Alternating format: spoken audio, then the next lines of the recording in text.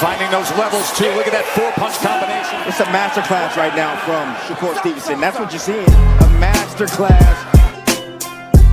Right hand, and Shakur meeting him with a straight left hand. Oh, there's a knockdown score with the left hand.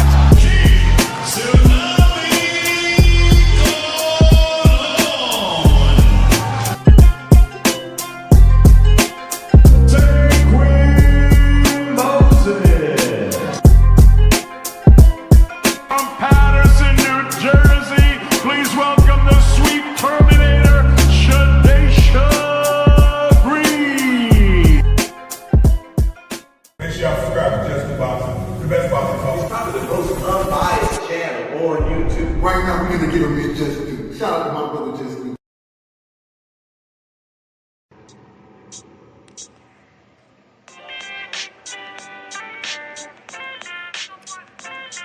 Yo,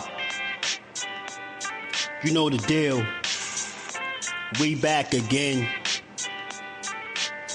We never slacking. Word 'em up. Ladies and guys, whether if you drunk or you high, it's time to pay respects to the illest man alive. If you think you got a point, he'll shrink you down to size. And from there it's downhill like a slinky or a slide. Open your eyes, got a deep connection with the rise, so you might see them jump in whenever they go live. Peep it, this channel blowing up now, it's not a secret. With tons of exclusive interviews to listen to. Them other channels I hate, but yo, they missing clues. They start narratives, sip the goose and twist the truth. It don't take a rocket scientist to get the proof. Just click the live at 4 p.m. Eastern time. But when you chime in, make sure you keep it kind. But if cowards want to debate, then it's feasting time. My man Just Do shine busy all the time. Grind 24/7, 365.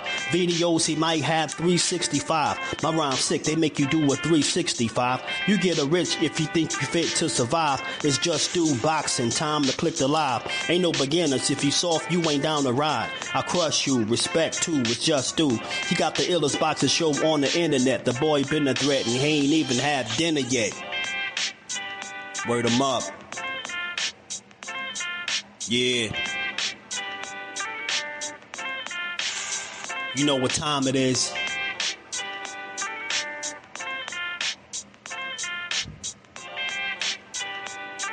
"4 p.m. Eastern. Click the link.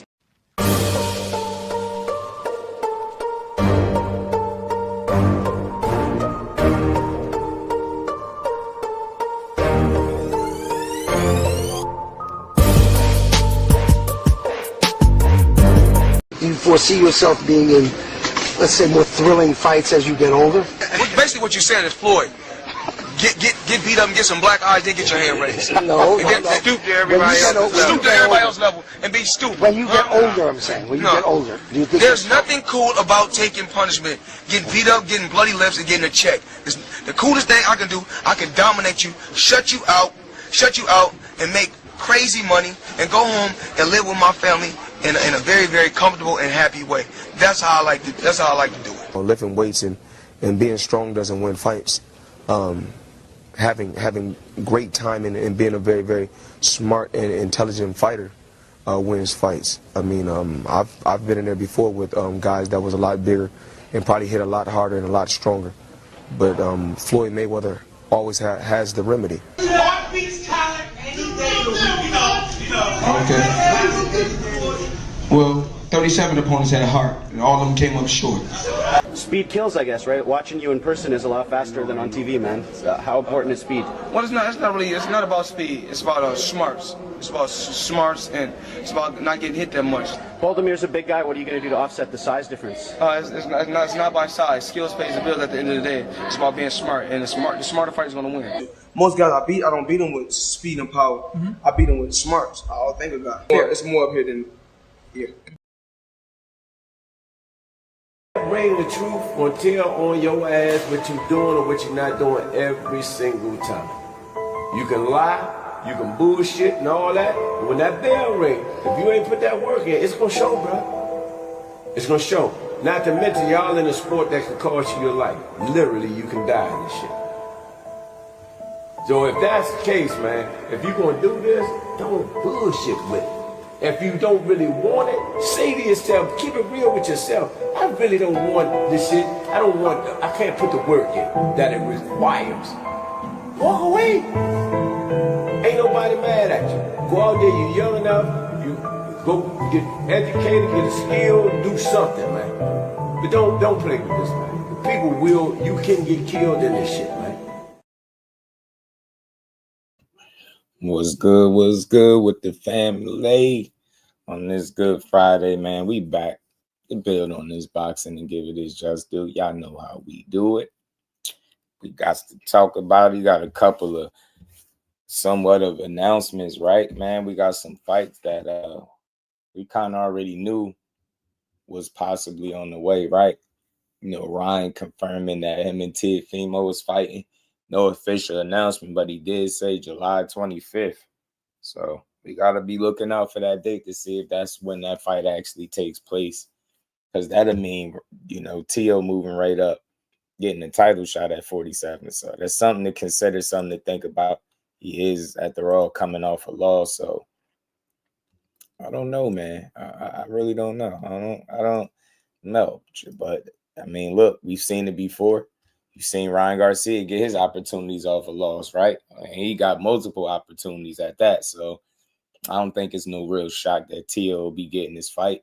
And then when you look at Ryan and what he got going on, you know, the biggest fight for him is clearly the rematch with Devin. But because it seemed like they can't get on the same page in terms of, like, you know, drug testing, clearly that's the holdup. It seemed like that's what Devin is saying, right? Ryan don't want to take the drug testing, which is kind of strange, man. And it seemed like he going to allow these opportunities to just fall by the wayside or other people to get in the way of what he trying to do, because, you know, Tszyu fighting Ryan is not a guaranteed win for either guy, right? The way I feel, you know, we've seen both of them lose, right? More than once at that. So it's the 50-50 type fights, man. Two guys that like to rely on their athleticism a lot.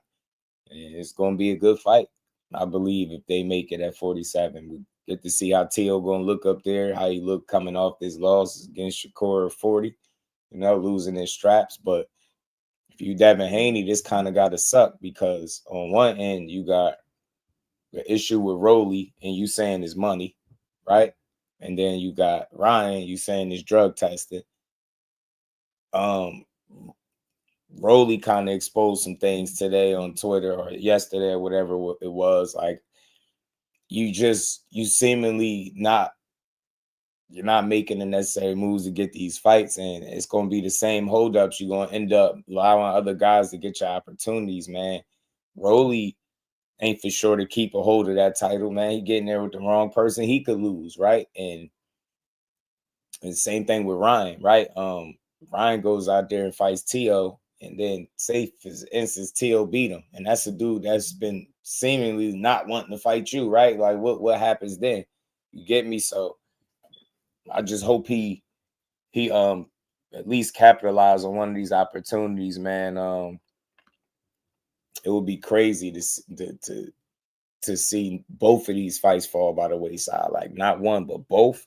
It's kind of crazy, man. Let me say what's good to the fam, and we're gonna get to it. Marcus, my dog, man, is in the building. What's good with it? Brody Poole's in the building. Said Keyshawn, the name dropper Davis, and it's the Pride in the building. Man, you and my dog Rich, was good with it, homie. Y'all hit the like button. Let's build. Let's talk about it. You know, I like this fight. Got Tszyu winning, and I'm telling you, I think Tszyu could win. You know, I really do. I know, definitely more accomplished. Got more quality wins on the resume than Ryan Garcia, but Ryan Garcia is a wild card. He's dangerous, right? He got the speed, got the power. He got good size up there, right? I think it'll be a good test for both of them, man. But it's gonna be interesting to see who's gonna be more athletic, who's gonna out athletic the other guy, because that's what kind of fight that is. Ryan is like all speed and power. Tszyu is just like athleticism, pure talent, bro. You know what I'm saying? And he be winning off that a lot of times. So I'm looking forward to it, to be honest with you. Damon was good with it. I mean, look, this is where I'm at with it. This is why I said this. Pops, are you available for his next fight? July 25th? To unwrap him? July 25th?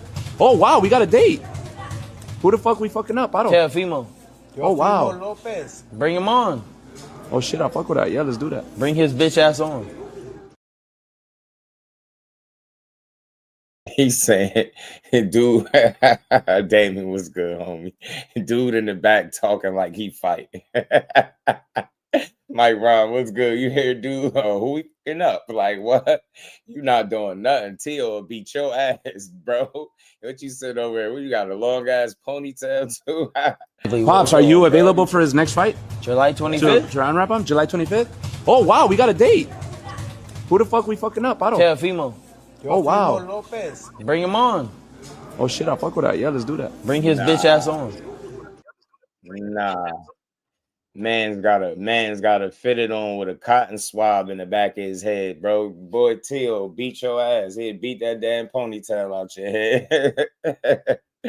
Yeah, you funny as hell, man. But look, this is good. This could be good news. It's a good fight. I feel like guys should still get opportunities after losses, man. It shouldn't be the end of the world. You heard these dudes go back and forth and talk about fighting each other. Now it seems like more of a reality. I just hope that the date that Ryan threw out there is solid, is concrete, and it ain't him just throwing it out there. But I mean, he said it, so we'll see. You know, Jordan, Will was good with it, my guy. How you feeling? Jordan was good, bro. So we'll see. But I'm here for this, man. I want to see it, bro. I want to see it. You know what I'm saying? This will really prove what Ryan Garcia is on to a degree, right? Because think about it, he building a hell of a resume for himself. Get what I'm saying? Fought Tank, fought Devin. Get what I'm saying? Became champion. Say he fight T.O. You get what I'm saying? He got some good names on his resume. And it's the crazy part is T.O. is a winnable fight for either guy. that fight could go either way, man. It really could. But I think T.O. got more in his arsenal, I think. I think he could do a bit more than Ryan. And I think he athletic in a different way. I think Ryan's athleticism is waist up. I think Tio is an athlete, a real athlete, and you're going to see it, I think, if they fight. You know what I'm saying? How much the resumes are coming to play a factor, I don't know. It remains to be seen, but my bad, y'all. It remains to be seen, but I'm looking forward to this, man. I think it could be a good fight. And like I said, low key, I respect both of them. If you fought for Tio, this would be a title shot for you. Should be a title shot. You get a title shot right after your first fight at 47. It'd be good. I mean, you better not turn this down if you got this opportunity. You know what I'm saying? So my thing is, I want to see what Tio say about all this. We ain't really been hearing too much from him since he got punched on and apologized for slavery. You know what I mean? Since we last time we seen T.O., he was out there apologizing for slavery. You know Every time, gotta put respect to it. To all my brothers and sisters, I love you guys. Always salute to the power that it be above. I thank you guys. I never wanted anything to harm you guys at all. So for that, my condolences to all you guys and to the slavery and everything that's ever happened mentally. Can he bounce back from that? Because that's like a top tier crash out. That's a top tier crash out. Can Tio bounce back from that? You know what I'm saying? Yeah, Blunt, my dog, was good with it, bro. It's me on the line. Was good with it. Yeah, man. So that was one of the last times we seen Tio. Well, the last time we seen him in a ring anyway. That's what he was doing, right? That's what he was up to after the fight. He wanted to make sure, you know, he apologized for slavery and everything that ever happened. You know what I'm saying? The only thing he was missing was like, and y'all deserve reparations. He'd have said that, man. I fell out, bro. But now, all jokes aside, man, that was that fight. Styles make fights. Shakur is a lot more disciplined and focused, especially in the ring, and tougher to deal with, I think, stylistically than Ryan. Ryan is not no defensive genius. He's not a fleet-footed guy. He's not no ring general. He's not going to utilize all 4 corners of the ring and things like that. Got a pretty wide stance, flat-footed, but still very fast, explosive, and dangerous. And I think that makes the fight tricky because you got 2 guys that got pretty good power. Ryan, people would probably say Ryan got the better one-punch power, right? More the puncher out of the 2, and he fast. They both got speed, but is Ryan going to be faster in the night? That could be tricky. You know what I'm saying? We seen how Shakur's speed affected Teo. He couldn't do nothing with it. And, some say Ryan is faster than Shakur. I wouldn't argue that much, man. Ryan is fast, but I feel like timing to be a factor if them 2 fought each other. But when it comes to Teo is not the same, brilliant mind I think that Shakur is. And because of that, he makes mistakes. Because he's athletic, he has a tendency to rely on it. It's worked out for him more times than it hasn't. And that's what you're going to see. He's a guy to me that kind of makes me feel like he wins fights without game plans. Now, I could be tripping. You know what I'm saying? I'm not saying they don't go in there and strategize at all, but there's always moments in a fight with Teo where it looked like he just, just going with the flow or just trying to figure it out. You get what I'm saying? Just on the fly type deal. You know what I'm saying? But let's see if that helps him against Ryan or hurt him. He said he could win back on people. Hell no. And probably what it do, man. Got TLB and Ryan too. He said that's why I want Devin to run that fade because Ryan going to keep that strap for long. Yeah, man. Look, he better hope. Shout out to my bro Kurt. What's good with it, family? How you feeling, man? Yeah, I heard something about the Wilder gloves, man. You know what I mean? That's funny. Ryan George in the building was good. Turki, I don't see Core on that list for the fights behind this year. Core need to have another fight for the end of the year. June, I think June might be the date. I believe. Was it June? I think the targeted month for Shakur. But he already got a good relationship with Turki. Turki already spoke about promoting this fight. I'm pretty sure he wouldn't mind putting on another fight for him. But the good thing about Shakur is, even if Turki doesn't put on his fight, that's not the end of the world. He's still in a position where his fights can be made.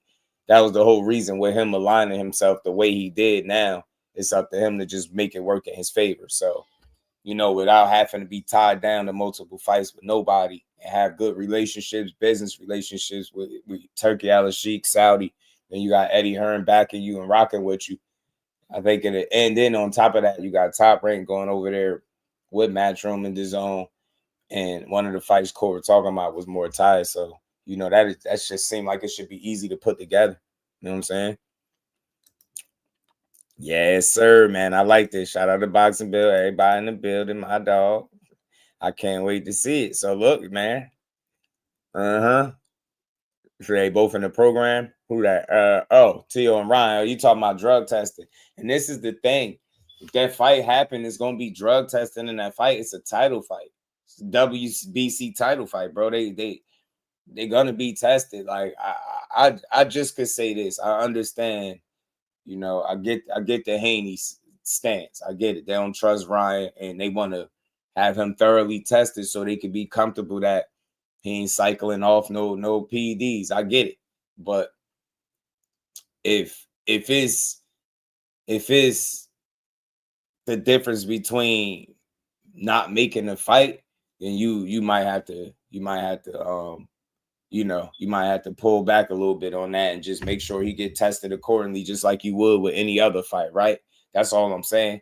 Make sure he's tested thoroughly. That's all, and get in there and scrape him. But it's looking like he letting the opportunities fall by the wayside. I mean, I get it. It's business, and he's trying to work it out. He's trying to make sure everything makes sense on his side and get the money he's looking for. And I totally understand that. So I don't think he, trying to get out of fights, but it's at a strange time because you can't.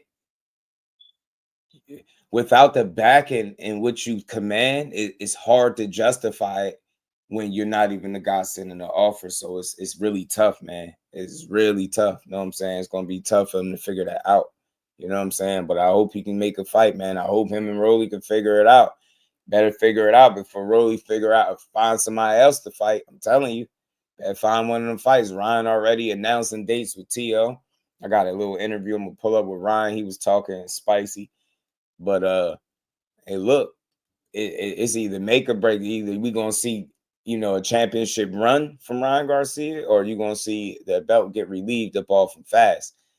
And now you got to worry about trying to get somebody else in the ring for a unification if you Devin. So I just hope he can get a fight, one of those fights. You know what I'm saying? But it's looking slim right now. Shout out to my bro Kurt. Appreciate that love, man. He said there's some color in the chat, King. Much love, man. Appreciate that color in the chat, man. I got 5 on it. Shout out to my bro Kurt, man. Much love, man. Yeah, stay on that pro. He said with June 13th, but I can't see week before Boots card. Maybe that's why Xander ain't get the Puerto Rican parade in NY. I don't know. It's something to think about because you got July. Yeah, you got July. Because what is that? The 20. Hold on, man. What is that? Because Xander and but they in June, ain't they? Xander and them in June, right? Just June 27th, not July. So I could see this for Ryan and T.O. Telling you, it's a good fight. It's a good proving grounds fight for Ryan too. You get what I'm saying? It's another opportunity for him to another negative drug test. You get tested accordingly. Another title fight. It'll be an actual title defense against a quality opponent with a good name, right? You beat him, you could really start to, pop it a little bit, but don't get sent back to the gulag getting beat up. You know what I'm saying? Because I think T.O. should be motivated and really hungry to win. You get what I'm saying? Don't nobody like to lose back-to-back fights. You get what I'm saying? And once you start to pile them L's start piling up, it gets spooky. So that bag start to hit different too. Josh said, "We got taking on this one." It's a toss-up, man. It's a toss-up, man. Tank out of commission right now, man. That don't even make sense, man. And no two fighters should have to fight each other in order to get another fight. You know what I'm saying? I think Shakur is in a position where that's by far one of the more accomplished fighters in all of the sport. Whenever Tank is back and able and they willing, I think we should see that fight. I wouldn't mind seeing Ryan and Shakur fight, but we already know we're not going to see that because Ryan not going to stand on nothing. He said Shakur said he's not going to 47 right now, and Ryan ain't willing to go to 40 or 44, even with no rehydration clause. So I get it. I respect it. Move on. Now he's talking about fighting a guy like, you know what I'm saying, Teofimo, and I ain't mad. I mean, pick your poison. And it's still a good fight for him, and it's one that he definitely could lose. So I'm cool with it. You know what I'm saying? I'm cool. Trying to lowball Devin with the money. That's the problem, though. Kurt, see, the problem is that he spoke about the money being good. You get what I'm saying? Or the money being favorable, and it made sense. And then now to say lowball is crazy, right? Is after you say one thing. I think what it is his hang up was no guarantee, something like that I seen on Twitter. And I can understand Devin. You know what I mean? He not putting his trust in nobody that much where he going into the fight with no guarantee. So I understand him. That's why this stuff is not about ducking. This prime example is more so about business. The people that's claiming duck, they're just looking to have something negative to say about Dev. He ain't ducking, man. I think he trying to make them fights, but he demand a certain amount of bread, bro. And then without it, he ain't beat. You know what I'm saying? And then on top of that, like he was saying, he wanted his guarantee. So I respect it. You know what I mean? I just hope it don't end up costing them fights. That's all. Shout out to Ill Will. Appreciate the love. Following my bro Kurt, man. Kurt is leading by example. Appreciate the work, man. I appreciate y'all.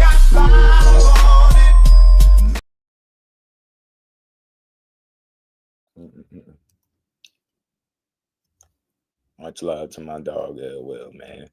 You see the morality priest, they allowing low levels of ostarine to be in your system, just like Matias. Yeah, the problem is it's a banned substance, so any sign of it being in your system is always gonna be looked at as crazy. But the thing with Matias is there's a threshold, and he never crossed or passed the threshold. So technically, you get what I'm saying? He ain't did shit. That's why they allowed the fight to still go through. And you see, he got his ass kicked anyway. Yeah, Dad want to guarantee. We're gonna talk about that. Sonny was good, man. Devin was about legacy with the little guys. Now go unify with the welterweight division. Got to, man. Got to. We're gonna see. Oscar probably preoccupied with Virgil. Figure out what Virgil was going on with Virgil now, but who knows, man? But look, you know when it's thrown out there early, you always gotta take it with a grain of salt. But you've been heard the whispers about this fight, and on top of that, you heard Turki in that. Well, we read it in the tweet. We read it in the tweet. He said he got another fight planned for Garcia. We mentioned Garcia in his tweet, so my guess is you give me he still got something planned for him. Look, he said, and another for Garcia in the second half. So maybe. You know what I'm saying? Maybe. I could see it happening. You know what I'm saying? He just did Garcia, Barrios. I'm pretty sure he in on the Ryan business. And he just did Shakur and Tszyu. So you could see him possibly being willing to put that fight together, right? I could see it. I could see him doing it. He already said it. He got plans for Ryan. Let's see it. Let's see it, man.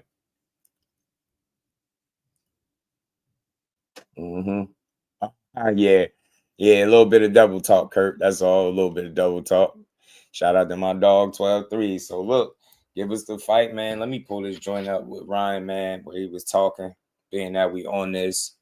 He said, knock out Teofimo. He told Arnold Barboza, man, look, I knock Teofimo out. What you gonna do when I knock Teo out? That's what he kept saying to Arnold.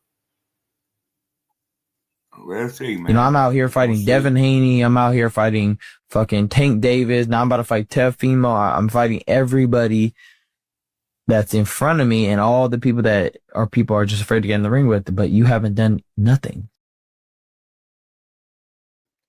Oh, there you go. He doubling down. He keeps saying Teo. And then, see, this is the crazy thing. This is what's going to look crazy. It's going to look crazy if they end up putting this fight together and no drug testing stop it. You get what I'm saying? Because if Teo go in there and beat Ryan, if this fight happens in July for sure, then now you got, like I said, you got a whole nother problem trying to get Teo in the ring with you. And like I said, I don't see him. I don't know. I don't know if he's going to want to fight him. So it just looks seem like missed opportunity. Shout out to my dog, Everything Boxing. What's good with it, Brody? Teo respond to Ryan. And they done. I think they done faced off all types of shit already. These two dudes, man. These dudes done faced off and all types of shit. I mean, if you Teofimo, you ain't no way you stupid enough to turn down the title shot. I would hope he ain't that stupid. I would hope not. But you never know with Teo because he is a strange guy. He is a strange guy.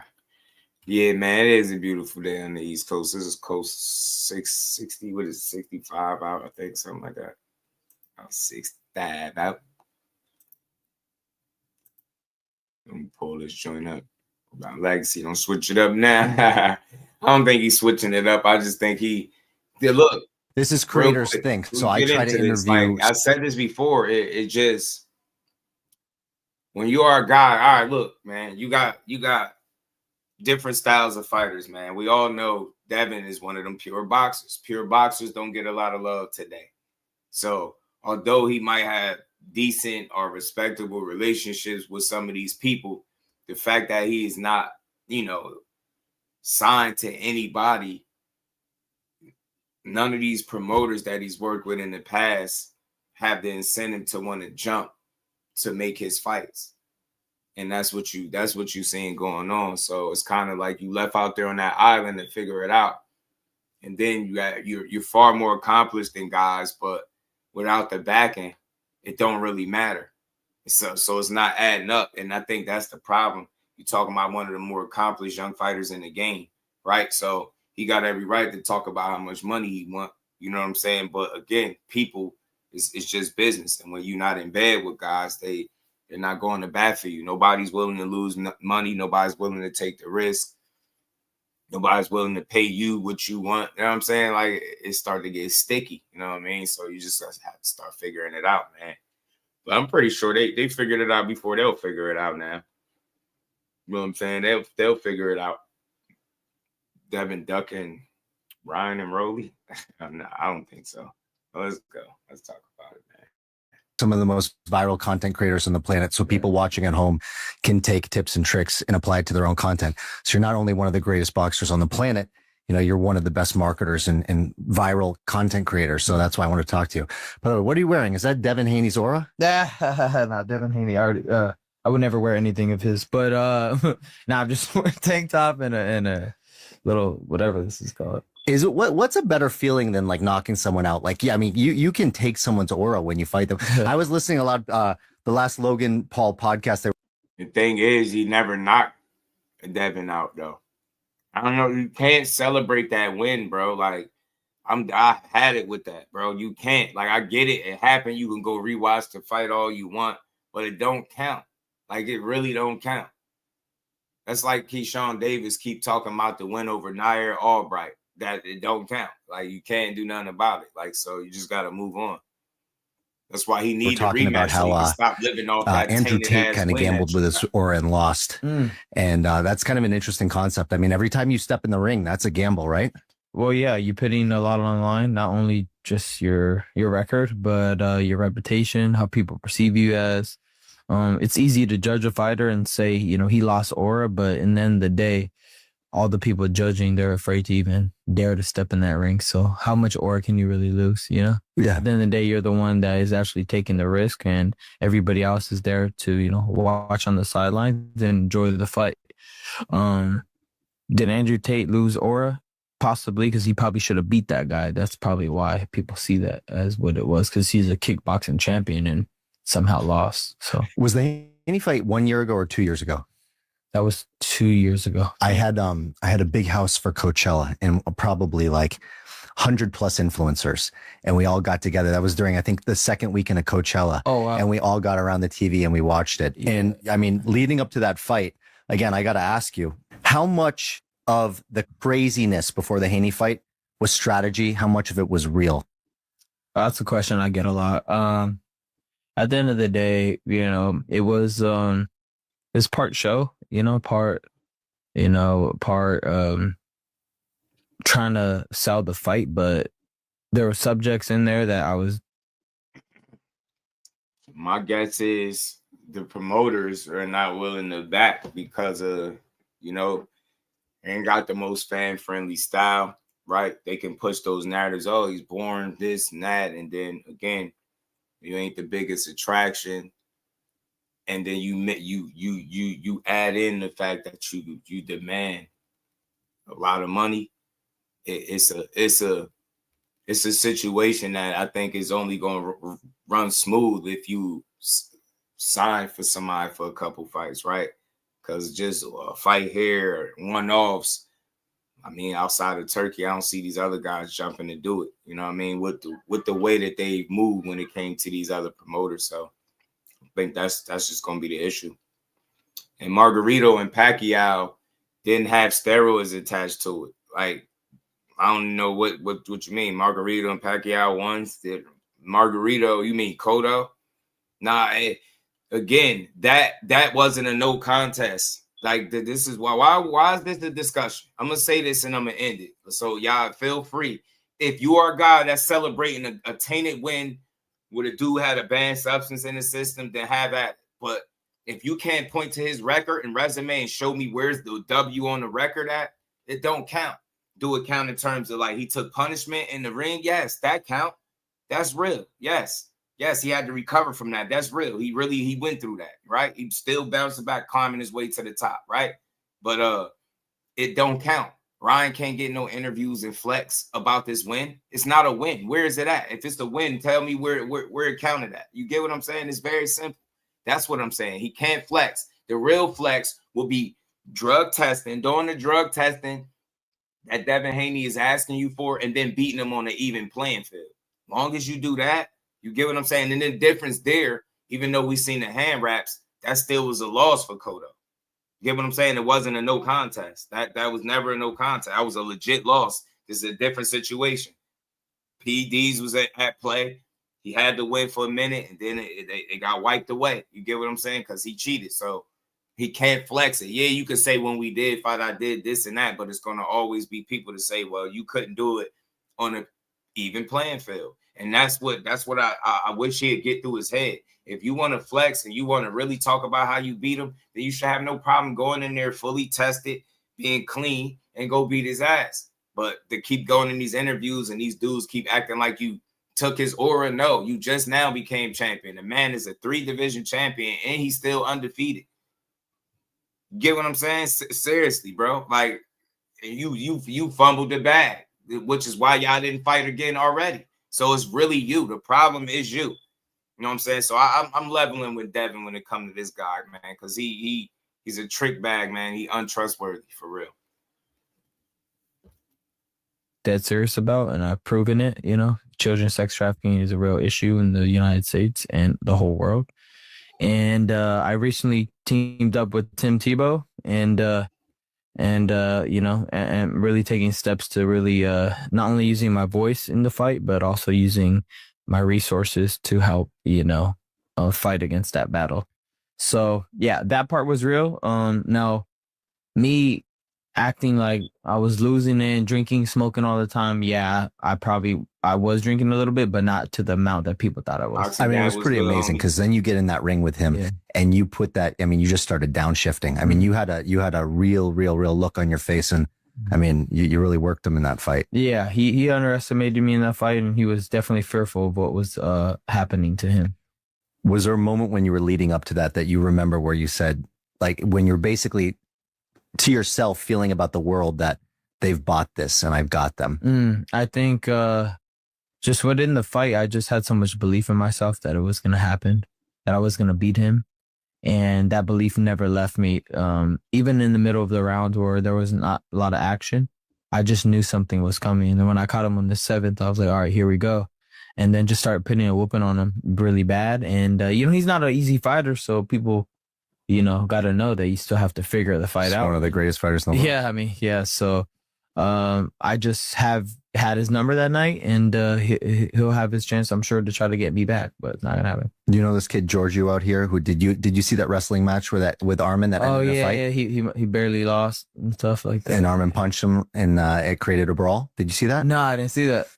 So at the end of the wrestling match with Armin, Armin could have stood up, shook in his hand, had his hand raised, and Armin lost it, punched him in the face. Both corners come in the ring. It creates a melee. Giorgio's whole family's in there. Armin's whole corner's in there. They're all beating on each other. But it created such a viral event for this wrestling promotion called RAF. It's Real American Freestyle. Like, who gave a shit about like real wrestling? Mm-hmm. He's getting paid big money. Like, he's getting paid a lot of money, like close to 7 figures for the rematch in Tampa on Saturday for a 6-minute wrestling match. For just straight wrestling. Yeah. Not let this guy off the hook. I'm gonna keep saying it, Dave. It'll be a grave mistake. You look back and you ain't the one that was able to relieve this dude and relinquish him of his title. I'm telling you, that'd be like the sweetest of form of revenge that you could get. Yeah, that's amazing. So I didn't know. Happy for the wrestlers, man. Yeah, I was hoping. I was interested if you had actually seen that. I'll show you a clip of it later, and I wanted your kind of take on who you thought was going to win that. But since you didn't see that fight, what do you know about yourself, or what did you learn over time about how your body reacts on a big stage? Adrenaline, you know, like, did you, like, obviously, like, a lot of these fights that if they happen in a garage and no one's looking, it's very different than when you're on that big stage. Maybe like you're so used to it now, you've tuned it out. But how did you learn how to fight like on the biggest stages of the world? I'm a very spiritual person, and as you know, my journey throughout boxing really tests you in every way, physically, mentally, and spiritually. And it's really my faith and that connection to God that really calms me down, but also preparation. You know, everything needs to work, mind, body, and spirit. And when those are aligned, you're not worried about anything. You're just there to do your job and to do what you have to do. But boxing will test every aspect of it until you're in the ring under those lights against with tens of thousands of people watching you, and it's just you and that guy. Then you'll understand what I'm talking about. But it's as deep as it could be. It's just as pure as it could be. There's no gimmicks. There's no grabbing. There's no anything. It's just hand-to-hand combat and just you and him. So, yeah, it's very, very spiritual. But yeah, I get calm just by my faith and my belief in God and in the Lord, and everything else kind of plays into how it needs to be. In terms of, I just wish when he put out that message about his faith and all that, I just wish he was a lot more consistent. But what I will say is, seemed like since getting the opportunity at Barrios and popping back on the scene, he been consistently moving in the upwards or forward motion, I would say, right? He's moving forward with his career, right? He just got the best quality win of his career that made him a champion. So, I mean, just like anybody else, you make mistakes, but let's see if this is the time where he actually locks all the way in and tries to make a championship run out of it, instead of having a little 15 minutes of fame, being world champion, beating somebody that a lot of people expected you to beat, knowing that they gave you basically that handed you the title, you know what I'm saying? And now let's see if you were motivated enough by that to stay focused, stay locked in, and therefore put forth better performances, or are you going, you get what I'm saying? Are you going to fumble like Emiliano Vargas was saying? Are you going to like not be disciplined and start partying and doing the drinking and stuff again, right?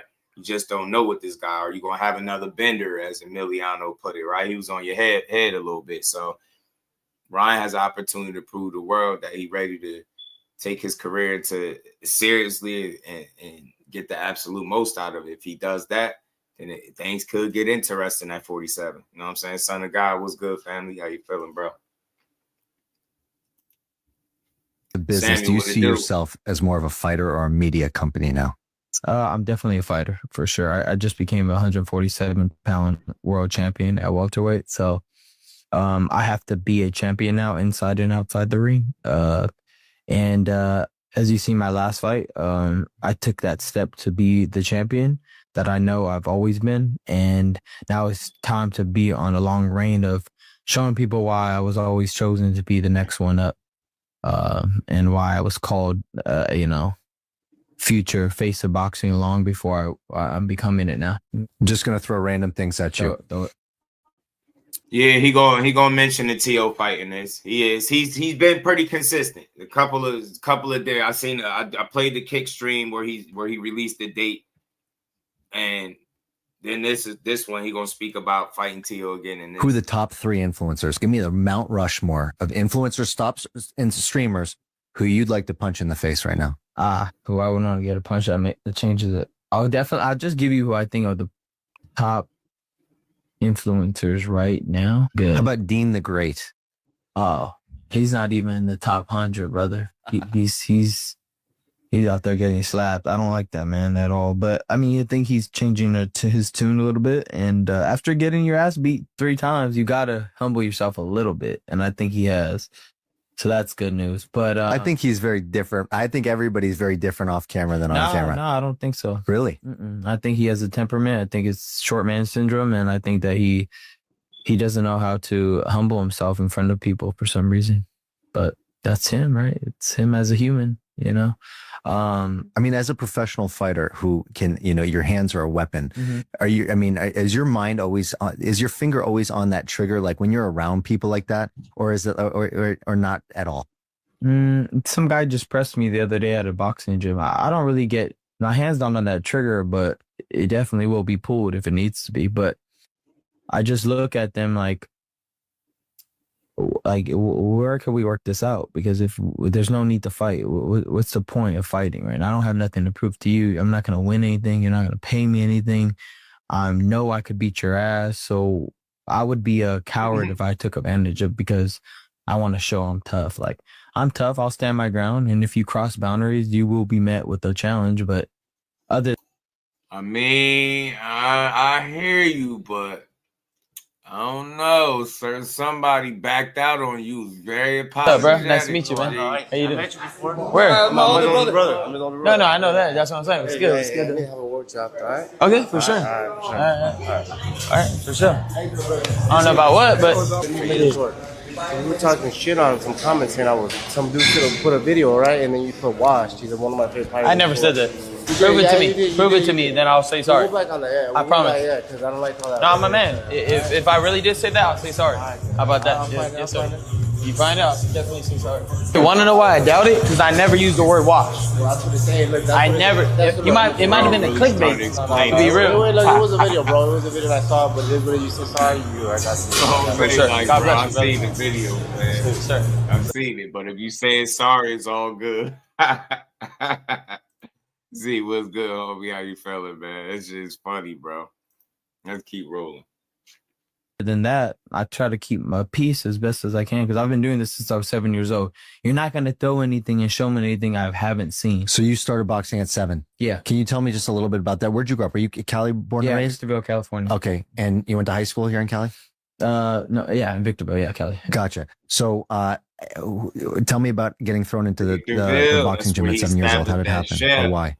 Well, I was just, it was me playing baseball around 6 years old. And I remember just trying really hard on the team and trying my best and giving everything I got and then being placed in fourth. And I was disappointed in my teammates and disappointed in everybody's effort. And at the time I was young, so I wasn't thinking of being a leader and getting my guys together and trying to make them better. Instead, I was like, bro, this is bullshit. I don't want to play baseball. Is there any sport one-on-one? And my uncle actually told me there's a sport called boxing and it's one-on-one. Would you like to do it? I was like, let's do it. And then went into the garage and hit the mitts a little bit. And then I was hooked right there. Sanachini's, huh? That's interesting. No, this is my friend. My friend 3 at one time? 4. You're insane. My friend. What milligrams? No, these are just caffeine. So my friend Howie, I was about to trip out. My friend Howie sold Logic e-cigarettes for $700 million. He made plenty of money before that. This is his new company, and I love it. If I drink a cup of coffee, I'm like jittery. I can put 4 of these in my mouth, and it's smooth. It's great. No crash? No crash. And you know what else is weird about this? If I drink coffee late at night, is it better after than 4, an energy drink? It's different. It's different. It's different. It's just cool, like. The only thing I'll say about this that maybe I don't like is like when I'm in the gym, I don't drink as much water when this is in my cheek, but I like it in my cheek. For sure. But you know how you have to drink water when you're obviously doing your shit. That's interesting. So your frustration with not being able. Man, what, bro? What do you got? Caffeine in the tablet, bro? Get that shit out of here. Don't nobody want that. That's why y'all be all messed up, man. Y'all just be unnecessary shit. Yeah, it's cool. He couldn't even describe it. What do it do for you? You in the gym, bro? Nobody want that. Hell, bro, they always some damn weird ass supplements. Ryan, you don't need to be taking shit. Control outcomes on team sports is what led you to an individual sport. Mm-hmm. How quickly did people around you realize? Like, when did you peak? Like, when did it click? That like you were very comfortable in the boxing gym and everybody said, wait a minute, this kid is a bit of a prodigy. When did that happen? I just think that whenever I was hitting the mitts and people were around, they would just stop and say, wow, what the heck? Like, it just often happened even when I was little. People kind of always gravitated to my performance and how I fight and how I hit the mitts and how I perform and my talent. So I think I just started noticing that a little bit, but then as I fought and went through the amateur ranks and I just wouldn't lose. And then I just started realizing like, okay, this may just be my life. What was high school like for you? Were you small in high school? Did you grow late? I was not small, but not big. I was tiny. I wrestled 103 pounds. I didn't get laid till I was 18. High school was tough for me. Damn. Yeah. No, I had sex at 14, but. Yeah, no wonder his ass over here with caffeine Folger pills and shit talking about his high school was rough for him. He said, bro, y'all crazy. You didn't get laid till you was 18. Yeah, I bet using that word. No, I actually did though. I lost my virginity at 14. But That wasn't really like a thing for me. More was just like a very timid, shy, sensitive person, but also outgoing, if that makes sense. Did you fight in high school? Not Did you super ever have long. to We get in gonna fights at house parties or anything? They would just want to fight me. briefly. Yeah. Gonna And speak on then it to your I never actually got into a situation. real physical fight. There was a couple instances that I was about to, and the whole school was watching. I didn't want to fight him. He was like 6'2", big dude, and I was just like, do I really have to fight this guy? All right. I just started getting in my stance, looking at him, and then I was like, and then I forgot how big he was. I was just like, all right, let's go. And then he just stopped. He just seen the stance, and he was just like, I'm good. Really? Yeah. The art of fighting without fighting. Yeah, just showed him how I would fight anybody else, and he just kind of stopped and said, "Fuck that." Wow. Mhm. So never got into I a don't fist fight in believe high that school outside of the shit. boxing. But I have slapped the shit out of a lot of people though. Got it. So I never really closed my fist. Of course, that big dude, I would have had to close my fist, but most of the time, like people that have literally thrown punches at me, I just slapped them. I've I ain't gonna lie, son. He's just making this shit up as he knocked goes out people along. with slaps. That's very interesting. Yeah, because I don't Now want to he's turn not. my fist. He went from not having no fights to now you knocking people out with slaps. Like, yo, just listen to this shit. bro, them damn near fights then, bro. You out here knocking people out with slaps? That is, man, whatever. I ain't running with that. I think I would kill somebody. Yeah. And I don't feel like killing anybody. Yeah, of course. Yeah, you don't want to do the paperwork. Nah, not at all. And prove that it was self-defense. I got you. Now it's So let me ask you a question. You see all these influencers starting to box and make actually real money from it. It's self-defense, but you ain't never had no fight. Make it make sense, bro. Make it make sense. Let's just Yeah, take we an seen how example he like acted Bradley when- Martin. If when you that pressure on. coached him for a year, if you gave a fuck to do that, Yeah. do you think you could teach him to beat Logan Paul in a rematch? Could you give somebody the rubric? I could give him enough understanding of the game, but it's really up to his dedication. Like, I could tell him all the right answers. I think it would take more than a year. Take maybe 3 years to really give Logan. And he would have to slim down. He would have to come off steroids. He would have to do all that. Yeah. So, steroids slow you down. I've seen some clips from years ago with you kind of almost getting into feuds with Jake Paul. Steroids slow you down. You say that shit, whatever. You say that shit like you know. Like, you say that shit so matter-of-factly. Steroids slow you down. How would you know? Could you give somebody the rubric? I could give him enough understanding of the game, but it's really up to his dedication. Like, I could tell him all the right answers. I think it would take more than a year. Take maybe 3 years to really give Logan. And he would have to slim down. He would have to come off steroids. He would have to do all that. Yeah. So, steroids slow you down. I've seen some clips from years ago. Wow, he said all that shit with a straight face, bro. Steroids slow you down. He would have to come off the steroids. Man, bro. With you kind of almost getting into feuds with Jake Paul on YouTube. Crazy. And I just wanted to know how much of that was theater, how much of that was real. Most of it was theater. It wasn't until he started going low blows within my personal life that I was like, it wasn't like I was even trying to beef with him after that. It was just like, oh, you're like weird as fuck. Because every little confrontation I seen with Ryan, he was uncomfortable. Benavidez, he was uncomfortable. Conor Ben grabbed him up. He looked very uncomfortable. Like he don't handle face-to-face confrontation well if it ain't staged. we were always internet beefing, and then all of a sudden now you want a real low blow. I don't know. I think he was on drugs or something at the time, so maybe I'll give him a pass. Do you remember where you were when Clavicular was brutally frame-mogged by the ASU frat leader? Oh, man, I was sitting in my house, right? And it was like, I don't know. It was just one of those mornings where you just heard the birds like chirping, and then I just see him get mobbed. Who mugs harder, you or Clav?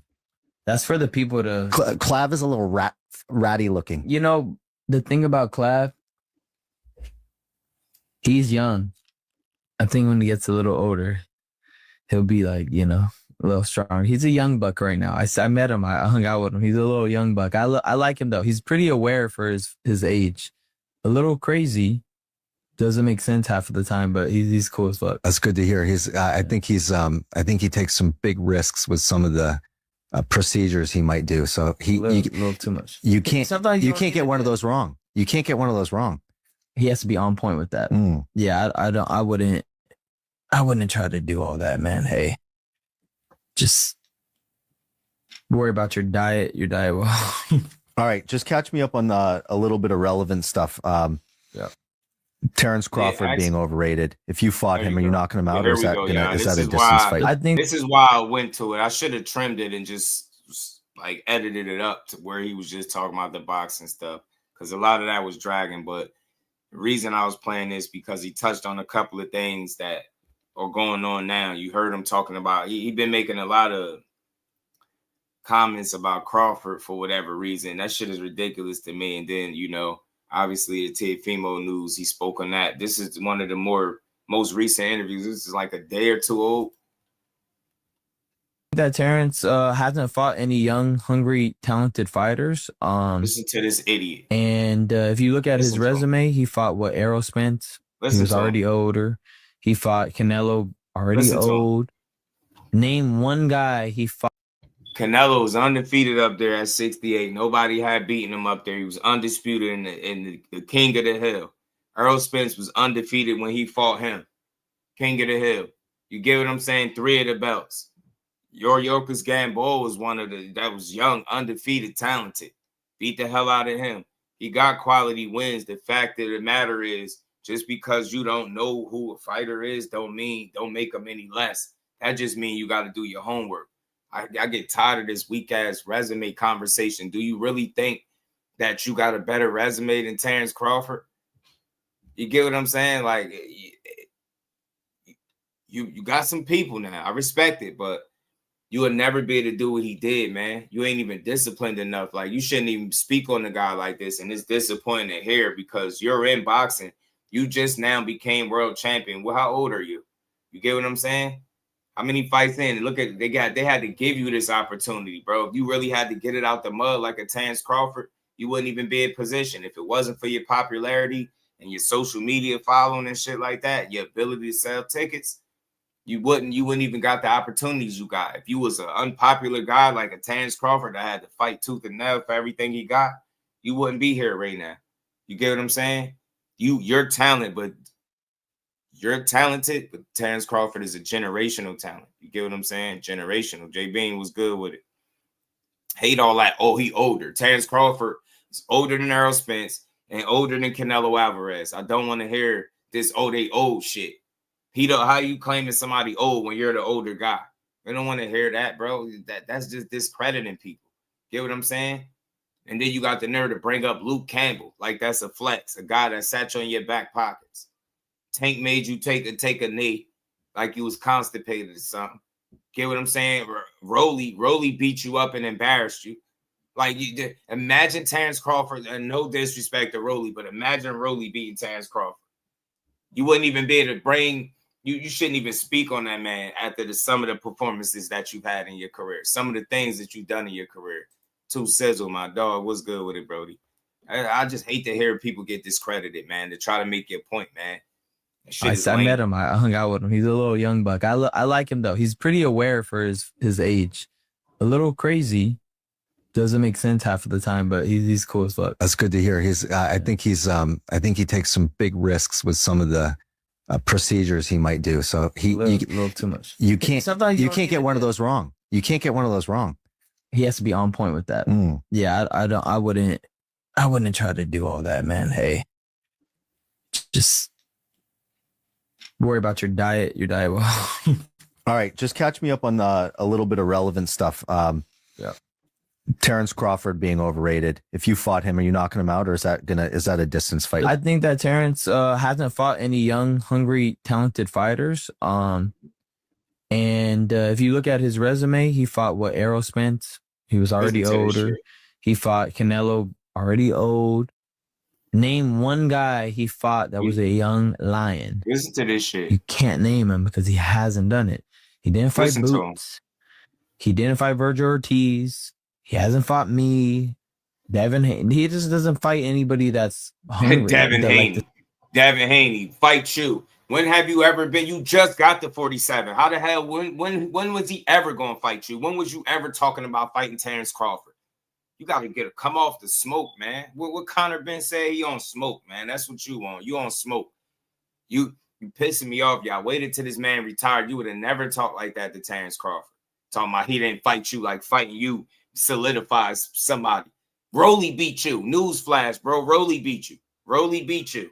Rolly beat you. Terrence Crawford beating you wouldn't have been nothing special. Everybody in the world would have had him beating you. You would have been a massive underdog, and it would have showed. You would have got stopped. You don't have the defensive capability or the creativity to deal with no Terrence Crawford. You don't got the IQ or none of that. You'll get your ass whooped. You know what? I realized something, man.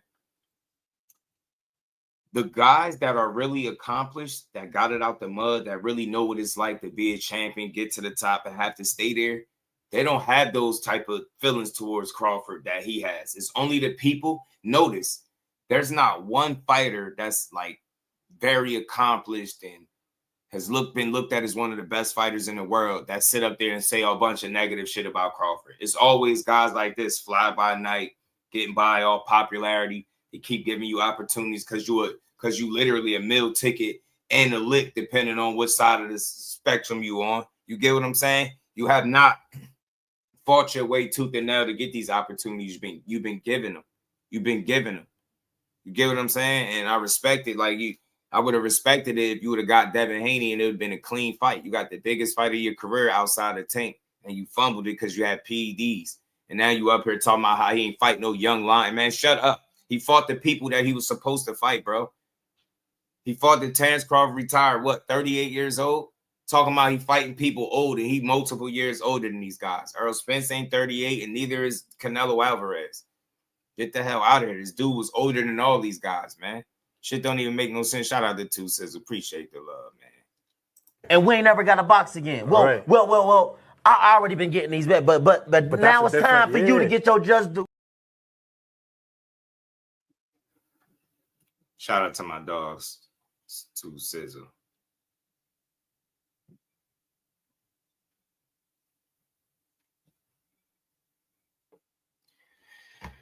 Oh, man, Rolly's had them. Yeah, remember, man, Rolly had him talking about the Batmobile. It was the fumes in the Batmobile that had him feeling off. Like, shut up, bro. Nah, it was that double left hand from Rolly that had you off, man. He chin-checked you earlier, and you had your hands in your pockets all night.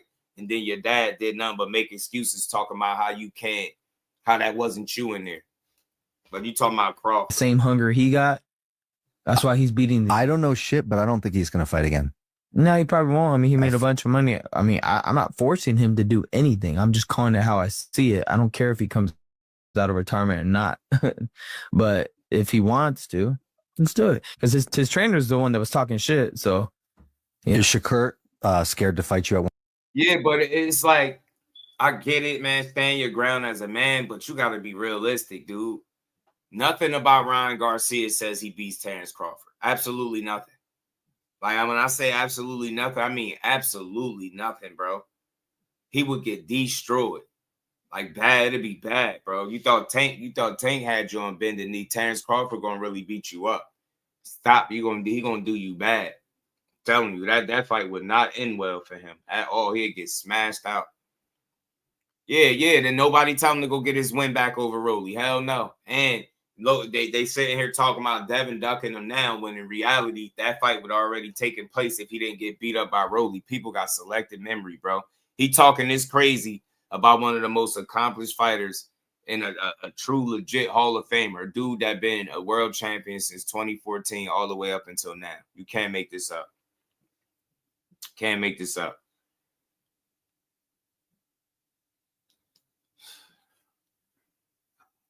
That situation, I see, but that's not the Canelo and Benavidez is not the same situation as Crawford not fighting Virgil, Duran, and David. I know you didn't expect Crawford to fight David Benavidez. There's no way you could have thought that. As far as Duran and Ennis go, who's the blame on that? Didn't they tell you they was loyal to Showtime when that fight came about, when they was talking about it, right?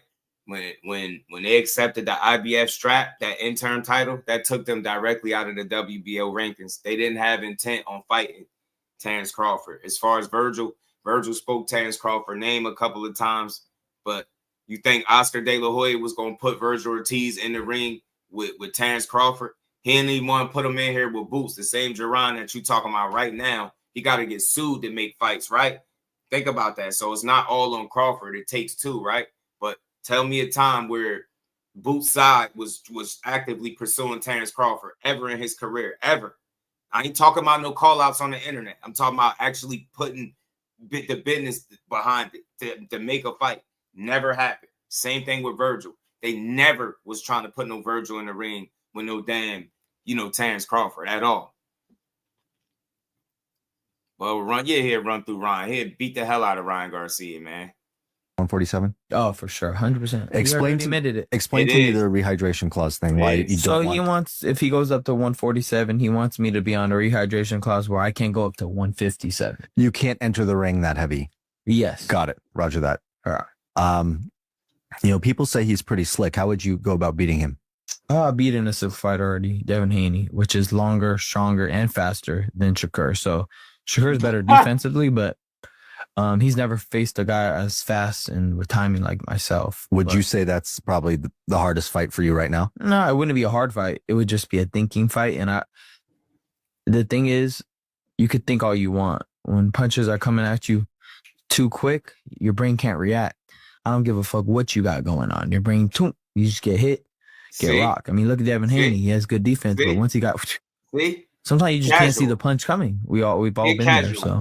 You know why he'll never beat Shakur? Because he don't have the mentality to do it. Do he have attributes that could put him in position or catch him and win a fight and all that stuff? Yes. But he would never, in my opinion, beat a fighter like Shakur Stevenson because of how he think. He don't got the right mentality approaching a fight. I told y'all this before. Ryan Garcia is like a casual in his own mind. He got this inflated ass ego. He swear he the fastest thing in the world. That same speed and power got you beat up by Rolly that you promised the world you was going to stop that. Then you had the nerve to get beat up, embarrassed, and then blamed it on the fumes from the Batmobile that you decided to pull up in. You backed out the Batmobile. You know what I'm saying? That shame on you. You backed out with the wrong superhero. You get what I'm saying? You supposed to be the Flash, and you come as Batman. Shame and the good. I'm glad the fumes got to you. So again, in my opinion, why I don't think he would beat Shakur if they ever fought is because his approach to the game. All he talk about is punches coming at you, speed and power. And he said your brain can't think. Do you hear him? We all know time and trump speed. This dude will never be somebody like Shakur, in my opinion. And that's why he wouldn't beat a Crawford. His IQ is the way he think. He don't think right. Teach was good, my guy. Shout out to Jason. Was good. It's crazy, right? Yeah, Bud was absolutely stopped this dude, man. Nah, we actually did. So tell me, this is, I don't know. I gotta get back to the cook because I can't be distracted today. I gotta start ignoring shit. When was Terrence Crawford and Benavidez in the same division? When was Terrence Crawford and David Benavidez ever in the same division? Ever? When was they each other's man? Well, or one was the other mandatory? Was Benavidez ever Terrence Crawford mandatory or vice versa? Was Benavidez ever fighting the fights and positioning himself to fight Terrence Crawford? Do you see how silly of an argument that is? You can't be serious, bro. Can't. We're not saying, I'm saying the only fight I say, I know you didn't expect Benavidez to fight Crawford to fight Benavidez. I said that. Did you hear what Benavidez said when he got asked about fighting Terrence Crawford? Said he didn't want to do it. So much for that. Why even ask about something silly like that? The guy on the other side ain't even interested in the fight either. You know what I mean? He beat Spence. He beat who he beat. Jerron Ennis. They never tried to make they wasn't pursuing no Terrence Crawford. And neither was Virgil Ortiz, man. Case closed, man. Can you refute what I'm saying instead of keep saying the same simple-minded shit? Did you ever see Oscar De La Hoya actively trying to pursue a Terrence Crawford fight for Virgil Ortiz? Did you see Showtime and Boots wasn't with he was with Cameron Duncan? Have you ever seen Cameron Duncan try to put Boots in the ring with Terrence Crawford? Y'all gotta be real with yourself, man. You gotta be real with yourself. You just be saying stuff. Just be saying shit. Canelo was actively in the same weight class with Benavidez and avoided him like a plague. Tell me, when was Crawford and Benavidez ever in the same division with that going on? Ever. You just talking, you just saying shit that don't make sense, man. Let's get back to this. Back to what I was saying. Are we going to see you in a Tank fight again? Blue, what's good, my guy? I would love to. I think he needs to clean some of his act up and get back in the sport. We all want to see him back, including myself, so I could run it back with him. But I don't think we're going to fight for a long time. He won't go up to 147 either. A lot of these guys, they want me to take the risk and go lower all the time, but they won't do it. Sounds a little pussy to me, especially in the fact that I can't always be willing to take the extra step to make the fight happen. I've done that year in, year out. And now that I'm a world champion, you're going to have to come to me now. And if you don't want to, I don't really need you anyway. So what does it matter? The thing about Tank, before, he thought that people really need him. And now that, we got Turki Alalshikh, you got all these other big players, Netflix, and people that are coming in the sport. There's really no such thing as A-side anyways. Bro just said there ain't no such thing as A-side, bro. Now he want to convince you there's no such thing as A-side. I swear, he's not as dumb as he's coming off in his interview, right? He's smarter than that. But when dudes trying to make a point, they willing to say anything. He's an idiot. They want me to take all the chances. He not coming up to 47, dude. He not. If you was smart, you would have made 135 pounds and fought Tank. Smart guy. Stop clout chasing. You ain't trying to fight him. You said it's pussy that they want you to take the risk. Is it pussy that you said you was going to take Shakur belt at 140? Is it pussy that you said you wanted a whole weight class at 144 and you and Shakur could do a whole weight class at 144? Ain't that what you said? Is it pussy that you now acting like you didn't say none of that and they got to come up to you because now you just now got a title because they really like catapult you in this position. They really did everything. They set the table perfectly for you to win. Seriously, bro, they did. And if you wasn't a ticket seller, this would not be the case, bro. If you had to get it how you lived, you would have never been a world champion. You would still be searching for your first world title opportunity. Seriously. Motown, what's good with it, homie? Yeah, I'm telling you, the dude just get in these interviews and they just yap, bro. They just say anything. So now you have no excuse but to fight people, but he still won't fight people, which nobody really calls him out on that. But he hasn't fought really, other than myself, who has he fought? I'm out here fighting Devin Haney. I'm out here fighting fucking Tank Davis. Now I'm about to fight Teofimo. I'm fighting everybody that's in front of me and all the people that are just afraid to get in the ring with. But you haven't done nothing. So this last fight just fought Teofimo. You're not doing shit that nobody's doing. Shakur just fought Teofimo. He schooled him, the absolute schooling. You saying that's how you know dudes just be talking. He's saying he fighting all the people that nobody want to fight. Like who? Name the people that he's fighting that nobody want to fight. Name them. Name the people. See what I'm saying? Just saying shit. Just saying shit. Nobody's coming up to 47 because you really should be up at 54 somewhere. You get what I'm saying? You got a title now. You walk around with your chest poked out. You better hope somebody don't come relinquish you of it, man. You better be glad that a certain somebody ain't at 147. You know what I'm saying? Because that title will be in jeopardy. I'll tell you that. I like Brian, but some of the things that he said, it turned me off as a fight fan, man. He just be yapping. And you want respect, but you have none for one of the most absolute accomplished fighters in the history of all of boxing. You don't got no respect for him, but you want somebody to respect you because you quote unquote fighting everybody, right? You get what I'm saying? You're fighting everybody. I hate this. Dudes get the one good win and this states that starts talking about they fighting everybody. Barrios, was that the best you felt in a fight? Or oh yeah, 100%. 27 now, coming into my prime. Absolutely. I was very focused, dedicated myself fully to the craft. Always knew exactly what it was, something, just clicked. It was just like, okay, time to turn the corner. We learned a lot of lessons growing up from 19. I've been professional now 10 years, and I got a lot of stuff very early since I was 19. Had a lot of opportunities that a lot of boxers don't have. Millions of dollars, a lot of attention. So it was a process of learning how to go through that. But now I felt like I was finally ready to become a champion, and I just locked in with everything. And then you seen what it was in the ring. Tell me about your faith. And I want to ask a specific question. Yeah. I had a rock bottom part of my life. I actually made a lot of money in my 20s. I lost it at 30. I ended up meeting a Harvard neuroscientist. I'm from Boston. And he taught me something, PIESSO, physical, intellectual, emotional, social, spiritual, sexual, occupational. These are all things that neurologically you need to optimize to live a happy, best life, right? Spirituality, he taught me there's a lot of neuroscience behind it that can't be explained. For example, if you take a prison population and you give half the Bible and the other half don't have it, and you watch the two populations, drastic differences. Scientists took these 2 glasses with rats, right? And they drop the rats in, rats start treading water. About 15 minutes, they drown and they die. They start the process over again. Drop new rats, new glass, new water. They start treading. Around 14 minutes, they'll take the rats out. They'll towel them off. They'll feed them something and they'll drop them right back in the water. So the rats could only last 15 minutes the first time around. How long do you think they last on the second time after swimming till near exhaustion? I would say longer, right? Longer, but take a guess.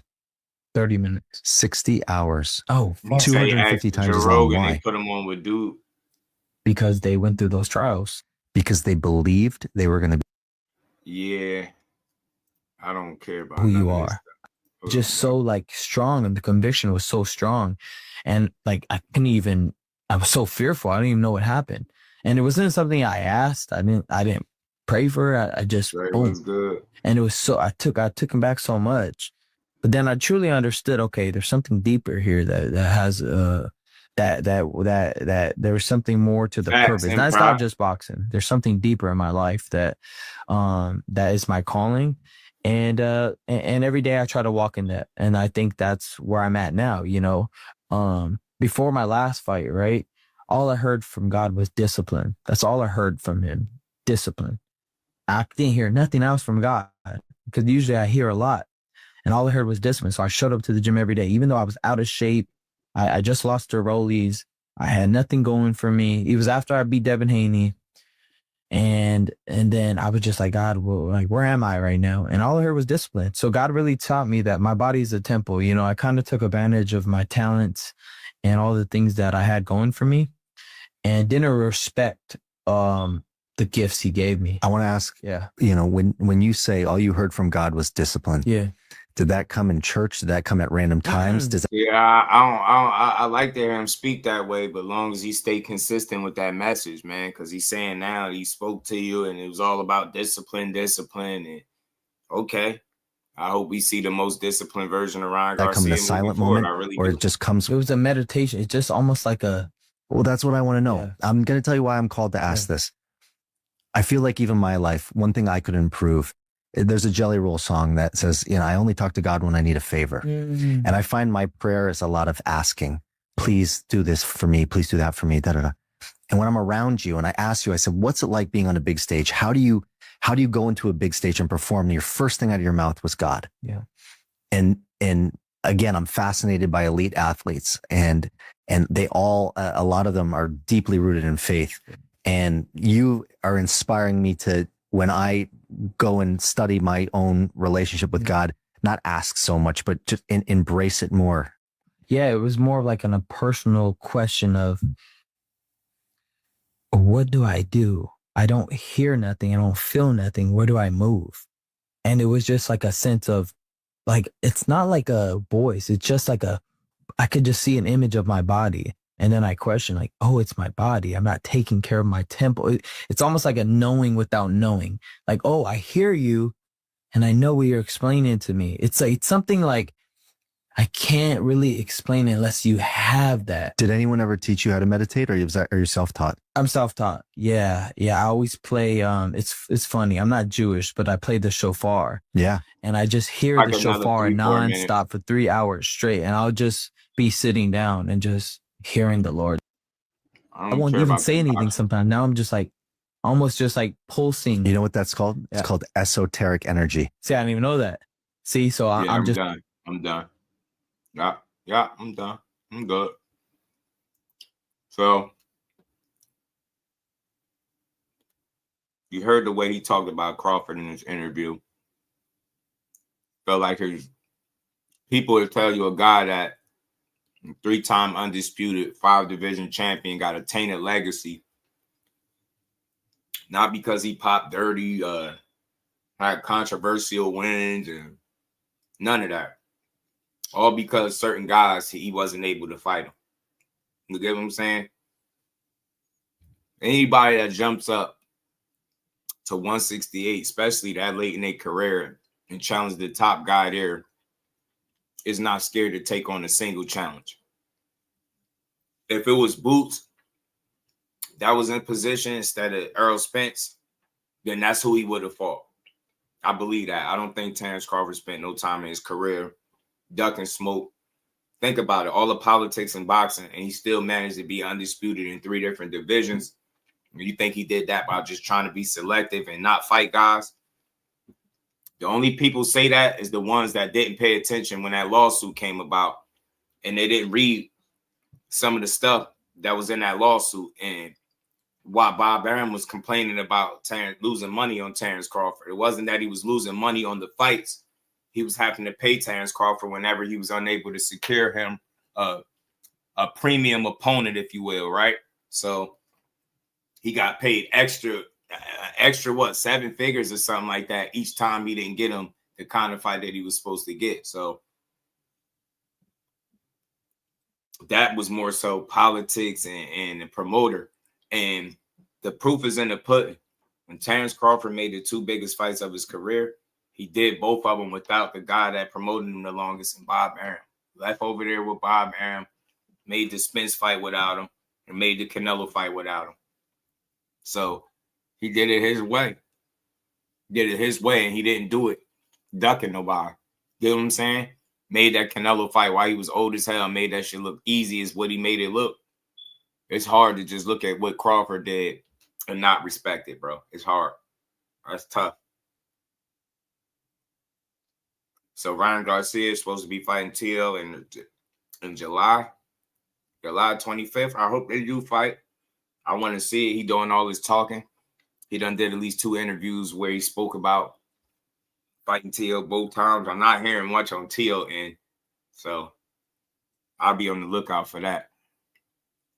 But he also did a little back and forth. He had a back and forth with Emiliano Vargas. And this is what he had to say about Emiliano in that fight.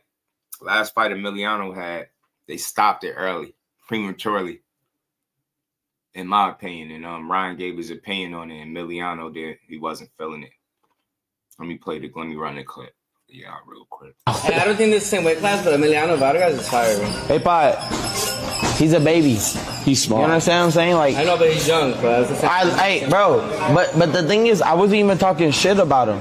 You know what I said? I said the referee, horrible stoppage, and I will still say that. Emiliano? Yeah, the stoppage was horrible. They had a fight that they just fought, and the referee stopped it a little too. For no reason. Oh. It's because, but he thought I was talking shit about him. Oh. No, of course not. No, it's about the ref. It's about the ref, bro. The ref is the problem. It's the problem. Not you.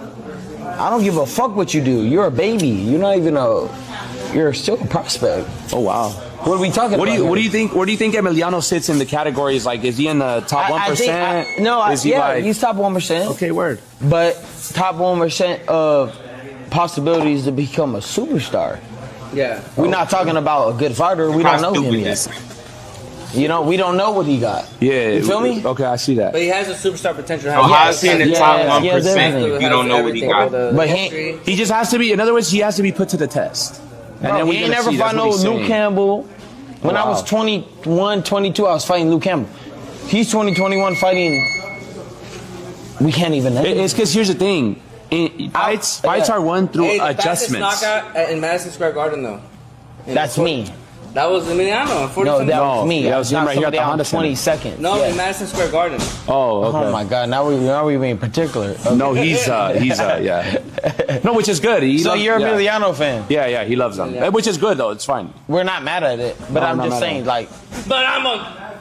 Hey, Papa, look, hey, do me a favor though. Just hold on, I got it. Let me take this. Go. Just look at the timer here, and it's Ryan's time. Yo, I don't know who that dude is with the man bun. Whoever dude is with the man bun is super annoying. Super annoying. He fanboyed out. So that was him talking about Emiliano and that stoppage that he had recently. Look, I thought the stoppage was premature, but I also made sure I said it wasn't on Emiliano. He did what he was supposed to do. Let his hands go. The ref seen it fit to stop the fight. It is what it is. But I just think I know what that was. They gave him the knockout. They wanted him to have a knockout. You know what I'm saying? They selling Emiliano. They building him. And I think the referee was a little quick on the trigger. But that's nothing against Emiliano because, again, he did what he was supposed to do.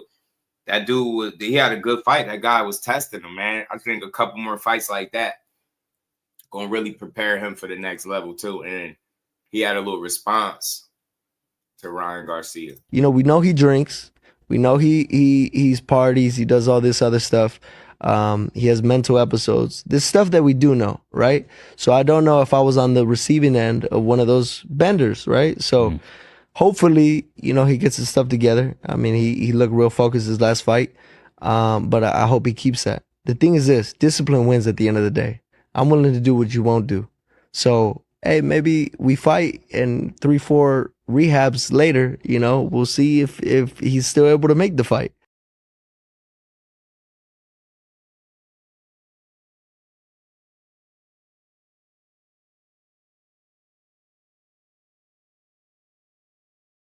My bad.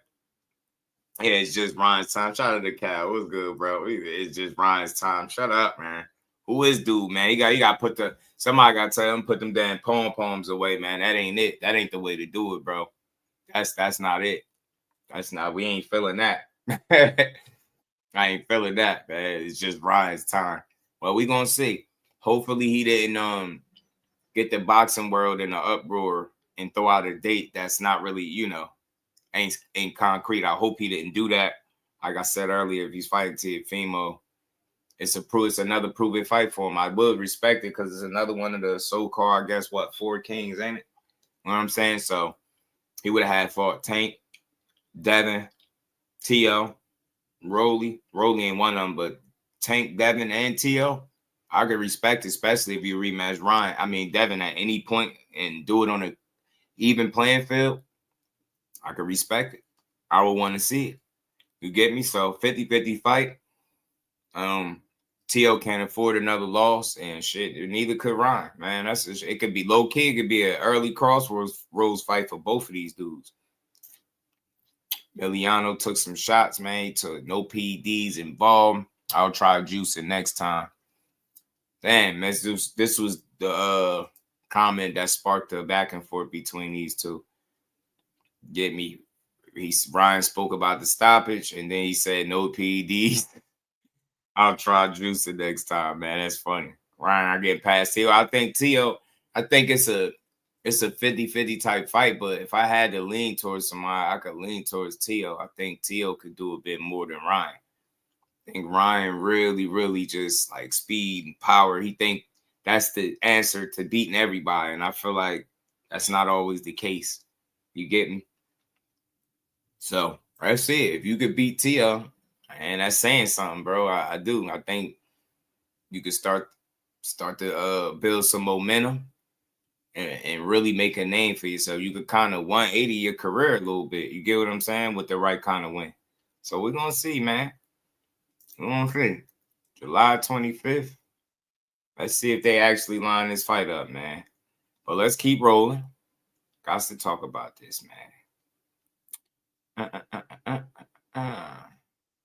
Shout out to my guy, man. Boxing Scene reported.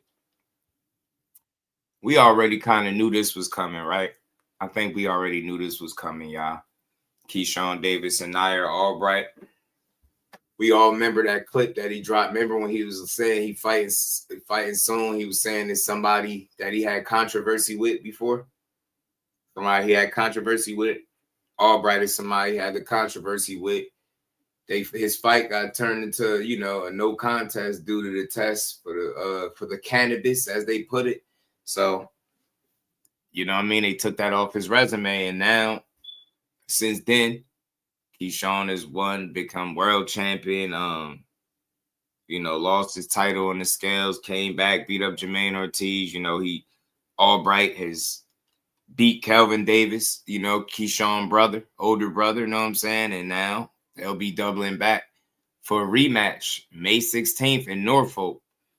I think it'll be another big opportunity for Keyshawn. Why I like this move? Because it allows him to kind of right two wrongs, if you will. The no contest, the fight that was turned into a no contest. Now you can get an official win on your record, right? You had that fight. Now you can keep all the fighting in the ring. You get what I'm saying? Nah, Gotta be realistic. Gotta be realistic, man. Gotta be realistic. A lot of those people that you would be think, and this is the problem with boxing.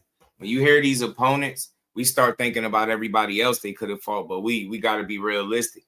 You get what I'm saying? Who was he supposed to fight that was gonna be available? You know what I'm saying? You gotta think. Top Rank just found a new home. Gotta give it some time to be built, man. And he is just coming back off, he coming off an impressive win, but it's a little controversy there, right? Think about it. He beat his brother. They're supposed to have jumped him. He called Keyshawn out, right? People said that was his toughest fight. He get to put all that to bed. You get what I'm saying? And go out there and do what he did the first time or do it even better. So I like what I'm saying in 2026.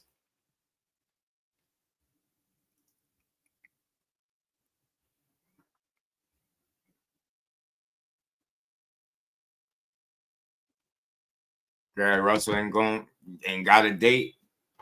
And think about what you said. Think about what you're saying, though, Damon. He ain't got a date. Think about that. He don't. And when the next time you think, that's the problem. You know what I mean? The last person he talked about fighting was Kid Austin. Said he wanted to fight Kid Austin. Just because you don't got a date don't mean like you available to fight that guy. The business got to make sense. Did you ever heard anybody in boxing talking about making Gary Russell and Keyshawn Davis? You know what I'm saying? Are you talking about Gary Antoine Russell? Nah, that's not going to happen.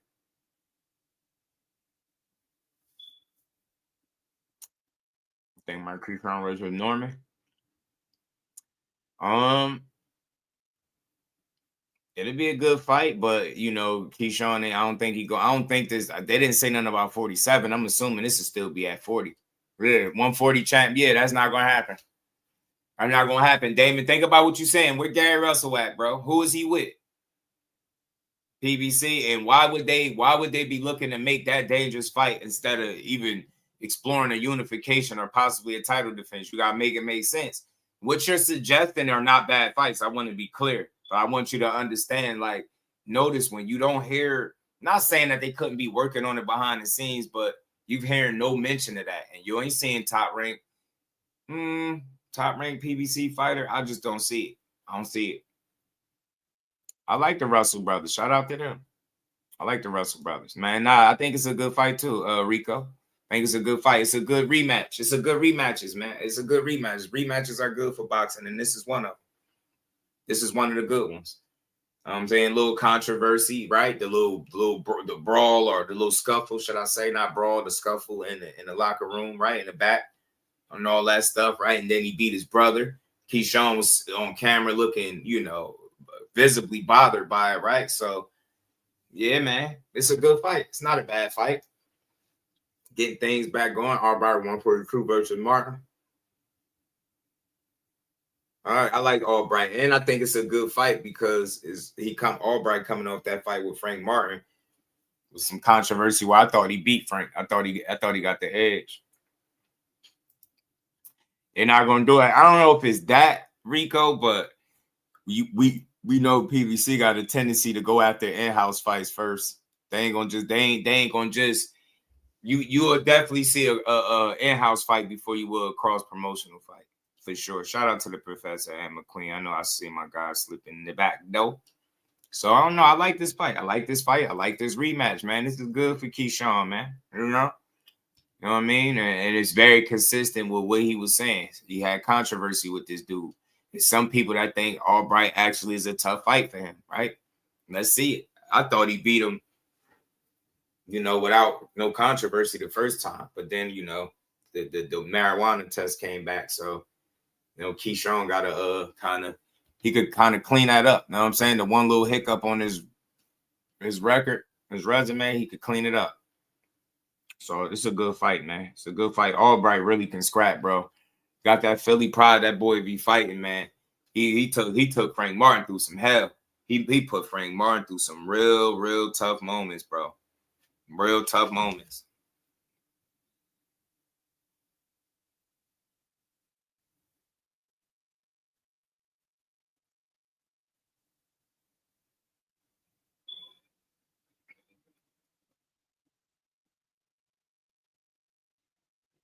My bad, y'all. But Albright's starting to make me like he also. Well, yeah, nah.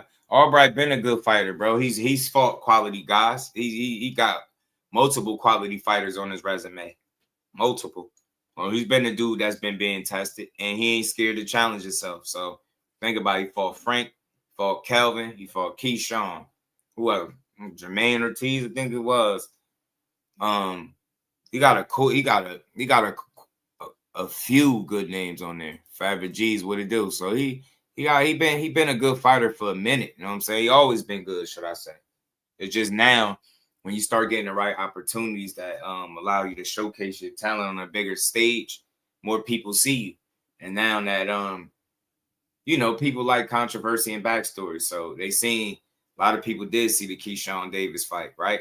He did land some good shots on Keyshawn, right? One real good shot in particular that everybody keep talking about. So again, there's people out there that think that this dude has gotten a bit better since then, and they like to see the rematch. So I'm cool with it. I'm cool with it. I like Albright though.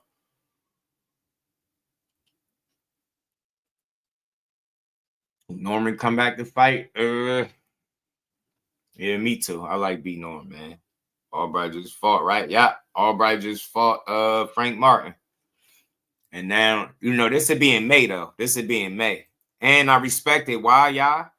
They saying in Norfolk. That's Keyshawn hometown. He going back to the scene of the crime, bro. They going back.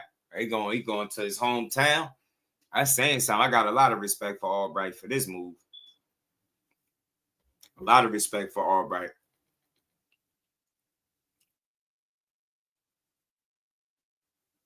Especially after the fight with Frank, that was a grueling fight for him, and it could have went either way. But I thought he edged it at the end. I thought he closed the fight stronger.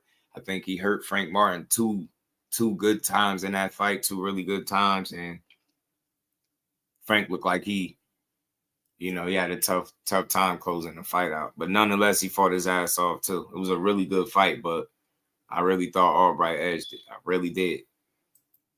And I know Keyshawn want this lick back because not only did the win not count when they fought, he beat his older brother. So, Key ain't feeling that. Keyshawn about to get it back in blood for his big bro. He about to get it back in blood for his big bro. And I think it's going to be a good one, man. 6 months, that's great. Nah, yeah, that's when you see the best version of a lot of these fighters, bro, keeping them active, man. Them long ass gaps and breaks in between fights be killing guys' momentum, man. They really do. So it's smart that they keeping Albright busy and they testing him, man. You gotta respect it.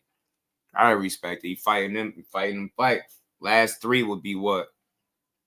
Kelvin, what was it? Kelvin, Frank, and then Keyshawn again. You know what I'm saying? So let me pull up his box real quick, man. He been tested, bro. This dude been tested.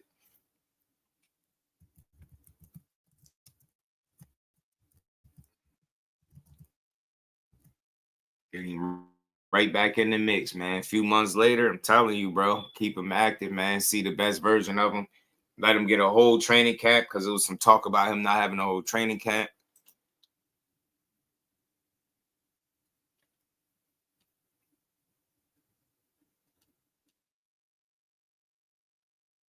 Yeah, man. Look, man. Last 5, man. Well, his last 3. He fought Frank Martin. A draw. Kelvin, that was a majority decision. He won there. You know what I'm saying? Before that, that was Keyshawn. So you got Frank Martin, Kelvin, and Keyshawn Davis in your last 3 fights. know what I'm saying? You fought Jermaine Ortiz. You get what I'm saying? Fought Jeremy Hill. You fought a couple of good solid fighters, man.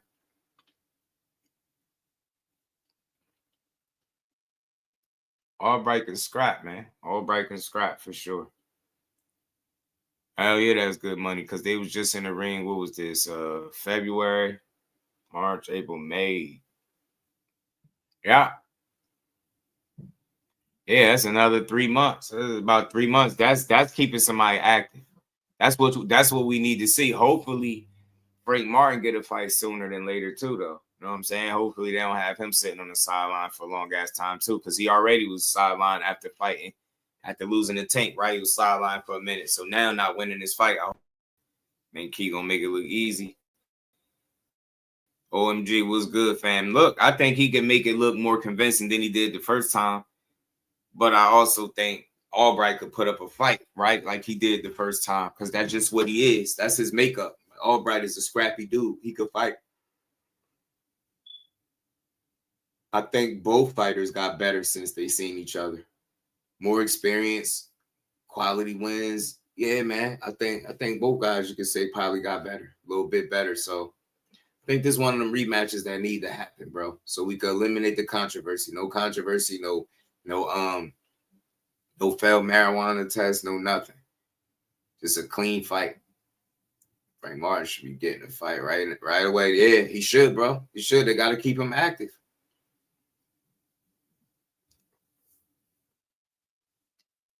Yeah, he went on Cigar Talk. And he had called Keyshawn out. He was the only one of the few people calling him out that I think is absolutely serious and in position to make the fight as we see now. So rematches need to happen, man. I think Key stops, bro. Focus. Key is dangerous, yeah. Yeah, Key dangerous. Key dangerous, man. He made some changes that I think is going to benefit him for the long term, as long as he stay on that same track, right? He made the adjustments. Now just reap the benefits of the adjustments you made. He making smarter decisions. You back in the mix. You got back-to-back fights. You just had an impressive, dominant win over Jermaine Ortiz. And Albright is a guy that fought Jermaine. He lost to Albright lost to Jermaine Ortiz. Albright, that's one of his losses. It's to Jermaine Ortiz.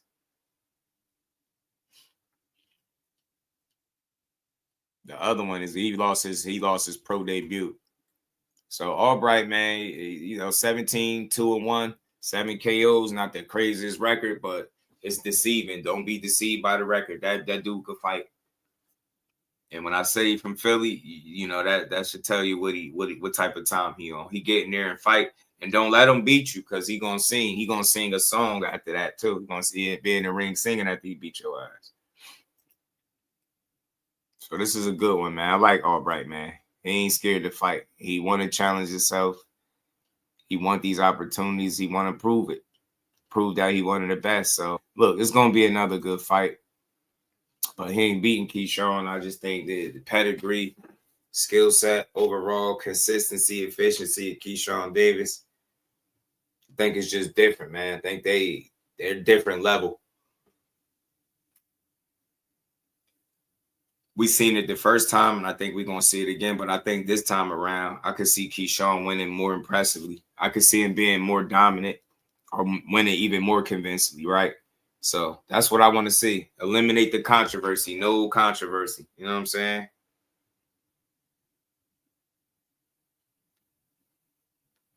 No controversy.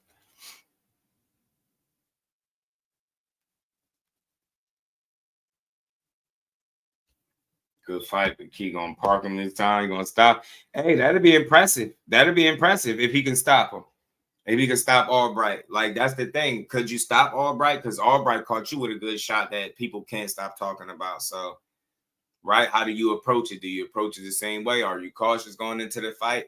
He did beat your brother. Do you think any differently about him? But knowing Keyshawn, he gonna go in there and do what he do, man. He gonna go in there and do what he do. I think he's gonna be locked in. Tunnel Vision was good. What he say? Think it's gonna be a hard fight? I think it'd be competitive. Tunnel Vision for sure. Because Albright, like, I can't stress that he can go, bro. You see what he was doing to Frank Martin, bro. He kept having answers for Frank. He was putting some hands on Frank Martin, man. Caught him with a couple of shots, and he got like this offbeat timing about him, like this rhythm about him, Albright, that makes him a good fighter. He underrated, yo. He really could fight. I'm telling you, his brother could fight too. Both of the brothers could fight. Both Albrights. They both got hands. They both both of them could fight. Yeah, I'm with you, Tunnel Vision, but nah. But look, I'm because it's an honest conversation. Tunnel Vision, it could be a hard fight. It could be. Because look, looking at Frank Martin, look, Frank was talking a certain way. Now looking at it, that fight looked hard for Frank, didn't it?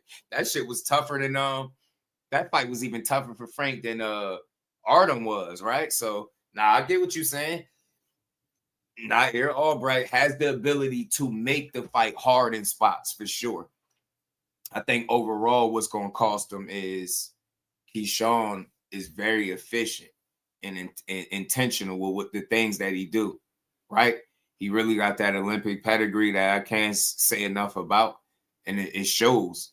He's never been in there with a guy with a losing record. Like, he's always been tested. So I think the mission is going to be the same. Maybe this time he want to make a statement.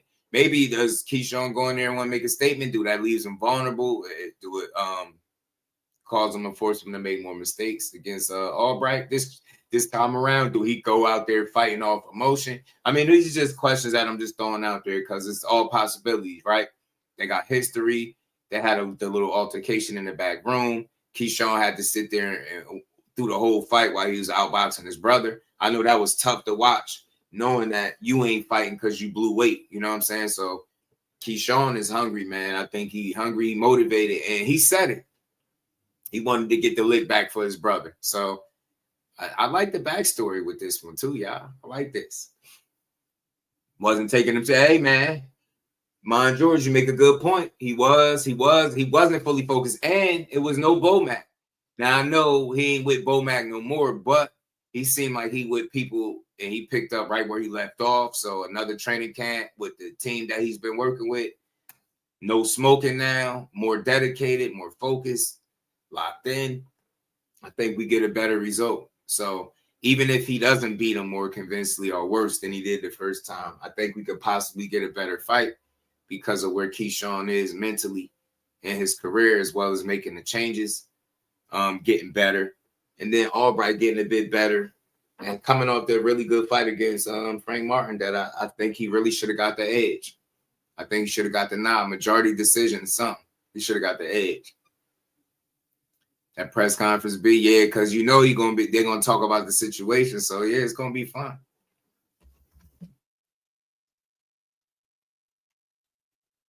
And he gonna end it early. He beat bro 7-3 and was smoking in camp. Yeah, I thought it was like 8-2, bro. I ain't gonna lie. OMG, 8-2, 7-3 is reasonable too, though. You know what I'm saying? But if that's a statement, if you can knock Nahir Albright out and do it early, that's the statement, bro. That's not gonna be easy. Buddy can go. He know how to handle himself in there. You know what I'm saying? He know what he's doing in the boxing ring, and he don't fight timid. You're not no timid guy. That Philly come out on for real.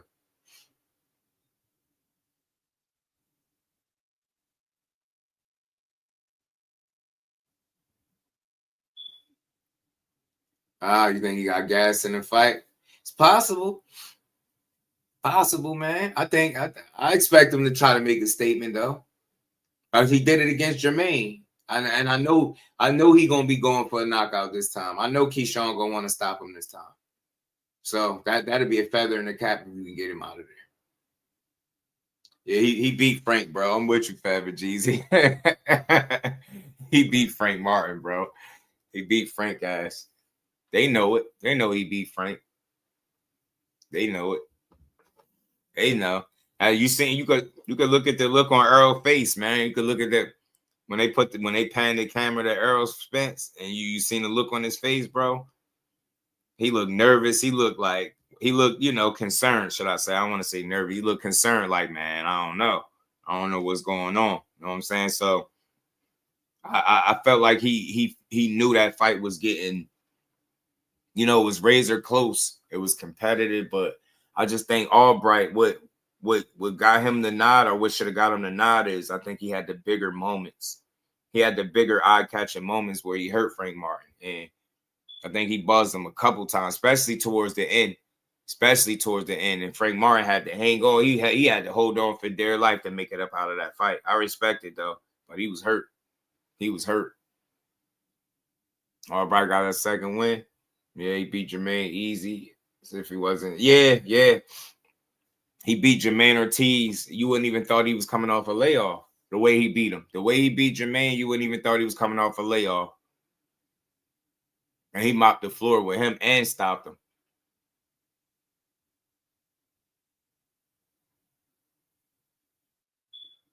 Nah, he ain't never been KO'd. Hell nah. Albright, nope. He got decision losses. You know what I'm saying? 2 decision losses. And one of them decision losses, bro, is to Jermaine Ortiz, Brody.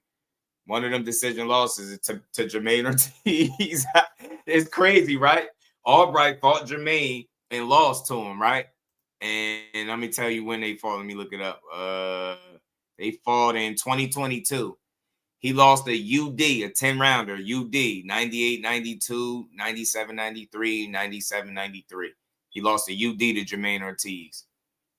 Jermaine was 14-0-1, and you know, he put hands on Albright. You know what I'm saying? So, yeah. Keyshawn gonna make it do what it do. You hear me? Shout out to OT, my dog. What's good? He said Wu ain't spit his mouthpiece out 2 times. I think would have got Frank out of there. Yeah, man. Keyshawn stops. Now that OT came right in with it, man. He said he's stopping him. You think he getting Albright up out of there this trip? And you gonna get him up out of there? Woo! Man, that's a good fight. I can't wait to see it though, man. You know what I'm saying? They gotta put some respect on Key. On Apple Key. He get that stoppage. That's a statement, bro. He gonna shake some shit up, man. But I like the fact that they're taking it back to Norfolk because they know he got drawing power there and his history. I think that could be another sellout. I ain't gonna lie. I hope they layer the undercard the right way too, man. I really do, man. Hope they do right by the undercard, man. They got to do right with the undercard, man. Big shout out to Marcus, man, for that 10-piece in the cash app, man. Always supporting the grind. Shout out to my dog Marcus, man. And we ain't never got a box again. Well, right. well. I already been getting these bets, but now it's time for you to get your just due. Now, you know what? Shout out to Marcus. You know what? That's a good question, bro. Because we did hear Keyshawn making several comments about being and fighting at 47. You know what I'm saying? So I don't know. I don't know if he's going up or it's going to be at 40, but I don't think Wu ever fought above 40, did he? Let me see.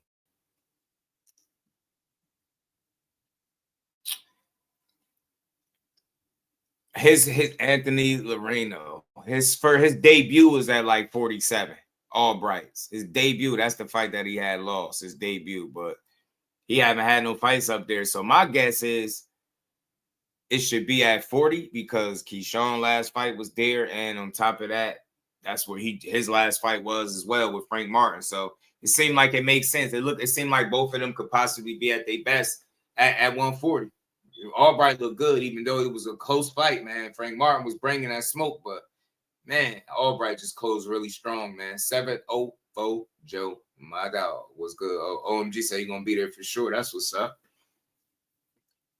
Keyshawn say going up to 147. That's why I asked. Yeah, so fair question, Marcus.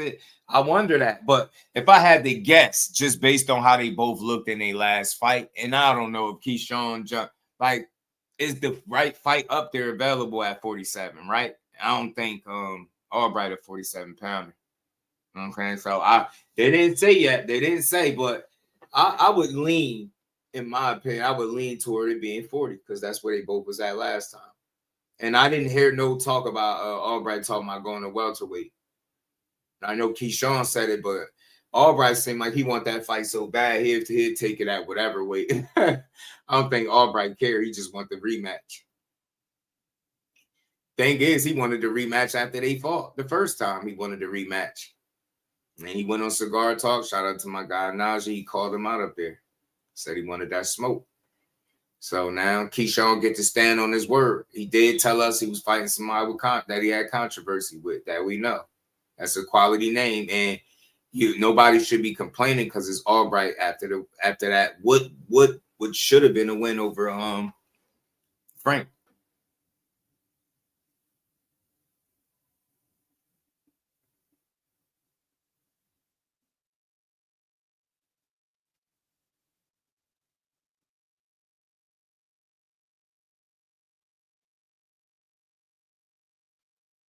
Keyshawn just signed for 47. I know he was talking about it. He said, because he said something about going up fighting a champion too. I was thinking, like, he talking about Lewis Crocker, but I'm like, man, I doubt if they let him move right up to 47 and challenge right away for that title.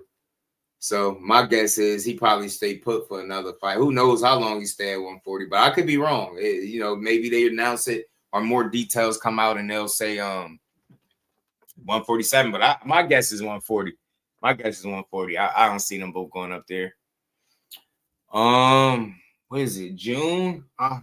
July? Which one was it? Blunt? I forget. June, July? I forget. What? He definitely got he coming back. Supposed to be coming back in the summer. Definitely at 40. Yeah, I can see that too, bro. I can see it. I can see it. And again, we gotta play a little bit of a guessing game until they tell. But to me, I think it'll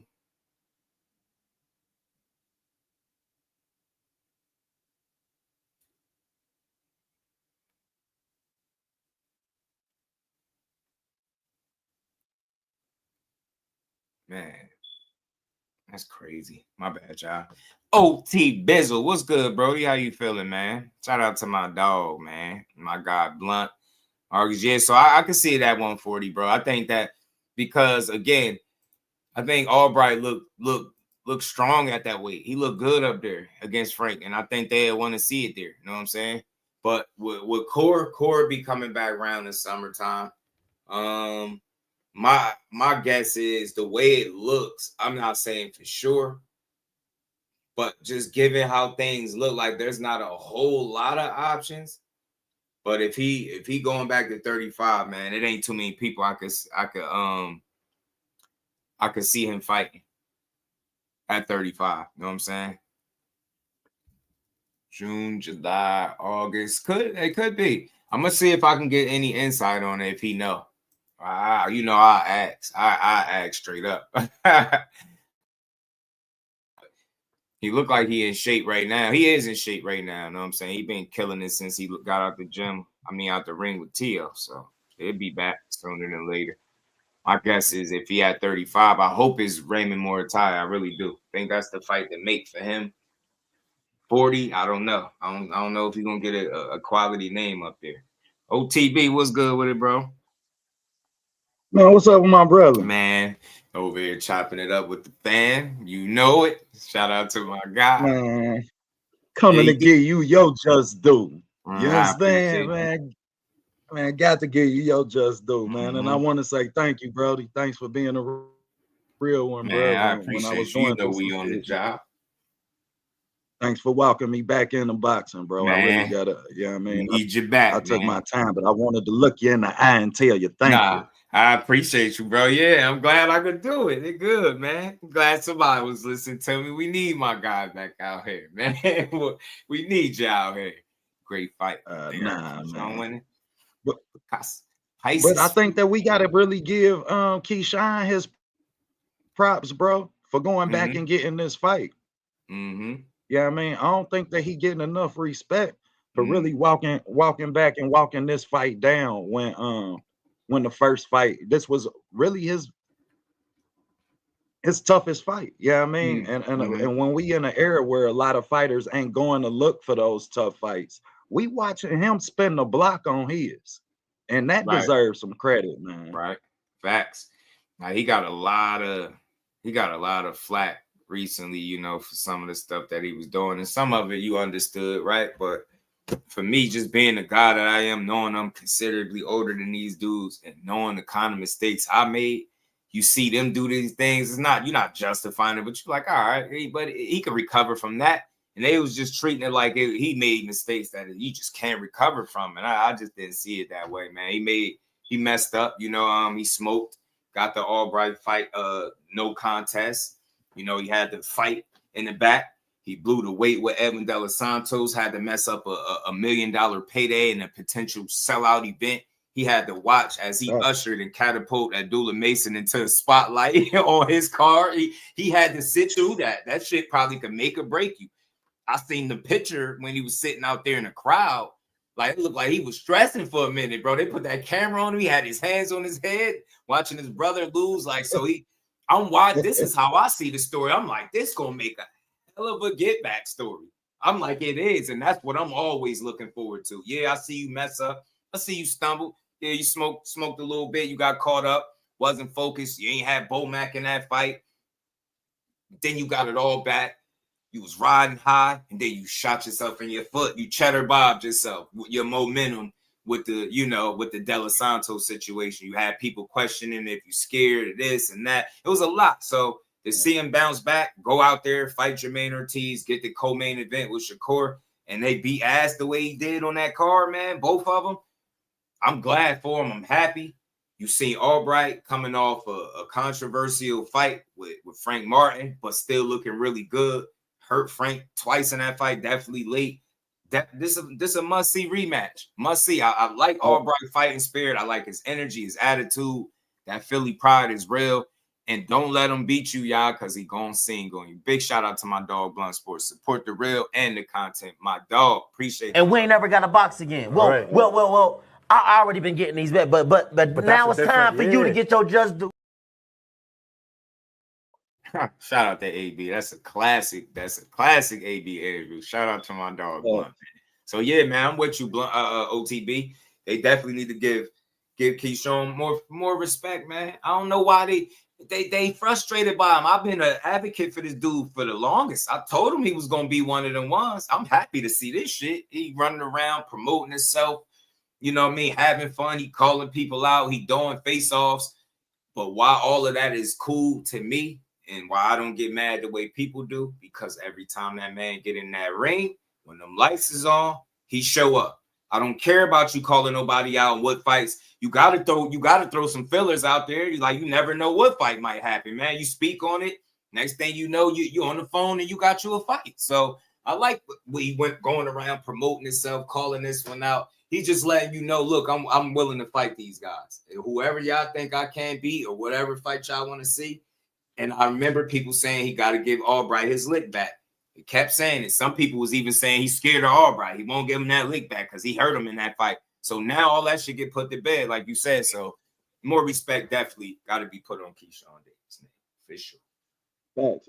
And I want to give, I don't know if a lot of people notice, yeah, I mean, but I heard you mention about him not being with Bomac. Right. And if you watch that Jermaine Ortiz fight, to watch him make an in-fight adjustment without Bomac, bro, that had me stoked. Like, to watch him in the 8th round say, all right, I ain't getting it.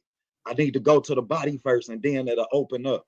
And to watch him concentrate and have an orchestrated attack towards Jermaine Ortiz in the body. He even took some shots in the pocket that he probably wouldn't have without that orchestrated attack. But to make that type of in-fight adjustment, I really gave him a lot of credit, Just. I did, bro. That's because you are a boxing junkie and you appreciate the sport, OTB. This is why I'm glad you're back. Because, see, you're going to highlight something that most people going to overlook. They're not going to highlight the adjustment to go to the body. All right, it's getting late in the fight. I got to break him down. I still want this knockout.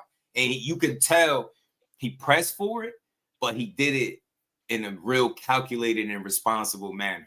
That shit is impressive, bro. I'm telling you, he pretty much made Jermaine Ortiz say, man, damn, I can't do it. Can't do it. He dropped him. He got up.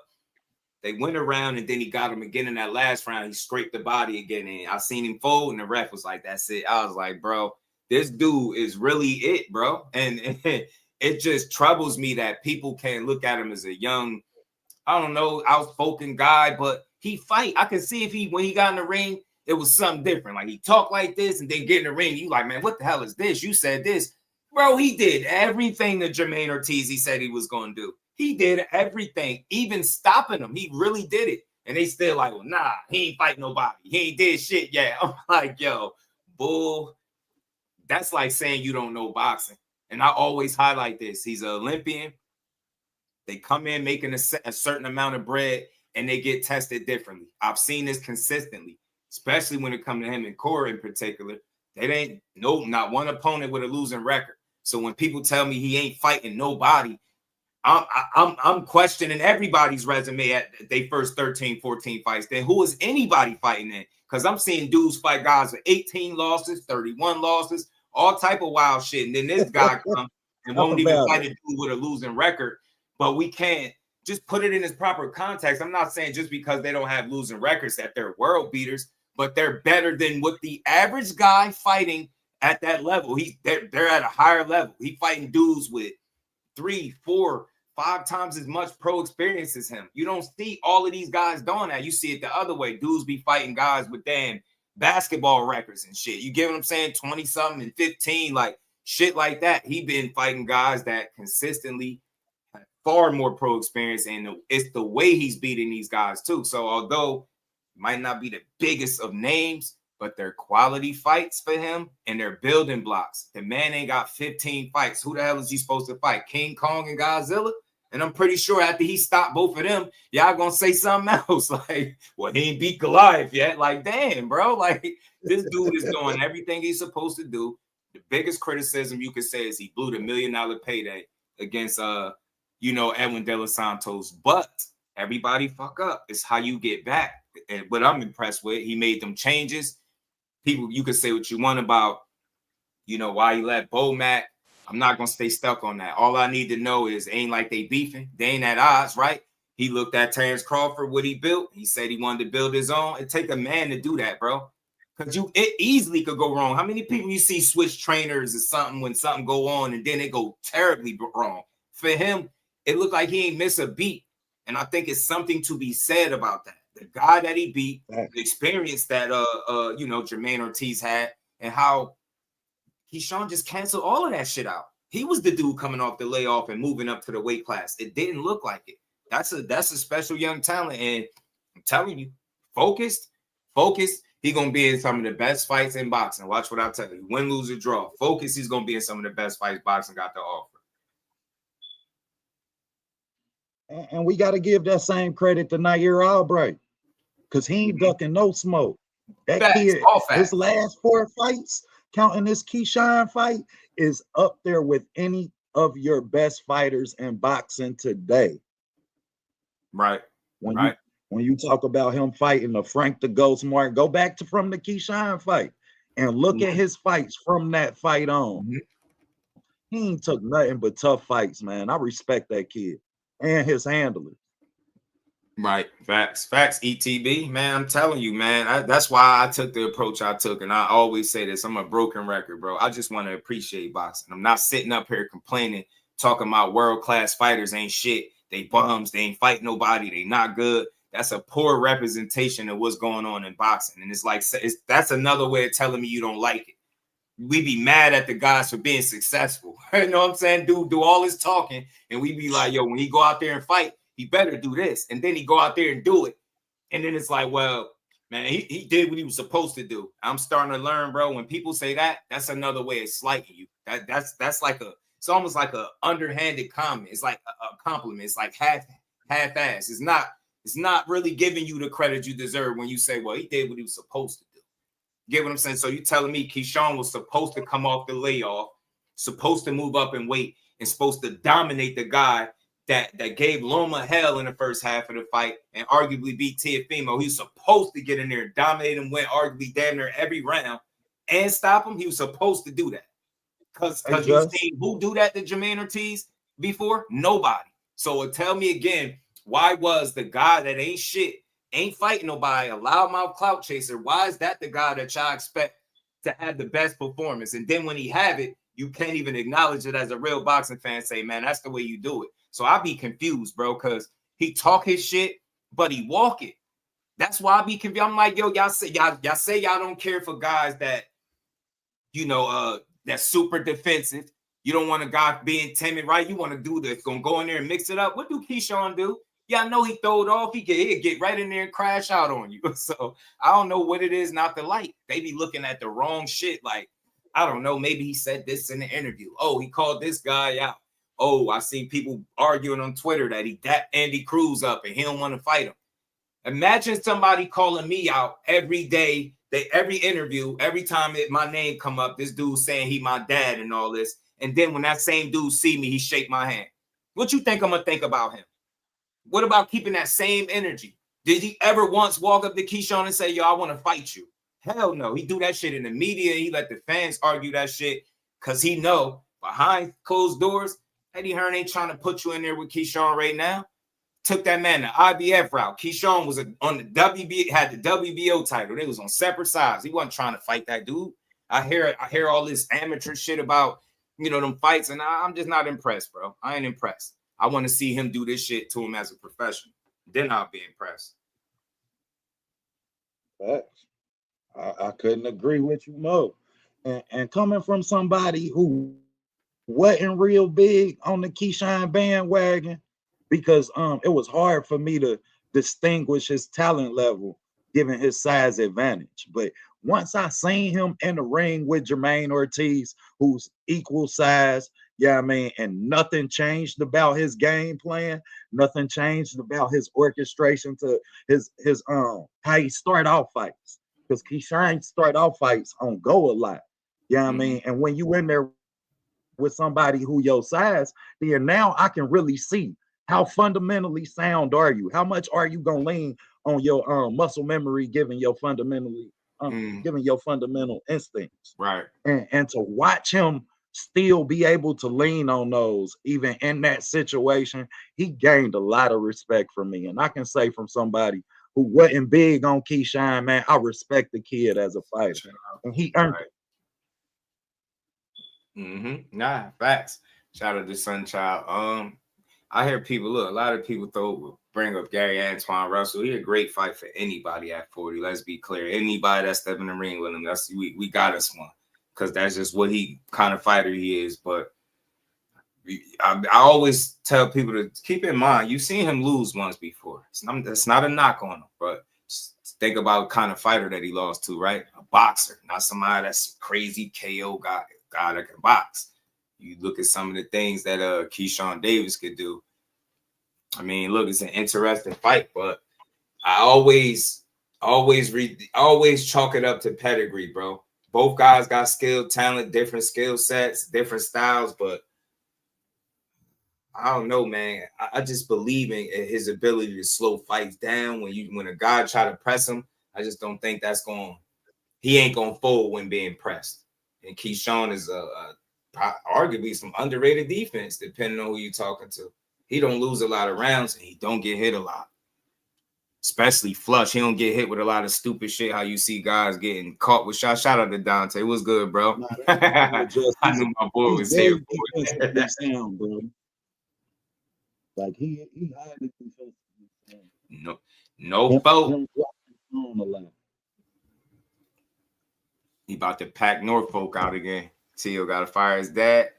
Nah, look, I ain't gonna say too much. I ain't saying I know everything, but to the Teo dad comment, I think we all see what it is, right? If you know what's going on with Teo dad. You can see it. You can see it. So, I mean, boxing too grimy to get rid of somebody that really care about you, somebody like your pops, right? I know it's easy to say get rid of somebody when you take a loss, even too. It look a little rough, but you gotta think about all the success that they did have too. So I don't think he got to get rid of him per se, especially in this grimy ass business. You need him around, but I think he just need to add to it. Somebody that y'all equally trust, mutually trust, right? That you could bring in, that you think could assist you moving forward. And I heard him speak on something like that, bringing somebody in because his dad going through it. You know what I'm saying? You know what I mean. His dad going through it like that. It's not I don't know how people be looking at it, but I know what I be hearing and look because I know I've been around people, had people family members. I know he dealing with shit, but then he trying to do it in the public light. So it's tough. Like, imagine he juggling personal demons and then trying to make sure he got his son and keep him at a world championship level. I could just imagine that shit can't be easy. I know I could just imagine it's a struggle. So and T.O. too, to see the way he was looking after the loss. You know, I hear what he was saying, but I was like, man, there's something going on over there, man. Pops ain't all the way good. He ain't on point. And he do need to take a step back while he gets his affairs in order. You know, everything straight. You could pick up where you left off. Don't get rid of him, because that dude, I know he care about his son, but, you know, definitely need to add to it, because I do feel like they went very far. And I feel like, you know, you either, at this point, you either become stagnant or you get better. Which one you want to do? And I think keeping your dad and adding to it allows you to probably, you know, grow a bit more as a fighter. Keyshawn stops him this time. Telling you. What you think about him? I think he should go see like Abel Sanchez. I think Abel Sanchez is a good trainer for Teo. Abel like taking underdogs. Able teach a lot of head movement versus activity.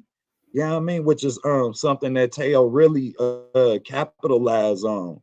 And I just don't know about the response. You know what I mean? You got to be careful, like just say when you go switching trainers, because I may not respond to you in a hostile environment the same way I respond to my father, who done been around with me in these hostile environments. All right, yeah. So, man, that's interesting. Abel Sanchez, man, going there, and he just need, I think, more discipline and more, I think, strategy and game planning for Teo. Less like just figuring it out on the fly. I really think, like, I'm not gonna sit here and say they never game planned or never came into the fight with a strategy. That would be silly, right? But I do think a lot of what he do is just based off natural talent and ability.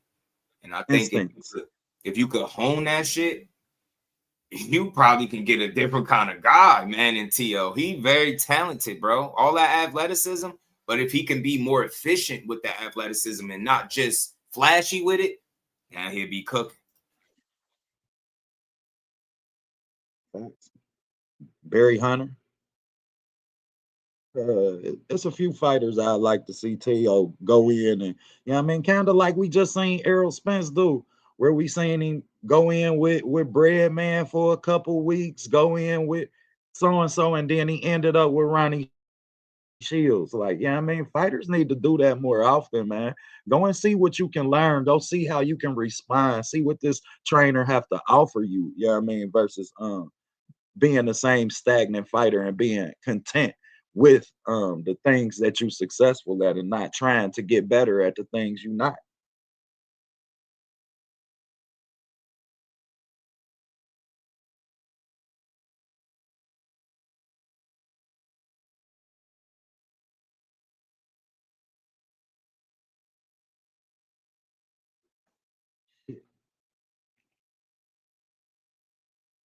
But I really want to see T.O. I want to see T.O. be champion again. Let's say when we think about Spence and Tszyu, I think we're going to know in the fourth round if Spence, in the second round, if Spence is back. Shit, Tszyu ain't about to run from him. Tszyu going to be there to get hit. So if Errol Spence is even 80% of himself, then I think it's good enough to beat Tszyu and impressive enough for him to return back to his form. After watching Bud move up consistently and be that successful, as a Bud fan, man, I really want to see Errol Spence return to his form. You know what I mean? I want to see Errol Spence be successful. I think it's better for boxing right now if Errol Spence do become a champion again.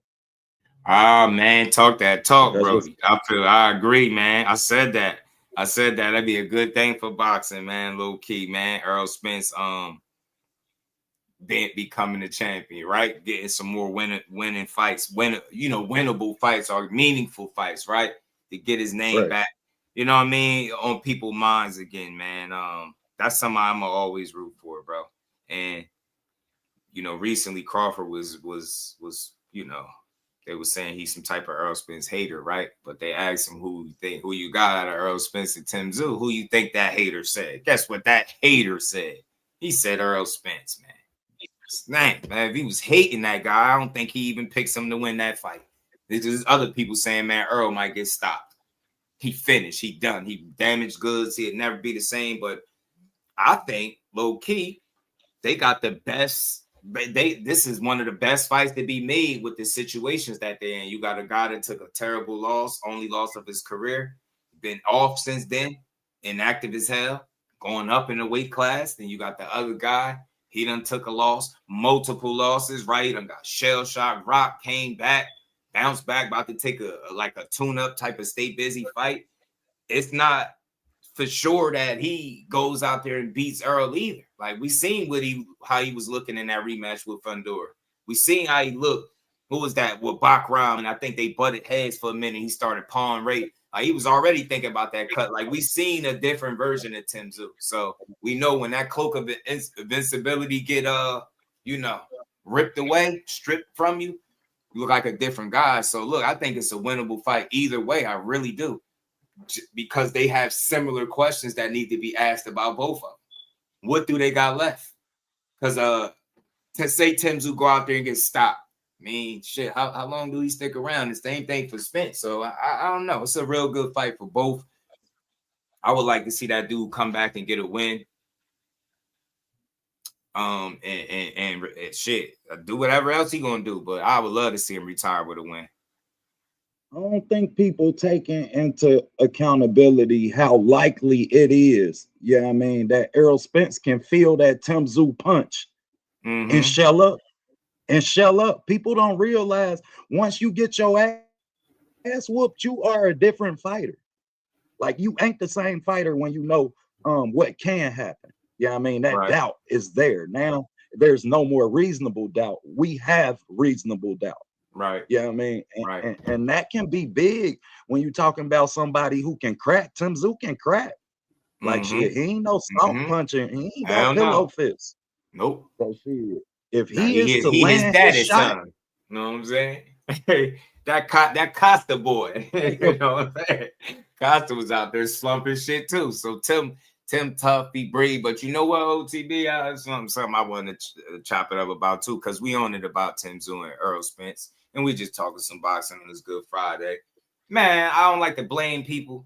I don't like to be that guy from the outside looking in, just say, it's your fault. But I do think his team mishandled his situation. Why I say that is because I feel like when you got a great team, especially in the corner, right? You get a hole, you get a damn katana blade poked in your head, right? With Sebastian Fundora elbow, you got a damn hole in your head. At that point, based on the way it's bleeding and the location, the spot where the cut is at, like you should know that you're not going to really be able to stop that. So he's going to have to fight this entire fight bleeding that way. Do it make sense to have him go through all of these rounds, taking his punishment, not being able to see? Or do we just stop it here? It's a no contest, and then we try to run it back and save him the wear and tear. But they believe in him so much. And when I say believe in him, like that bravado shit, they really think like that's real. Like that tough man shit. And they like, well, he tough. He can do it. Bro, no, that's a bad move. If I gotta bleed for a fucking entire fight in the middle of my head, bro, that's probably not a good idea. And I got blood in my face. Then you got this 6'5" slender man in front of me. Like, bro, you got Dazzle from Street Fighter, Mr. Fantastic punching me from 3 feet away. Hell no. I think they were supposed to stop that fight, live to see another day, and try to run it back. But instead, he took all that punishment. He lost.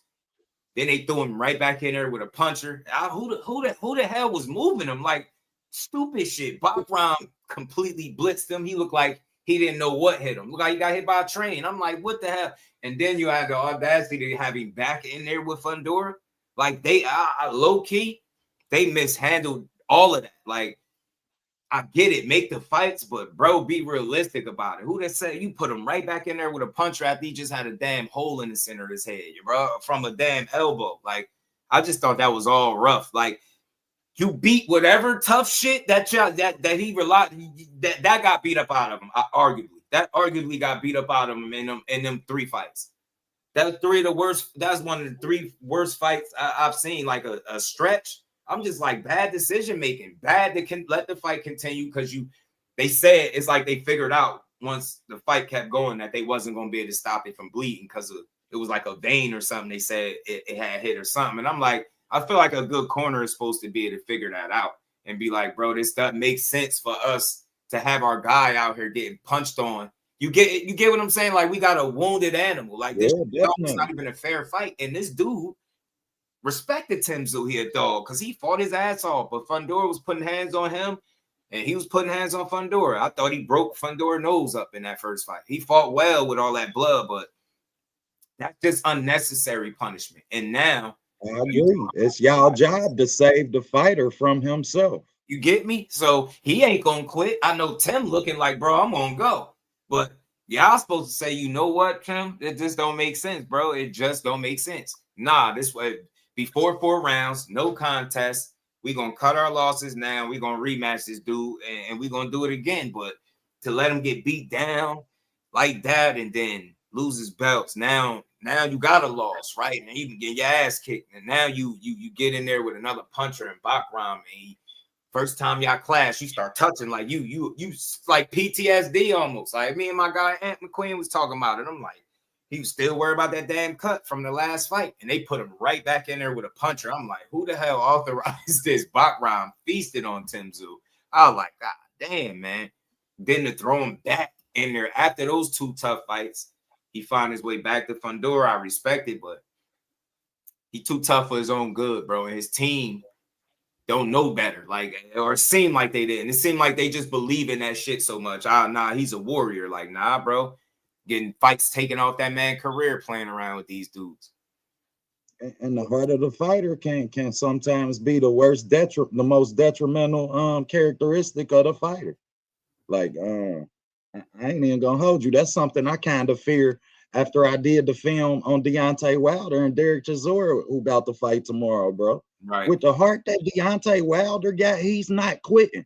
I don't want to see him get beat too quick. You feel me? Like, I don't know that that's something I want to see. Yeah.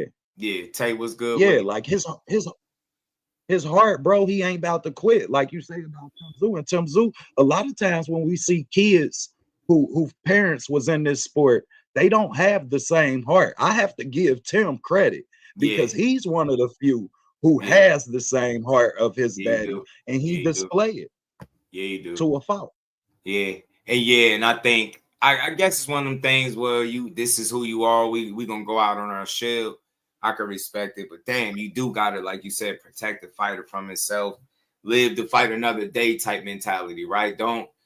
This is not like a video game where your energy bars start on full and you get drained and then the next fight is back to you. Like, nah, you get like chunks of what they say, a chunk of flesh each time you go in there, come about you. So you just never be the same guy. And it's like they almost treated Tszyu, and I hate to have reference it this way, but they almost treated him like it was a video game.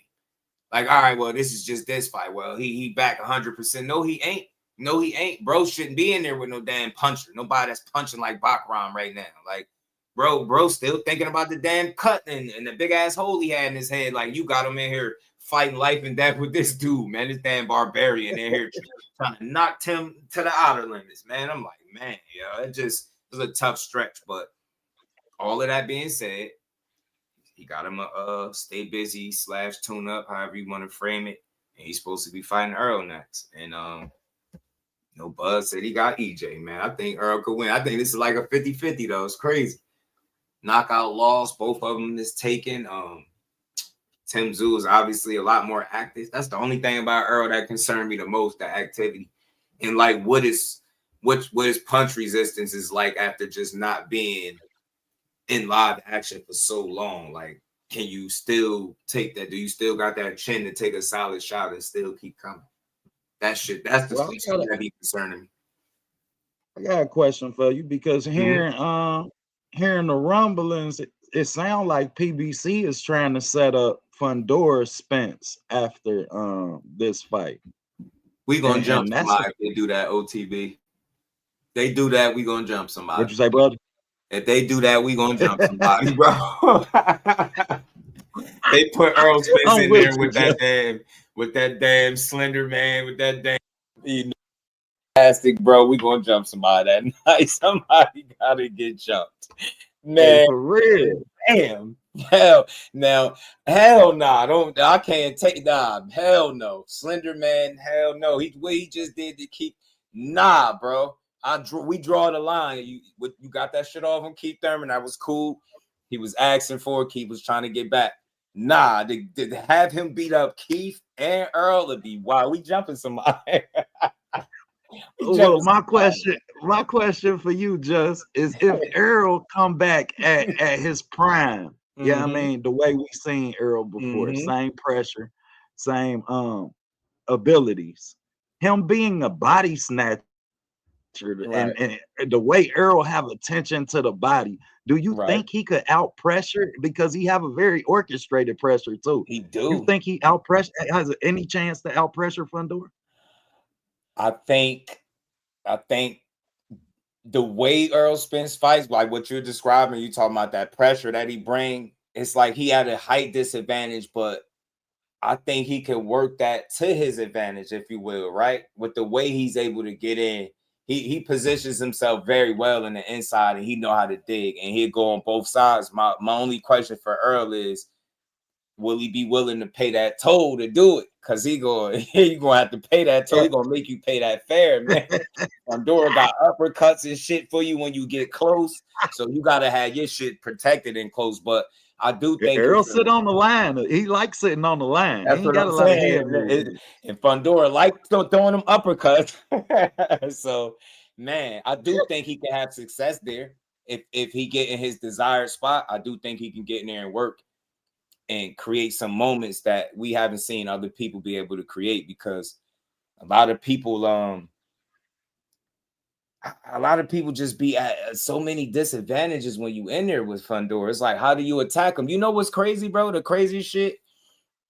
I seen and I should pull it up and play it, a clip where somebody breaking down that Keith Thurman actually had the right game plan for this dude. And I had to think about it. And I'm looking, and as they breaking it down, I'm like, this should make a lot of sense. His game plan wasn't as bad as what people make it seem. The problem is when your game plan is so ineffective, it's hard for people to capture what it is that you were trying to do. But Keith was doing the right shit, but at the wrong range. That's what I seen that cost him the biggest problem. I'm looking and I'm like, and I don't even know if you could really call it the wrong range, because you got this freak. Was the game plan that they tried to give him? Was he trying to run Fundora into something? Yes. He'll let him extend, throw a shot, Keith will parry it away, and then he'll try to come over top of that. The problem is Fundora if that was the old Fundora, he probably in position for Keith to land them shots. But because this is an improved Fundora, those shots weren't available the way Keith was anticipating with that game plan.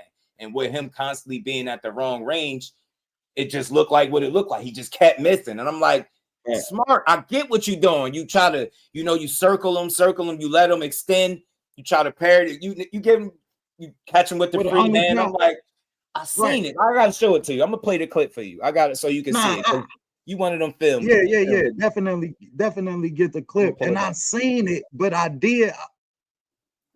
also seen times where Fundora head was so far over his front foot, where he lunged out with that long ass jab a lot, and Keith just didn't pull the trigger. And I think, now that was too busy moving, bro. I think what you describing is now that's the wear and tear over the course of the fight. I don't know at which point you realized it, but I feel like when that starts happening, when you're not pulling the trigger, that's because of the success that the man been having up until this point. Now that you might be in your desired range and your sweet spot, but now you second guessing it because every other time you was trying it, you coming up short and you getting clipped. Remember, the almost knockdown came when he caught him missing. He made him miss bad and boom, caught him. He had to catch himself. I'm like, he kind of, I call it taming. It's like you get tamed. The guy having success over a course period of time, and then you start to second guess yourself. The same things that you were doing and you were willing to do earlier in the rounds, earlier in the fight. Now you get what I'm saying? You second guessing it. Now you're slower on the trigger. It's more rounds in. You might be 6, 7 rounds in. Now you're a bit slower. Fatigue done settled in. So none of this shit is working. But ultimately, I do think what he was trying to do was smart, but he could not get in that sweet spot, that range, bro. And Fundora, credit to that slinky dude. Who the hell taught him how to box? Who the hell suggested that you go in there and start boxing people? The worst thing that happened in 54 is him deciding to not give up his physical advantages and make you work for everything you get. That's the problem. That's going to be the puzzle to solve. He's making you work for it as opposed to just giving it up. Like, if y'all remember the Fundora that fought Jamonte Clark, it was none of this shit you see now. That guy probably get caught by Keith Thurman and possibly knocked out, any of that. That dude, the one that was fighting Jamonte Clark, the one that used to give up his height and reach and just go in there and fight you. If you wanted to fight, that's what he gonna do. He ain't doing that no more. He's making you box. And when you get close enough to try to make it a fight, he got answers for your ass in the inside and great leverage on his punches for somebody that got an 80-inch reach. Everything about him say cheat code. I swear, dude. Everything about Fundora say cheat code. And with all that being said, he still lost, y'all. So he ain't unbeatable. Shout out to Dre. What's good with it? How you feeling? Beating Fundora at 54? Man, shout out to Dre, man. You already know this is my guy, OTB up here. It's always and he know how to cut the ring up. My bad, bro. Go ahead. Yeah, nah. Say what you're saying. Go ahead. I was just impressed at how he cut the ring up. Oh, man. When I kept seeing him shoot that jab where he expecting where you trying to get to, and then he followed up with 2 more punches. Like, man, that is when I said, oh shit, he's starting to box now. Yeah, I mean, now he's starting to put this shit together. And yeah, Jamonte Clark was 6'3". Yeah, I mean, definitely a tall guy, but I'm just saying, though, the way he elected to fight there, he don't do that no more. He don't give up his height and reach. Like, he not just getting in there, oh, let's fight. Nah, he's like, yo, I know I got 80 inches in here. Now you about to know. you gonna learn that what it feel like to fight somebody with an 80-inch reach. You got the reach of a damn heavyweight. This damn, I don't know. That dude should have been somewhere dunking a basketball or something, but instead he said, nah, I'm gonna punch people from 3 feet away in the boxing ring, and you ain't gonna be able to do nothing about it. That shit is diabolical. I was watching Keith fighting, bro. It got to a point where it felt like Keith was just fighting his big brother. I swear, some of them punches he was just throwing, he was just trying anything. I'm just like, bro, this shit gotta be frustrating fighting this dude who taught him how to box. And he doing it consistently, efficiently, stand behind the jab. Then if it ain't the jab that's eating you up, when you do get closer, he got uppercuts and hooks and shit for you. Man, he acting different. I respect Fundora's improvement that he made since losing to Mendoza. Impressive. You think that somebody? Well, right now I'm gonna tell y'all what the key is to him. Now you have to create an environment that'll make him want to fight. That'll put him back in that original form. Because as long as you let him think and execute his game plan, you won't beat him. So now it's gonna be up to a fighter to make it ugly and take the fight to him and put him in a hostile environment in the pocket where his flaws are. Right. And then you can succeed and he becomes. I think that'll take a combination of like style and strategy to try to implement what you asking, because I think that is a possibility. I think that is. It's crazy that got to be a method of victory to beat that dude at this point. Like, you really got to say that shit again. Just say that shit again. Yeah, I'm telling you, you really got to play the toll. You got to pay that toll with that dude, bro. He making you have to deal with the physical advantages that he's born with. Like, he's making you. It's no more just just barbaric or just mixing it up. Like, it's a much more patient, calculated approach, and it's crazy how we all watched him get knocked out, but bounce back, get better, make adjustments, start boxing more, and he still fight with it. Like it's a strange guy to have to deal with in front of you. Like I've seen a couple dudes so far fight him, and it just looked crazy. It looked like a Errol standing next to him looked like a circus. Like only thing we could do is have wishful thinking that he go in there and do something to him, because that shit might get ugly. Ghetto Fab was good with it. Telling you that 80-inch reach, that shit is cheating, man. Yo, what is his diet, I got Boost beating him though, man. Talk about it, coach. What's good with it? What's good? Salute, brother. I know it's been a minute, man, but yeah, I got Boost beating that guy, man. Cause Boost run his hands too quick, man. That stab jab, that's the key right there. Lubin was doing it. That's the key. He's tall. And the reason why he used to fight on the inside because he's really slow. If you really look at it, he's slow. Yeah, those long punches are slow and they're easily timed. Boots is too in and out for that guy. And I think even Jamel Charlo, if he get himself back together, I think Charlo gives him the business, man. You know what I'm saying? With that good jab, Charlo's strong. See, one thing about Fundora, he's going to have to stay at 54. He goes to 68, he's food.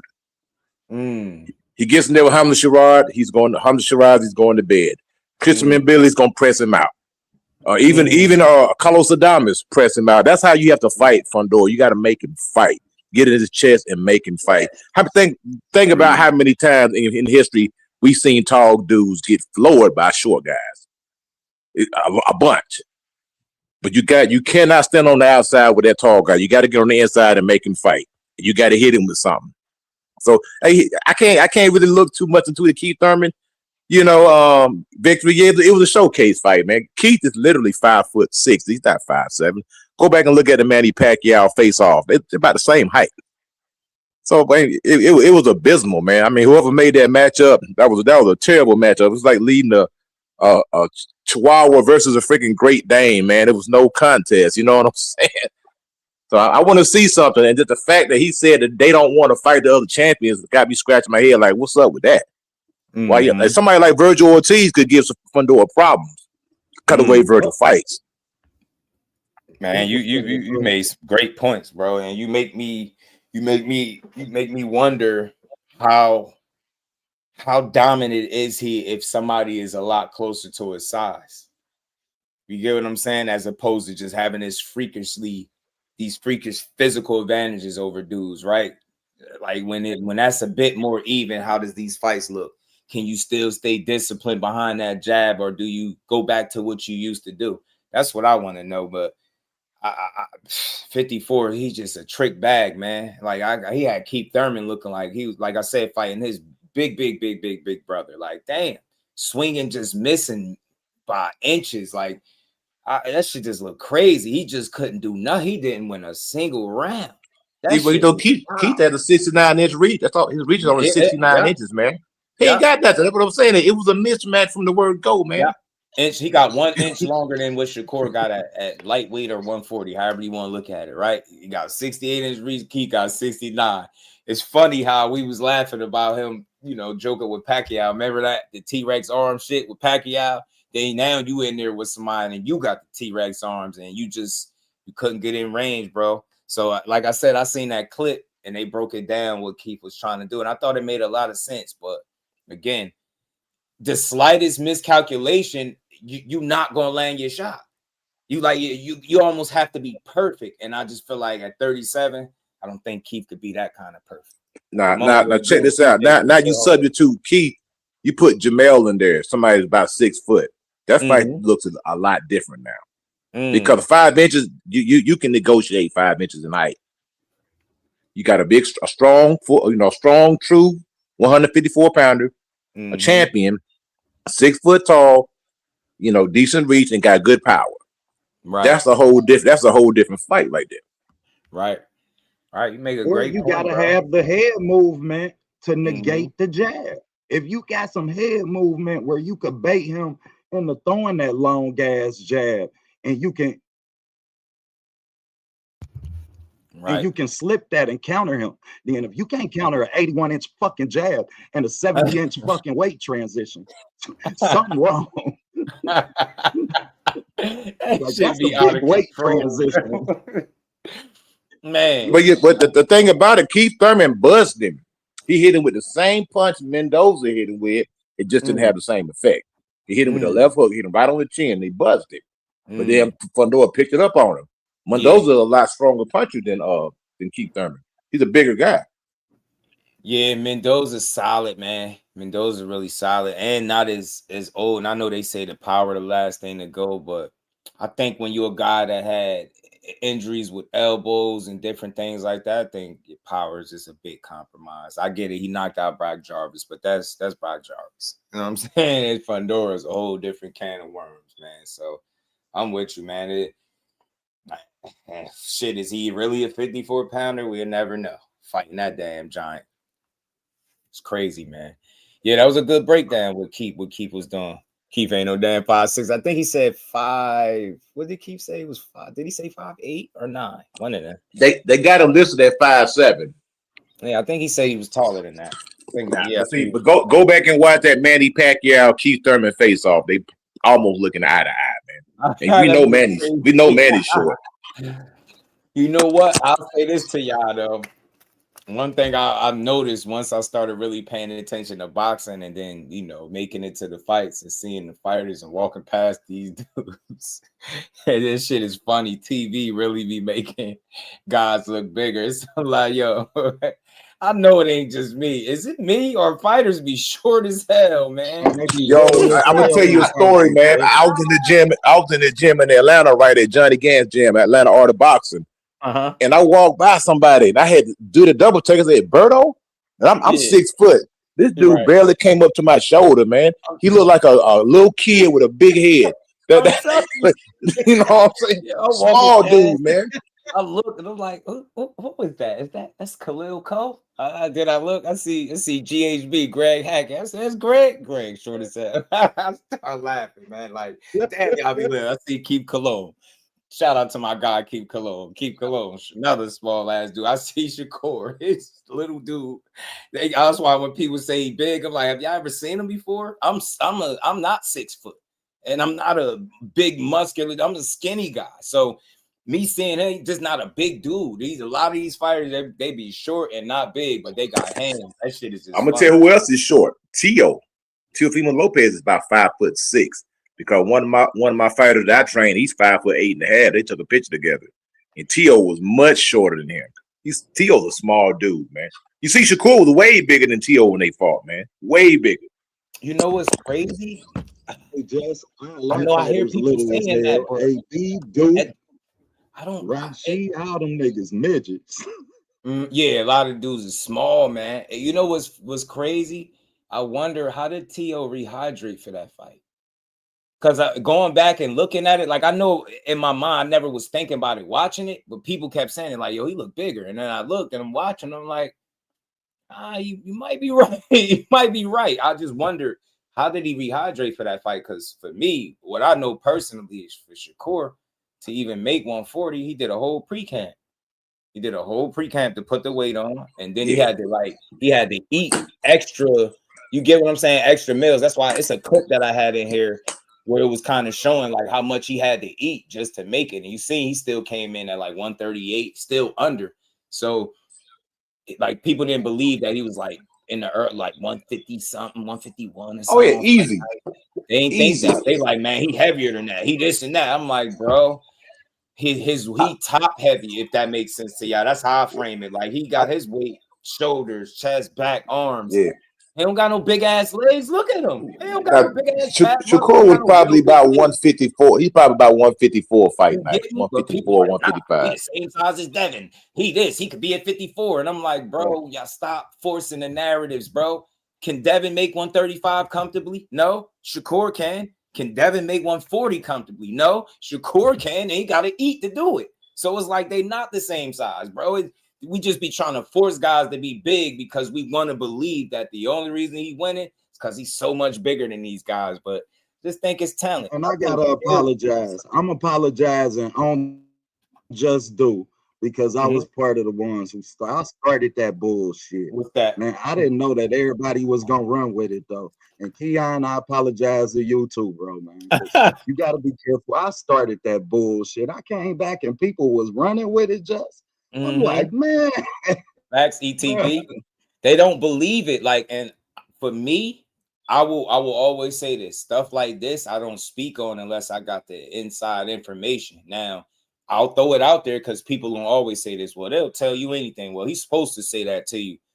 Y'all just don't get it, man. So everything ain't about lying. When you build a bond or a relationship with people, they tend to tell you information that they don't tell everybody else. So if I know something for sure, I'm gonna speak on it.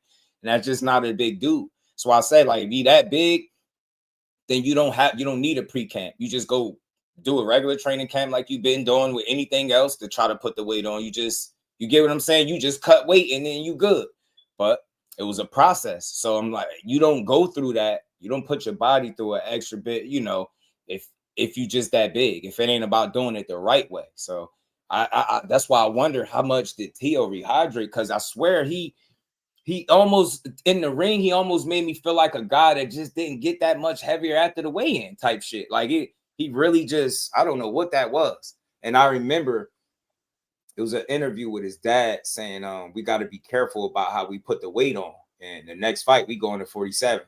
And I remember highlighting that and saying, like, I wonder, is that a built-in excuse? But or then again, like, why is he saying it? What made him say, like, we got to put the weight on? We got to be careful about how we put the weight on. I'm just listening to that, and then you see Teo look like a slightly smaller dude. That shit just was weird. It was crazy to see. Yeah, that's almost child size, man.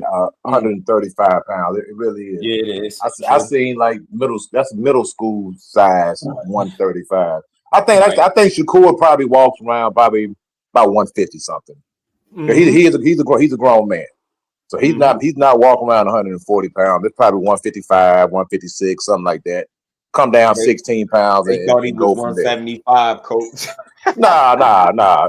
Maybe on Thanksgiving and Christmas he may touch 160.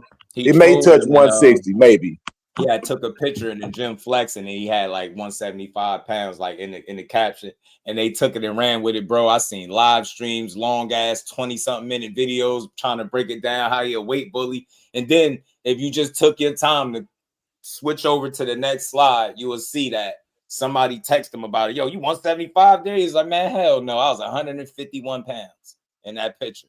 The people just like, nah, he 160 this, and he could fight at junior middleweight right now. And I'm like, no, the hell he can't. You ain't never gonna see him at 54, bro. He ain't never gonna see that. Yeah, he don't get. When I was saying this shit, just he's not big. Like Devin's a big guy. Devin and Ryan, them dudes 170. Them dudes are light heavyweights when they ain't trained. And you heard Ryan say like he's let himself get into like the 170s, 180s before. You heard this shit before when he was sitting there talking about fighting like a Logan or one of them. He was talking about fighting one of the Pauls, and he was talking about how big he get. I'm like, this is what Shakur was talking about. You big, but that's average. That's the average size though, you know. Dudes be trying to kill yourself to make weight. Like, I'm sorry, and not just for anybody that do it. Anybody, it could be my favorite fighter included, bro. If you make any weight, and by the time you get to fight night, you 3 to 4 weight classes above where you weighed in at, that's fucking crazy to me. I don't care. That's crazy. It's like, bro, what? How could you fight at anywhere? You know, whether it's lightweight, but you come in and you damn near a super middleweight. What the hell is that? Like, I just can't respect it. I don't like the fact that all of them do it though. That's the game. I remember seeing like Crawford. He would weigh in at 135 and he'd be like 152 the next day. So that's about the average, about 17 pounds, man. Now Canelo, he would go up 20-something pounds. Of course, David Benavidez is 27, 28 pounds. But most of these guys are rehydrating anywhere from 14 to 20 pounds. You know, that the higher you go up, the less rehydration. Like Bivol, he don't come in very heavy. He may put on 14 pounds. Weight 175, show up, he's 188 the next day. But some of these guys, they take it to the extreme. That's why we was talking about comparing errors. You can't compare these fighters today to them fighters back then, because them dudes had same day weigh-ins. There wasn't no rehydrating. You wasn't blowing up. These dudes fighting 15 rounds. The heavyweights fighting 8-ounce horsehair glove. It's a total different ball game, man. You couldn't blow up on your guy like that. You know what else I think too, Coach? What you think about the food and the dieting that back in the day? Like, food back then, I can't imagine it being as bad as what it is now.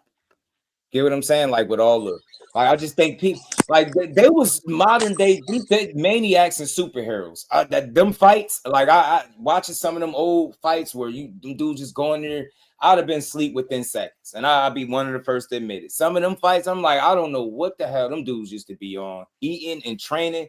They was wild. Like fighters today couldn't do that shit that they was doing back then. No 15-round fight. That shit it's not possible in today's boxing. We'd have a bunch of brain dead athletes.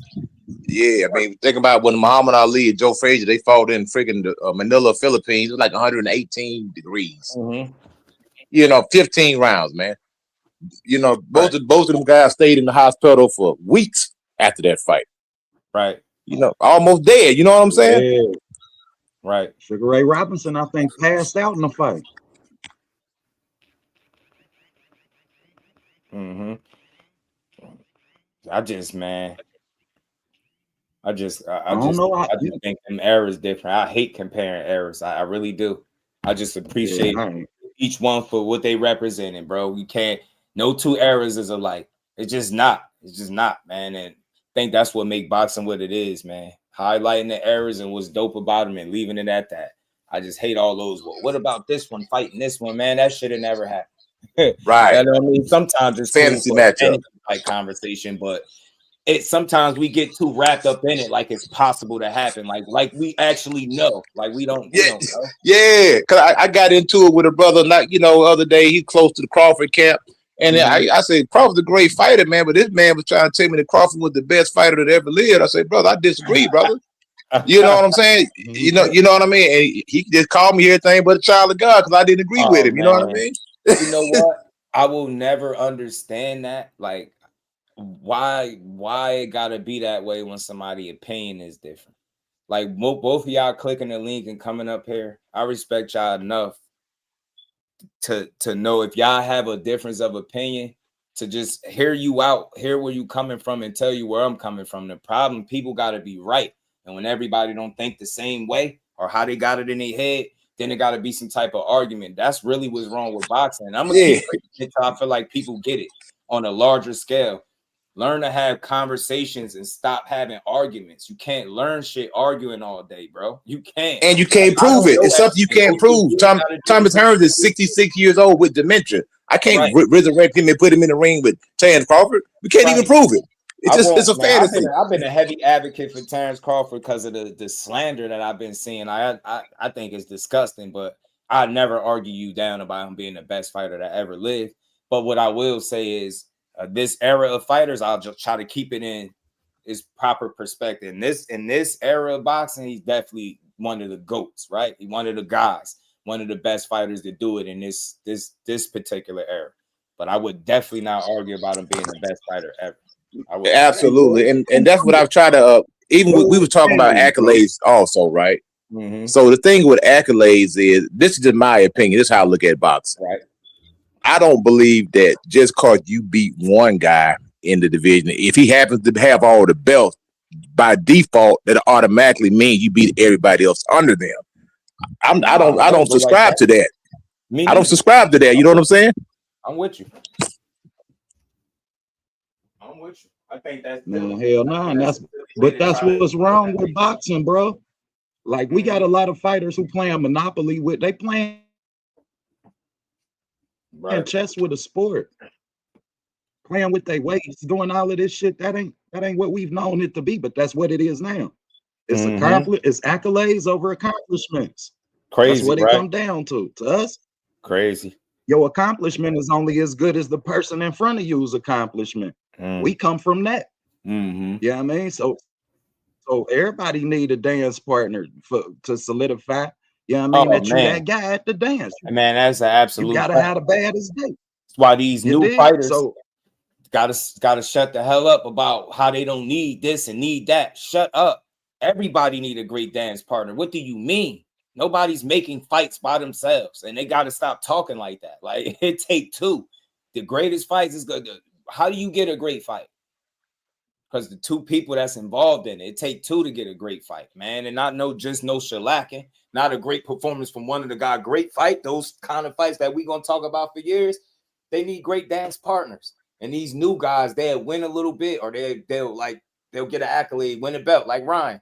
Now you start talking about how you don't need Tank and you don't need this, and this one is not that guy, and this one never was that guy. Bro, you still ain't the guy right now. The jury is out on your ass. That's the problem. These new fighters, they got inflated ass egos because they got social media. And then when you got followings, you got people that'll champion everything you do. Like you got people that had their pom-poms out, like Ryan Garcia. I played a couple clips. Got a dude standing there with a ponytail like he fight. Like talking about who ass we whooping and all this. I'm just like, bro, I know you probably not throw a punch. Talking about fight. Yeah, niggas at the fight with Devin talking about they'll smack the shit out of real fighters. And I ain't gonna lie, bro. As a grown ass real man, not a real N-word, a real man, I get tired of hearing what should be the OGs talking about what they gonna do to fighters. Ah, man. Say that shit again, Judge. I hate that shit with a passion, bro. If you are on a computer every day or the internet and you ain't in nobody's gym running miles, hitting bags and training like your life depend on it, and even if you were, you still getting your ass beat by these fighters, bro. No regular guy just walking up to these dudes and doing nothing to them. I just hate to hear it, bro. I'm telling you, I'm like, man, we be too old to be that mad at the youth. At this point, that's what it is. It's like, why are we mad at the youth instead of trying to build them up and you know, understand? I hate hearing it. I was hearing somebody go off the other day, and it's some, you know, it's sometimes it be people you rock with, but I just hated that tape, man. He was going off about putting hands on a fighter. If you seen him, like, bro, it ain't that deep. This dude, all that dude did was go out and win his fight impressively, and now you want to fight. Shit is crazy, man. Good luck. What he's saying, like, taking, I have a very special set of skills. I'm gonna find you. I'm gonna kill you. Good luck. I'm telling you, man. Somebody gonna run down one of them fighters and get your ass whooped out there. Telling you, it's hard to compare eras, bro. I think it's just better to appreciate them. Now, unless you just straight up having like a fantasy conversation, I get it, but I don't like comparing eras because at some point in time, if you listen to the conversation long enough, it's going to come off like you don't appreciate one or the other because you're going to try so hard to make a point that this era is so much better than this one. And this is why these ones couldn't do this. Now, before you know it, it's like, what we talking about? Like, all these dudes be great, man. All eras got great fighters. Put it that way. I'll say that. All eras got great fighters in it. I don't think we got the glory. And if you having a hypothetical conversation, go do your homework on your fighter and see who the hell he didn't fight. That's the hypothetical conversation you have. Another thing with the weight classes, this is why we don't have any more reigning champions anymore. When I say reigning champion, I mean like a Bernard Hopkins who stayed at the same weight. They have 20 title defenses because these guys are cutting down so much weight they can't even stay in the weight class long enough to even defend the belt. Yeah. And then they start talking about, oh, I'm a 4-division champion. Yeah, but you only had one fight there, brother. Yeah. What they're doing, they run around collecting trophies, and they're fooling people, but they're not fooling guys like us because we know the game, we know what they're doing. But they almost like fooling the public with these trophies and these awards. Say, yo, that's good, but I still need you to clean up this division. I can't automatically crown you the best guy in this division if you just won one belt. You still got other guys there. You still got other champions. Go collect them other belts from them other champions. And then not only that, my problem is too, these guys right here, they think every time they lace up, they're supposed to get $20 million, and it don't work like that. Right. You have to fight some stay busy fight. You can't just fight one fight and then stay on the shelf for 9 months because you don't want to take less money, or you want somebody to pay you $10 million for a stay busy fight. You don't get paid $10 million for a stay busy fight. Yeah. And you speaking facts, bro. That's why I said these dudes be having these inflated egos and perceptions of what they are as a talent. Like, you got people forcing themselves to be more than what they are. Like, because they just don't know better. It's like everybody think they worth more than what they are. And listen, it's tough. It's a tough conversation to have. I can't tell you another man what they worth, but you worth with just about as much as you negotiate, right? But it's like, you seeing it a lot more now. Fights really fall apart and don't happen because guys are not even realistic with their demands. Yeah, but they want their turkey money. They want everybody to pay like turkey. and everybody ain't paying like Turkey. Exactly. But you got to make it make sense. Different strokes for different folks. Everybody ain't doing what Turkey doing. So you got to know dealing. It's like when Shakur messed up for a second. Remember, he went out there, he said something, then he apologized for it. He got some straightening about Turkey. Fighting over there in Saudi and then fighting somewhere else probably ain't the same money. You fighting where he at, he willing to pay you more. But he was flipping out on, well, he ain't really flip out. He just tweeted some shit. He was kind of mad because the money was different. But, you know, saying you crossing that pond, they paying more. But not everybody is willing to do what Turkey is doing. And these guys, with these bogus-ass demands, like the shit, we just seen it with Virgil and his team, $10 million demands and just wild shit. You seen it with Kid Austin dad. Kid Austin get offered the opportunity to fight Shakur. It's $1 million and some change, right, or whatever it was. That didn't happen. Then they get offered the Abdullah Mason fight. His dad comes out in the media and say, "Yeah, 2.5. That's the number. 2.5." So you telling me you want more than double what they was gonna pay you for a title fight, for a non-title fight, for a guy that you told the world you beat up, your son beat up in sparring and was easy. Then when we seen the sparring come out, Abdullah Mason was putting hands on him, dropping them and all types of shit. I'm like, this dude is amazing, man. Like, that's what they do. So everybody got like inflated egos, man. And I don't even want to say pocket watching, but they ain't keeping their eyes on their own bag. They looking and they peeking over to the next person's situation, and they thinking that, you get what I'm saying, that should apply to them, man. Everybody different, bro. You gotta get. That's why I like Boots. I like Boots. Boots rather fight 3 fights and make $10 million instead of just trying to get it in one. Just have 3 fights, $3 million a piece. You gonna make money because you working. Yeah, and you staying busy. Staying busy. Facts. Absolutely. Getting experience. It's a win-win. It's a win-win. Keeping the money rolling, staying active, sharpening your, you know what I'm saying? You growing your profile while you doing it. You a prize fighter, man. You're never entitled to the same prize. It ain't a game that you could play in a carnival that you, once you win the big bear, when you come back, guess what you got to do? You got to try and win the big bear again. Again, the fact you ain't entitled to you ain't entitled to the fucking bear just because you won one already. Yeah, facts, man. These dudes, man. That's why I say I think social media helps inflate their egos too. You know what I'm saying? When you especially when you get praised a lot, people start reading. I call it they own headlines and newspaper clippings, as they used to say, right? They start reading too much about themselves and they start sounding real unrealistic, man. Real unrealistic. Do y'all think negotiations being so public have an impact on that as well? Hell yeah, absolutely, OTB. That's matter of fact, in my opinion, one of the number one reasons why fights don't happen.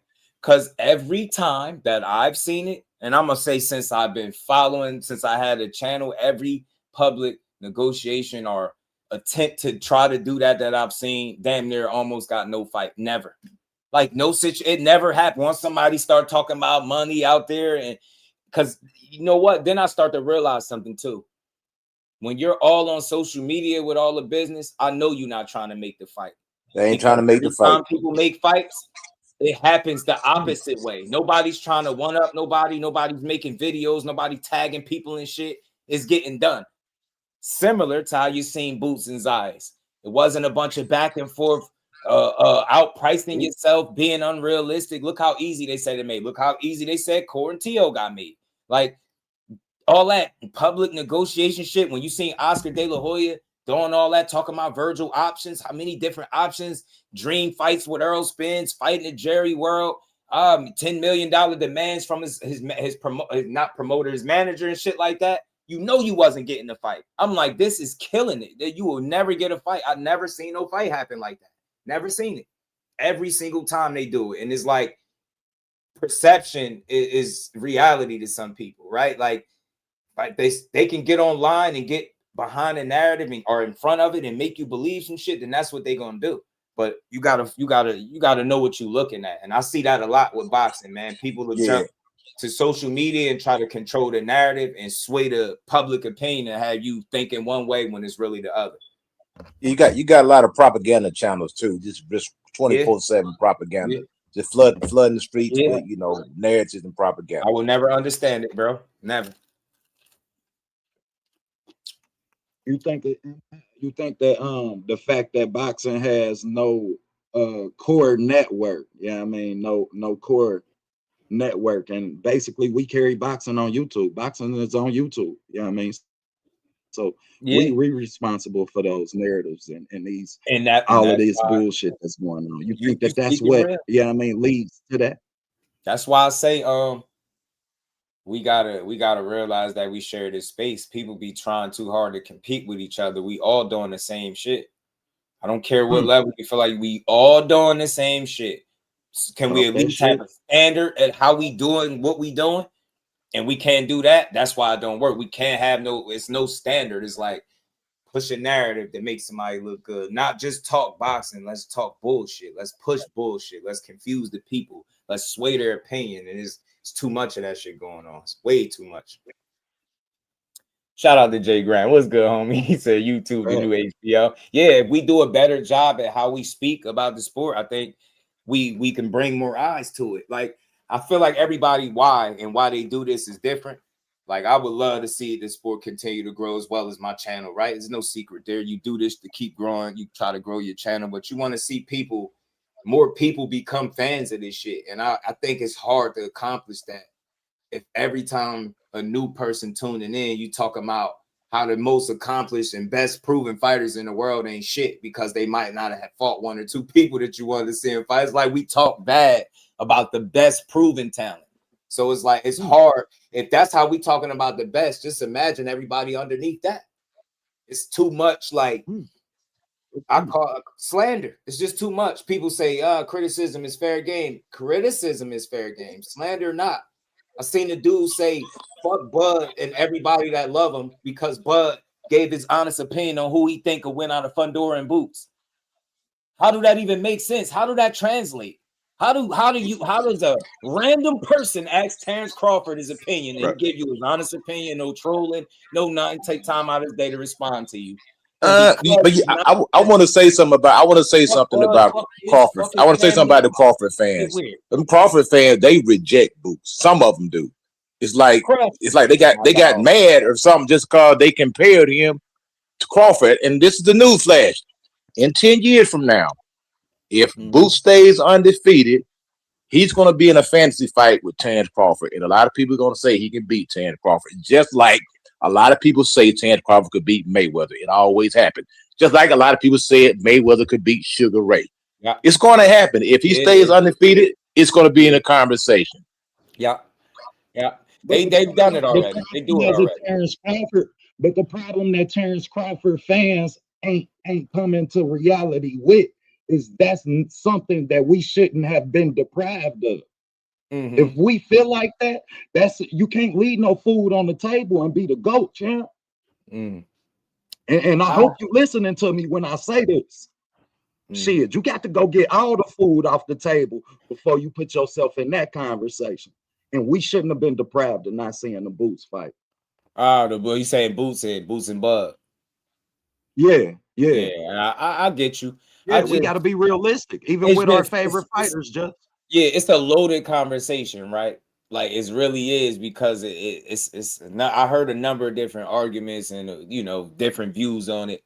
For me, that fight always would have been a good fight. It don't matter when it would have happened. It would have always. But I never, even before it started being that real discussion, I never thought they was gonna fight. I always thought those two champions was gonna kind of miss, or should I say, Boots would miss the bus when it came to fighting either one of them dudes. I think he got a raw deal down there at 47. The way that shit was, it's like a log jam with the two top fighters having all the belts, and neither one of them, they taking so long to get their shit together. By the time they done, they out the division, and your fight with Virgil is off the table too because he's sick. So it's a loaded conversation with that. But for me, I think intent matters, right? I just never seen nobody on Boots' side, and again, they say, oh, he's on the Showtime side. Well, he's with Cameron Duncan. I just don't believe that the focal point was there to try to fight Crawford. I don't. And then when they accepted that interim title that takes you directly out of them rankings with the WBO, it kind of tells me that you ain't trying to fight him. You moving away from fighting him. Not saying that you scared to fight him, but that move put you further away from fighting him. But people will keep saying like, well, why Crawford won't fight him, bro? Y'all, and this crazy is like, at what point do we just look at Terrence Crawford and say, man, that's not a scared dude? Like, the reason that fight didn't happen in the minds of some is because they really believe Terrence Crawford is scared of this dude. And I just want to say this, and I love Boots. I ain't got nothing bad to say. Y'all seen that interaction that they had? Like, I don't know how people see shit like that, but to me, when I seen that, to me that's kind of like a stance you would take against an op. Because I seen dudes do that all the time. It's like I'm sending a message. Like you see somebody you don't like, you fold your arms. It's like you looking at them like, yeah. I seen that before. It's like Boots looked at him like he was an op. You know what I mean? Yeah. I could get that. I could get with that. That's reasonable. That's fair. That's fair. I just looked at it like just looked a little uncomfortable in that little, like, not scary, don't think that, but just uncomfortable. Like, you don't see him doing a lot of face-to-face rundown. I just don't think it caught off guard. Let me say that. That's the better way to put it. Caught off guard. It's like you almost ain't anticipate him walking past you like there.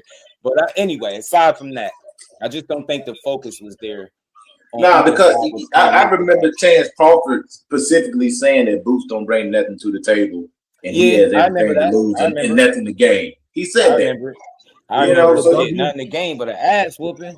A tough ass fight. Shout out to Ali, man. Appreciate the love, man. He said, "Salute, bro. If the fight really happens, I got Ryan beating Tszyu by decision." Oh no, I got Ryan stopping Tszyu. I got Ryan stopping him. You know what's funny, man? I think I want to know what Tszyu's mental is going to be like and mental and confidence going into a fight like that after losing the way he did, right? Are you still that same guy like that you was, or do you just is this the point in your career where you really start to look different, right? Like sometimes with certain laws, just you start to look like a different dude, and you start to be downhill from there. I'm not saying that he cashing out, just dude. He cashing out. That's exactly what he's doing right now. You know what I'm saying? He like, man, he ain't got no chance of beating Ryan. Ryan gonna stop that boy. Ryan gonna stop him. He cashing out. He trying to get as much money as he can because it's over with. That big tough score. You think that didn't embolden Ryan even more? He's like, oh, I'm about to murder this dude. I mean, excuse me, I'm about to do something to him. You know what I mean? Right. I will say this: Ryan ain't never been disciplined enough to give us the same performance twice in a row. That's a great point. That's why I'm itching to see this. Let you get in that ring and tuck your hands in your pocket. I want to put you on your ass. That's why I want to see this fight. A different conversation because it's gonna force him. It's gonna force him to show us if he's remained disciplined. And he keeps saying, like, look, I like when people talk about their faith, and I like that. But just be on that. Stay consistent with that message. Stay locked in.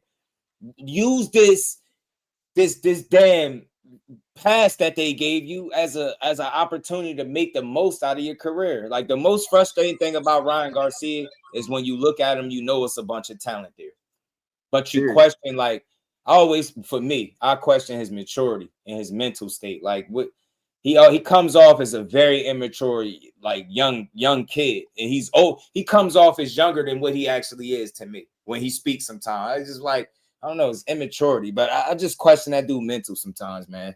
If he can stay locked in and focused, he can be one of the better talents in boxing. Like, I would really like to say that to him. Like, I wonder what people tell him. Like, bro, do you know if you just locked in for the next, I don't know, 5-7 years or whatever, you possibly could have the best years of your life. Well, he's dangerous. He's a dangerous fighter. Shit crazy, bro. Imagine how good he could be if he was like disciplined. But this Lopez fight, this is a layup. I'm telling you, man, this is a layup. You think it's a layup for Ryan? Oh my God, yeah, heck yeah, man. If he don't stop him, he's gonna get stopped on cuts, man. Because what Shakur did to his face, it's gonna be easily duplicated. As soon as you touch Tszyu, he cuts up easy, he lumps up easy. He's gonna get busted up, man. This is freaking layup. And I'll tell you what led me to agree with Coach is man, when you look at the jab that Ryan brought in the Barrios fight, and then look at how Shakur stagnated Tszyu with that jab, like shit, Ryan jab look good. Like shit, hey, on the front foot, man, if Tszyu don't come in there and give us the same head movement he used against Barbosa, against, yeah, I mean, what was the other fight he used that shit in? The Comey.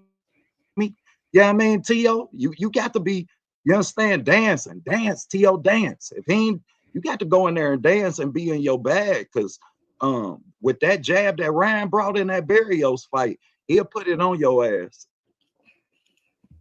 Right. Yeah, it's gonna be such a huge size discrepancy in this fight, also, man. You talking about going up to 147? You fight a taller guy, a bigger guy, a guy that's faster and they can punch. It's an uphill battle, man. Tszyu, he's gonna get done bad, man. Yeah. You know what's funny is what's intriguing about the matchup to me. You got two guys that, in my opinion, I think they've won a lot off their natural talent and ability, and they have, both of them have tendencies to rely on that natural talent, athleticism, and ability. Both of them. It's just, I wonder who gonna have a better game plan, right? I feel like Tszyu could do more, but I feel like Ryan presents more danger, if that makes sense, right? I feel like Tszyu could do more, but Ryan could kind of, you know what I'm saying, level that shit out, because he's very fast and he believes in that shit. That's what makes him dangerous too. He can punch, he know it, he fast, and he know it. But I also think the same things that make him dangerous can get him beat, because that's all he talk about sometimes. I hate hearing it. I hate somebody over analyze or put too much emphasis on the physical side of boxing. And why I say that, because every time boxers talk, they say it's more mental than physical. So when I hear somebody only talking about speed and power and never no skill and IQ and strategy, game plan, I don't hear that shit. I just get tired of hearing about your speed and power, because I've seen fights where that shit got nullified. What was the speed and power at for Rolly? Oh, my bad. That wasn't you in there, according to Henry Garcia, your pops. He said it wasn't you in there. So I don't know who the hell that was. Maybe that was, I don't know, the Flash. You know what I'm saying? Maybe that was dude named from the Flash, Barry Allen. Maybe that was him in there against Rolly and not Ryan. But I think those two willingness to over rely on their athleticism could be detrimental to them. I do. And Yo, but I have a problem. I have a problem with Tszyu getting this opportunity after taking such a shellacking, and you get a shot at the title.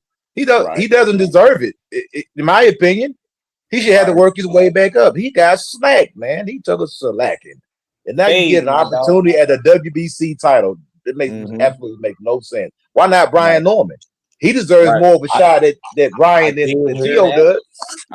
I did hear about that fight. I did still hear that it could be a possibility too when that fight happened as well. So, but I'm with you. And that's what I question, because I know Ryan is on a couple of different interviews saying, you know, the July 25th he fighting Tszyu. But I always look at Tio's side, and I ain't seen that from him. You know, you're not hearing. So I wonder, like, I've seen Ryan do this stuff before, talk about dates and fights, and then that shit don't happen. So I question. I really would hope that that's not what he's doing right here. You know what I'm saying? But this could be a crossroads fight for Tszyu. But you know, if you said that point, if you really think about it, the fight doesn't make any sense. The fight doesn't make any sense. You really think about it. The pressure probably more on Ryan to goddamn it perform and maintain that level of performance, knowing you got your big payday and Dev waiting. You feel me? Like shit. Yeah. Like that. The pressure. What y'all think about Ryan being a front foot guy and Tszyu being the counter puncher? Do y'all think we could see that kind of playing out? Because remember, that was the thought with him and Core. They like, well, who gonna be on the front foot and who gonna be the counter puncher? Well, we know who on the front foot for this fight and who gonna be the counter puncher. The question is, how would it play out? I really think Ryan's speed could be an issue. And he believes in that shit like nobody. That shit does make him dangerous, but it could work to his own detriment as well. But for the most part, it made him dangerous. That's a dude. You can't tell him he not fast. You cannot tell him he don't punch hard as shit. You cannot tell him that. Let me tell you something. Encountering that speed. This fight, Ryan's the type of guy. He'll ambush you right from the start. He's gonna go out there and he's gonna try to press T.O. out in the first 2 rounds. He's gonna try to knock this dude out quick because that's how he fights. He'll jump right on him. But T.O. is gun shy now because he's been busted up so much. He's not the same guy. Think about it, he got busted up against Cambosis. He got busted up against what that dude Haggett, what's it? Steve Claggett busted him up. Shakur busted him up. This dude's always getting busted up. He's gun shy right now. Ryan Garcia gonna go out there. Ryan Garcia, I wouldn't be surprised if that fight doesn't go past 4 rounds. Nakatani had him complaining. I really wouldn't. Yeah. So yeah. I mean, I could see him. I could see Ryan trying to get it off early, because that's what he do. SP was good. Sandor Martin had him looking bad. He should have beat him, and he should have beat him. He should have beat him. Sandor should have beat him, and I think Jermaine Ortiz should have got the nod. Do y'all think Teo can regain that confidence? You say that again? Do you think Teo can regain that confidence? It's gonna be tough to do it because I think it's possible, but it comes through I think success and results. And I think for him to build the confidence up, it's gonna have to be in the ring. And what road is he gonna travel to allow himself to build that confidence back up? Right? Is he gonna be honest with himself? And right, because if you jumping right into a fight like this, let's say hypothetically that's what's next, this one, it's gonna be hard for him to build that confidence up going into a fight that could really end up not going your way. So I think it's possible, but I think it's the way he need to do it. And he really do need to do what he said and add something to his corner. Now, like I said, I think T.O. is almost damaged goods. Not quite there. Because his face does not hold up. And that could hurt a fighter very bad if you're always getting cut all the time. That's going to affect the way you fight, man. And it's something about T.O. the way, I don't know if it's bone structure, the type of skin, but he always getting busted up all the time. Yeah, I think it's the scar tissue, coach. I think it's the scar tissue. And I was glad that I heard Shakur mention about busting his eyes up and actually doing it, because he got that scar tissue. And I just think that's going to always be there now. So that's something he got to worry about, you know what I mean? Getting them eyes busted up. And Ryan can really punch. He got some damn good speed with it. So, yeah, it could be a tricky fight. Shark Rose said Teal need to fight Rolly. Rolly trying to fight Devin. And speaking of that, man, that situation fell to shit too. That fell to shit quick. So it's like, Devin, man, you don't let these dudes slip out the back door on you, man. Don't let Ryan get beat up by somebody else and they take his belt, right? Don't let that be T.O. Don't let Rolly get away and somebody else get his belt. Like, I'm telling you, all that that's that bad. Like right now, what we was just talking about, OTB, you asked about the public negotiations. That's kind of to a degree what's going on. They leaking business and going back and forth. You look what you got. No fight. Every single time I see it, it's always like that, bro. Every single time. Sugar Neeks. Talking about the chick. I like Sugar Neeks. She's tough. Yeah, she was fighting with a damn split down the middle of her face or forehead or one of her fights. That shit look disgusting. Crazy. Yo.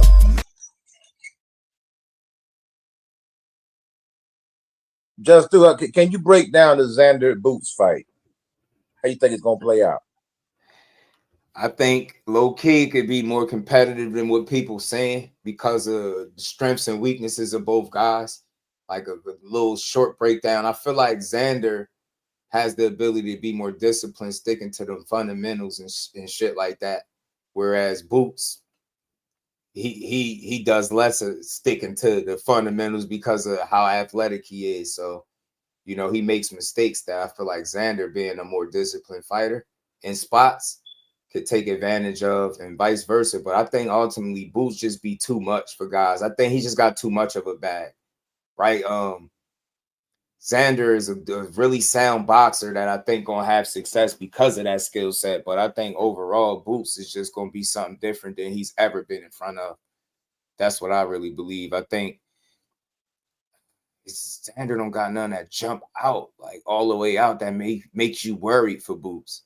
He's just a really sound boxer, and look, that could be trouble enough, right? But I don't got him winning it. I got him being competitive in a good fight, good test for Boots, not just no run through.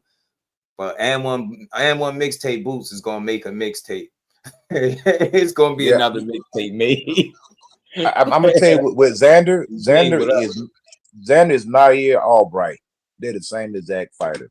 That's the level that, and not no shade to Albright. He's a good fighter.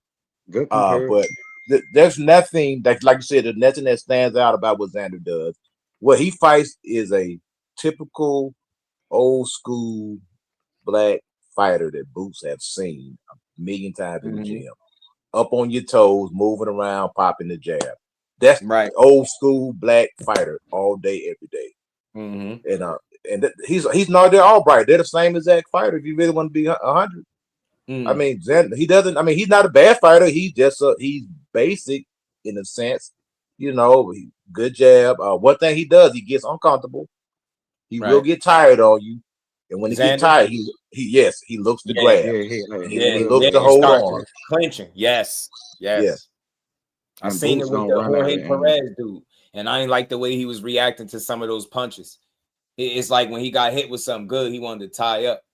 And he, like, when I see that a lot, I understand what you're doing. You're trying to, like, neutralize the offense and stop him from getting off. But in my mind, as the viewer, I start feeling like you don't have an answer and don't really trust in your defense, because that can't be your constant go-to every time somebody throwing some punches at you or get a shot. Then you go to clinch and tie up, and he has a tendency to run out of answers to me, or creativity. I want to say answers, creativity, and I think that's where Boots will get him. I think his legs, the way he uses his legs, can be interesting in this fight, but I don't think that beats Boots. I think Boots got more shit that Xander got to worry about on his side. You know what I'm saying? So you don't see it, man. I can't wait to see the fight. I really like Xander, and again, prime example why we should stop calling these fighters ducks. Sometimes business, don't get made. It don't make sense, and fights don't happen. You know what I'm saying? He should have never been called a duck for the Virgil fight not happening, and vice versa. Same thing with Boots and Virgil. It's the same shit. I'm tired of that narrative, that duck shit. Virgil just fought Boachuk, Madrimov, and Erickson Lubin. Why the fuck would he be scared to fight anybody else? Like, seriously, like, you fight some quality guys and just start getting scared. The man almost died from rhabdo. I'm pretty fucking sure taking a punch is not scary. Like, I really mean this. That's what I really believe. Like, the man almost died. He lost out valuable time in his boxing career. Didn't know if he was ever going to box again. And then came back and fought those guys. And you're telling me he's scared to fight quality opposition? Nah, I just think him and Oscar ain't got they ducks in a row. I think Oscar had a different idea as to how to go about getting that big fight and getting him the money. And I think in the process, he may have overplayed his hand, pissed off his employee in the process, right? His fighter in Virgil. And now he's suing. And on top of that, the manager is at odds with the promoter. And the manager just let us all know that they ain't even had so much as a conversation. So how the fuck is he going to fight Boots when the manager and promoter ain't even had a conversation about nothing? And on top of that, the fighter's suing the promoter. Make it make sense. So it's like, I don't see duck. I see they business not in order. I see turmoil. I see them guys not being on the same page. And as a result, who's going to always suffer? How we normally see? The fighter. And then you see for Xander, I mean, you scared of Virgil, but you fight Boots. Two of the most dangerous non-champions in the division. It doesn't make sense. So I don't think none of these guys are scared. I think Boots and Xander is a prime example of it. If the shit makes sense and nobody's trying to stop you from making a fight, fights get made. I heard Xander was adamant about pushing for Boots, and I heard Boots told his team the same thing. I know both of them feel like they both responsible for making a fight individually, but it was both of them. It takes two. you can't make the fight without the other guy saying, yeah, I wish fighters would stop doing that too. No, I was the one pushing for this fight. It don't matter if you was begging for it. If the other guy says no, no matter how much you push for it, it won't happen. The other guy has to oblige. You got to say yes, and the other team got to be on board. So that's what we got with Xander and Boots. I'm glad we getting it. I hope people start learning from these situations and stop pushing narratives, bro. Everything is not about being scared. Imagine training all your life for something since you was 6, 7 years old, and now they're going to pay you to do it, and somebody talking about how you scared to do it. Imagine it. That's how I think. So I'm not saying that it's 100% and it's never been somebody scared to take on the challenge. That's not what I'm saying. But ever since Errol, Spence, and Terrence Crawford, they've been pushing duck this, duck that. Terrence Crawford was terrified of Errol Spence for years. Then they fight, and you see how it play out, right? They told me Benavidez was scared and ducking David Morrell. He pressed for the fight at 75. We see how that play out. You get what I'm saying? It's like none of these situations where somebody has told me a fighter has been ducked has been validated online at all. It's all bullshit, all narrative based. You know what I'm saying? Just like now, I know, it's popular to call somebody a duck. Like, you see the Rolly fight not coming to fruition for Devin. So they're like, oh, Devin ducking Ryan and Rolly. That shit is dumb, man. It don't make sense. Like, how he gonna eat then? How he gonna eat? But your manager, like Eric Gomez, right? Eric Gomez, they purposely kept Canelo away from certain fighters because they're like, it's gonna mess the business up. You know what I'm saying?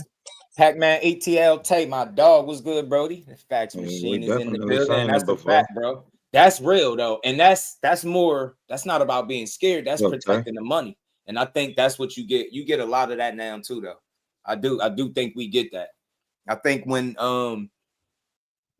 these promoters and these managers and these teams of the fighters see that they got somebody that can sell tickets and really make money, I think everybody start licking their chops. And I think the last thing that they be talking about is putting them in there with the most dangerous guy possible.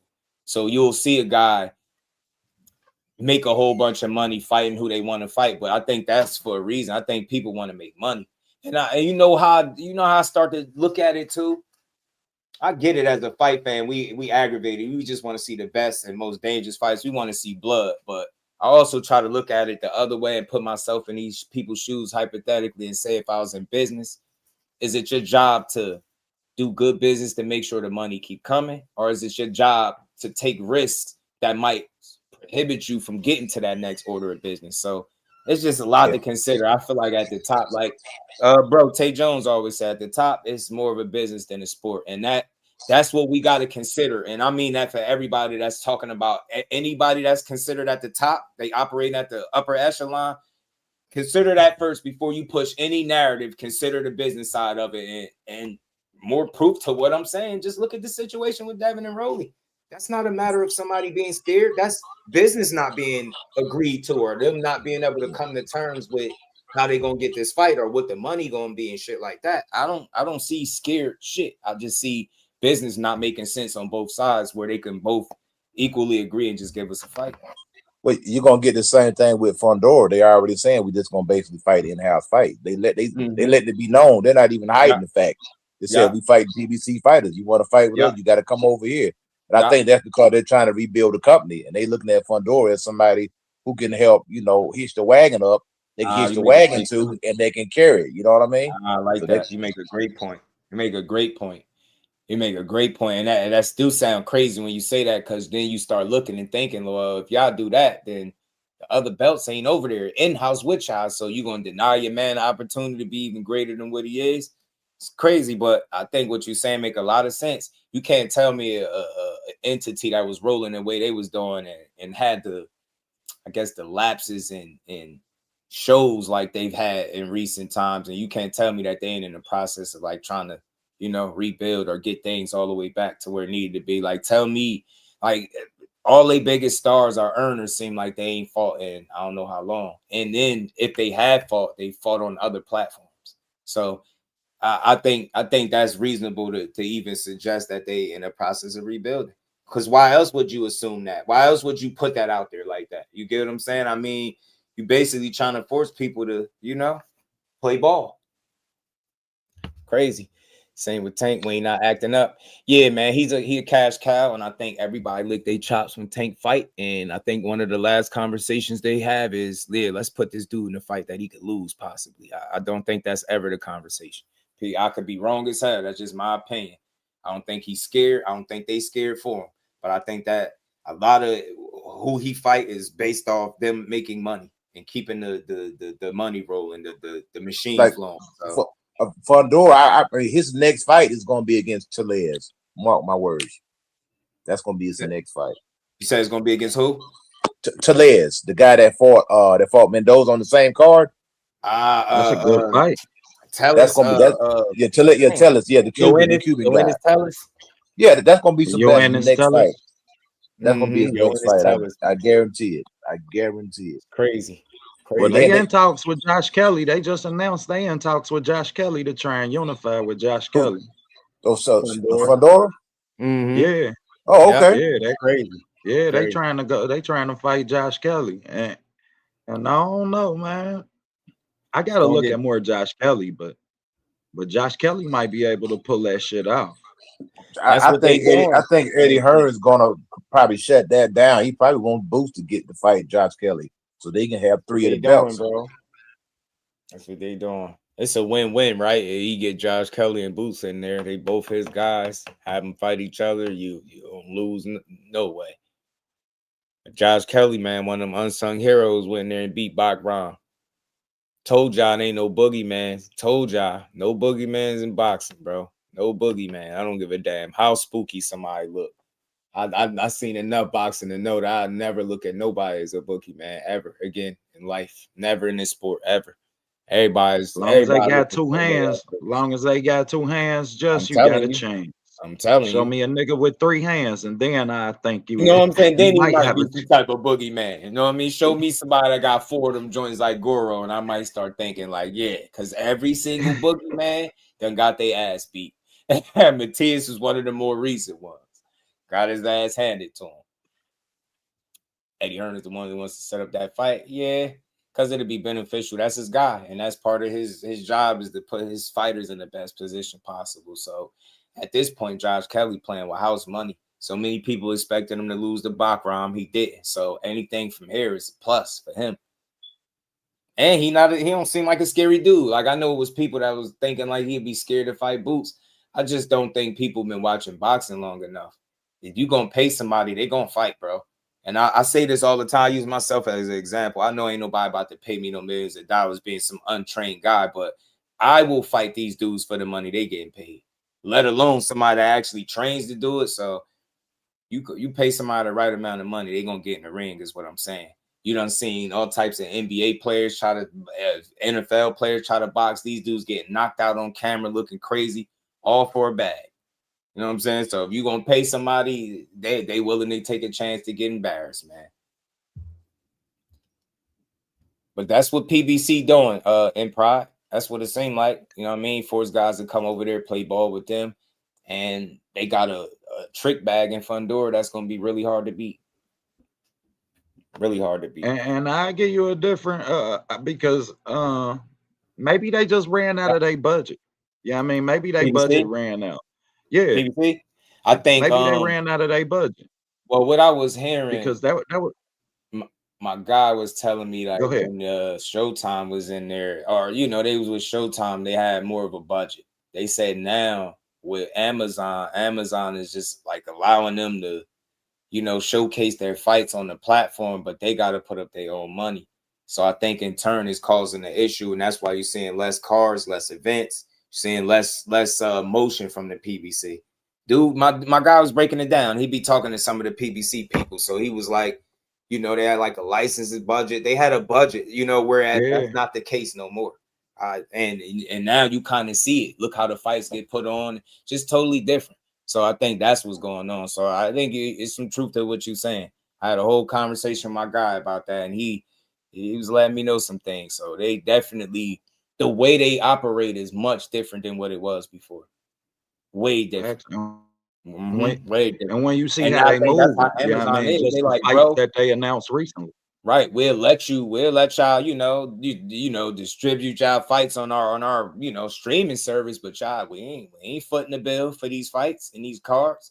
And I think that's what we seeing this shit actively play out. But when you had that conversation, people feel like you taking shots at Al Heyman or PBC. Nah, we just trying to understand how, they went from putting on some of the best shows to like now it's like, we ain't seeing the consistency that we once seen before. We're not seeing the splashes that we seen. We seeing it here and there. And then even, like I said, when some of their biggest talents fought, it's been on like Turki Alalshikh ring cards and different shit like that, different platforms. So they definitely is experiencing some type of makeover.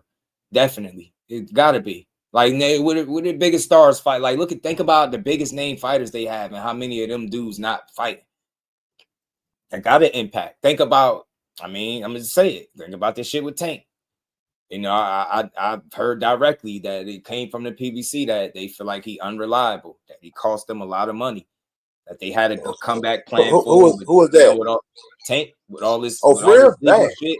Yeah, it cost them money, and you get what I'm saying? Like, think about it. Like, if I'm advising you to go make money with a Jake Paul, you know what? You right, man, because that's why it's like they really are pushing Fundora. They propping this dude up, man. Yes, they're trying to make him the face of the company, bro. Yes, they trying to usher somebody in. They said they don't have no set return date now for when Tank possibly coming back now with all this stuff, and he's been unreliable. He cost them money, couple different dates, things that fell out, and it's not to say he's to blame, but he make he bring a lot of. But he's gonna be a cautionary. He's gonna be a cautionary tale, like Adrian Brown or Mike Tyson. AB, he's turning into a cautionary tale right now, man. Now he may be able to get his self back together, but right now he's going through it, man. And they're gonna let him fight because they want to make sure he got enough money to pay them lawsuits. Right. And trust and believe he's gonna be back in that ring. And as soon as he get back in the ring, they're gonna be waiting on him. Okay. We got a $5 million settlement for you. We need that paper. If not, we're gonna liquidate your assets because we know you got it. Don't even play. And I meant to cover it's an interview where the dude Chris Blake was talking about some of the issues that he had with the Drakes, Trayvon Diggs, and Tank, and he was dropping some info in that interview. Depending if you mature, you know how to process information. He wasn't trying to out him the way the surface level thinkers think, but he was talking about how like every time he got to do something, whether it's buy a watch, a car, a home, he got to go to Al Heyman, get the okay. All this shit. It's a lot of game. I believe he was dropping in there, man. Shout out to Reggie, man. Look, I'm gonna say this to you real quick and make it make sense. Do you think it makes sense that you could duck somebody that you're not in the same weight class with? So in order for Keyshawn to at least be considered the duck at all, he would at least have to be in the same weight class, right? At least at the bare minimum. Furthermore, you do know he picked Edwin De Los Santos. Nobody forced him. No gun was to his head. It wasn't you got to fight him or else. The only thing you could really criticize Keyshawn for is fucking up the opportunity. How could I say it? He mismanaged the situation. He thought one way, didn't listen, did what he wanted, and he paid the price for it. That was all stupid. But just like understand, like, why would I pick somebody to fight him and then be scared to fight him? That's how boxing fans think. I really think those type of people got chased home from school. Like you know why I can't understand it? Look, I understand nerves, being nervous. We all had fights where you feel like that. But being flat out, all out scared of somebody, that's different, bro. No. I've seen bullies get beat down. Like I've seen too much to like it makes no logical sense in my mind to be terrified to defend yourself. Now you telling me I train and I've been doing this shit since 6 or 7 years old. Some of these dudes 5, possibly younger, right? I'm scared to fight for a living. That's like saying the shit that you do for a living, whatever it is you do, you scared to do it. You scared to do whatever the same shit you do every single day for money. You scared to go make money and do like you get. It's like you. I just don't think that way. I can't think like that. It don't make sense. Do I think people are hesitant to lose fights? Do I think guys not want to get embarrassed? Yes, you heard Tank pretty much say exactly that. It's fair. He don't want to lose and get clowned on social media. He pretty much said it. So, yeah, that's real. But y'all really be thinking these dudes be like scared. Like, where's the logic in me picking somebody and then being scared to fight? What sense do that make? Get it? Like, seriously, you see Keyshawn fought a much more established fighter than De Los Santos. Look what he did to him. Look what he did to him. And I guarantee you, said De Los Santos, he ducking him. I guarantee you can't name 5 De Los Santos fights. I guarantee you can't. I'll be willing to cash that. If you can name 5 De Los Santos fights, I'll cash that. I guarantee you can. And I'm just saying that to make a point. We be vouching for guys that we don't even know what they look like and fight like. I did this before. Somebody was telling me Shakur need to fight Javier Herrera. I said, have you ever seen him fight? The person said no. I'm like, so why the fuck do you want to see him fight a person that you never seen fight? Because he got knockouts?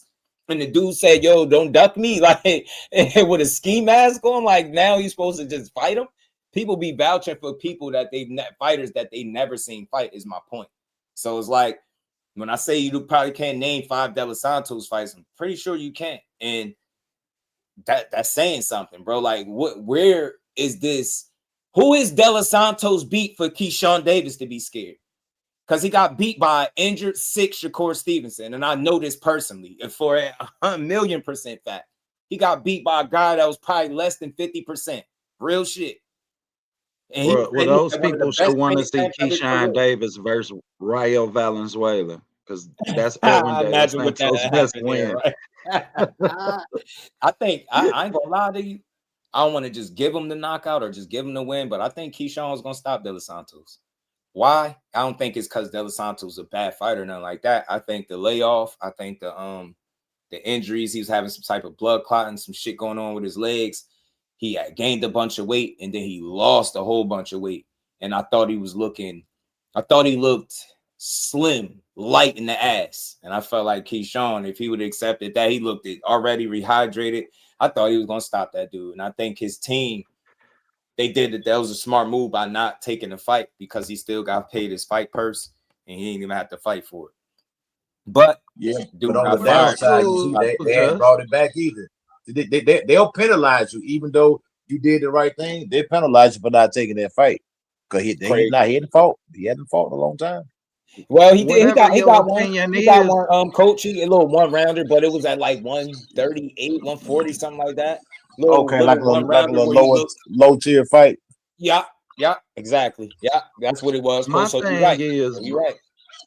My thing is, if that's your opinion, okay. But we can't knock him running back a no decision that was before the Edwin De Los Santos fiasco. It's just like, you we don't feel like me? good fights, bro. You said out of all the people he fought, that one was the livest body in there. Why not run it back? They took the win off the record. He wasn't with Bomac. He was smoking weed. There's that, right? Now we looking at a Keyshawn coming off a dominant 12-round stoppage over the most experienced and best fighter that he fought to date on paper, right? So that's the version that you get. And that's now that you should want to see this version of Keyshawn versus the version of Albright that beat Frank Martin, in my opinion, edged them out. I think he did. You get me? I like Albright. I like Keyshawn because what Frank Martin is, ain't tackle him. That would have been a knockdown if he don't tackle his ass.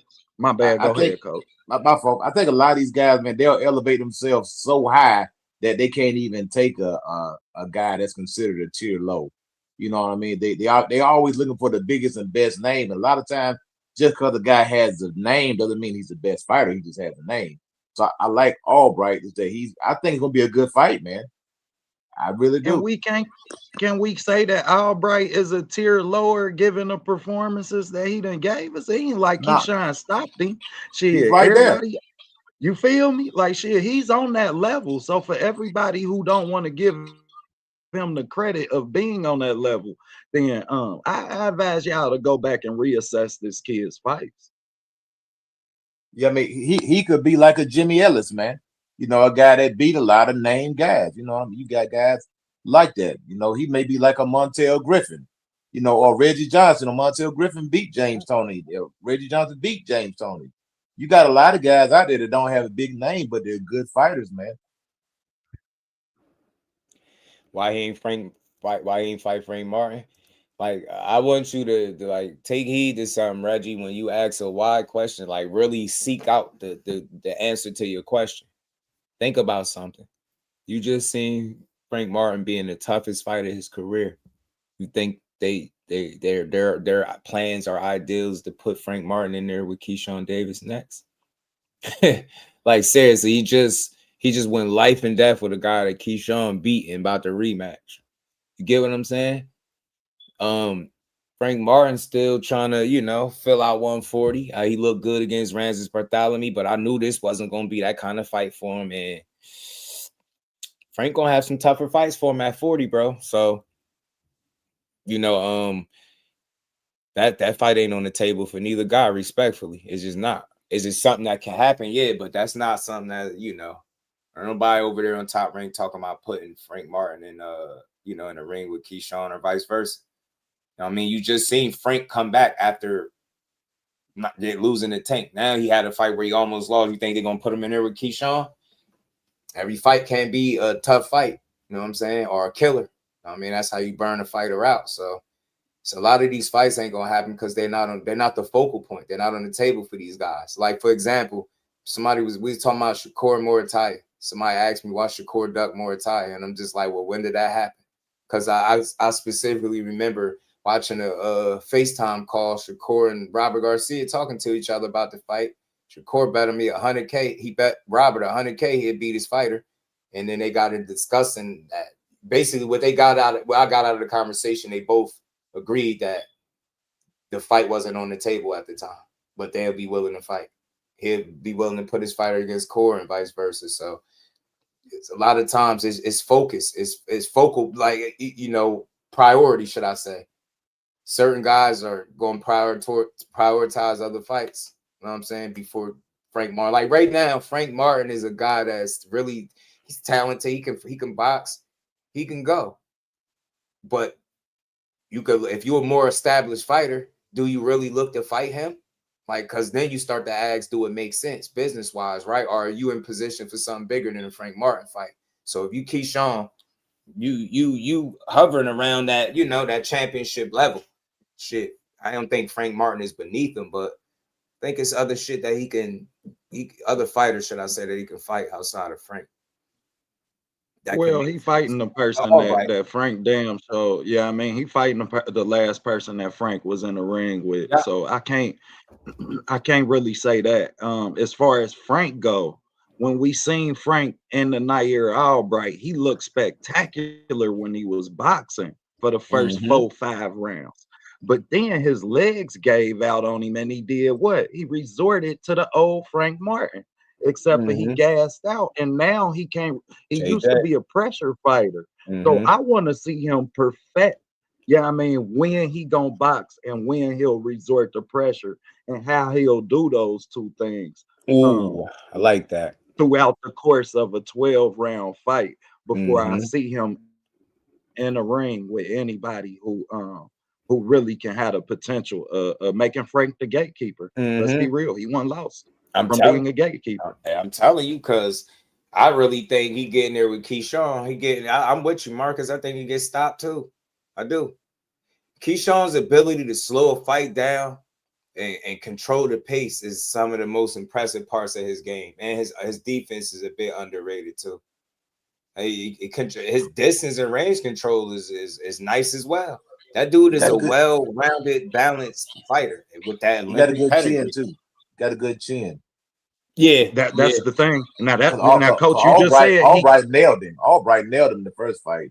I mean, a lot of people got dropped by that point. Yeah, he hit him right on nailed his ass in the pocket too, coach. Yeah, he did. That's perfect overhand right.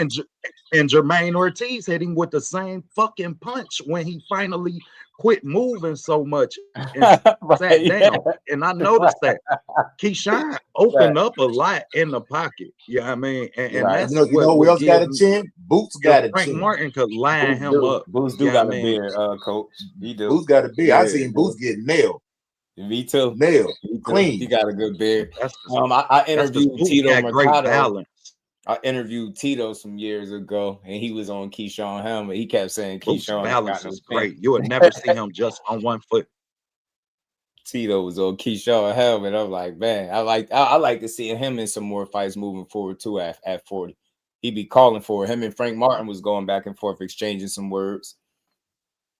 Man, he pushed down on Frank Martin. Fuck you, Did man. he? Like Frank better chill. Somebody gonna put your ass, man. It feel like them. It seemed like to me, Frank, the muscles gonna always slow him down in the second half of the fights, bro.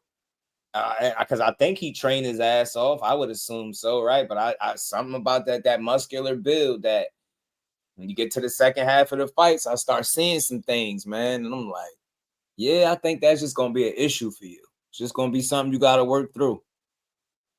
I mean, Artem was on his ass, man. Yeah, I went back and watched some of the highlights of that. Yo, those body shots he was landing on Frank, bro. I was like, yo, he was bringing that shit to Frank. But credit to Frank Martin for being able to turn up when he needed to and get that knockdown, as he turned up on Artem ass.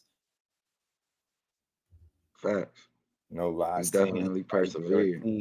Yeah, man. Shout out to everybody, man. It's been a dope build, man. Another dope show for the books. We hit the 4-hour mark too, man.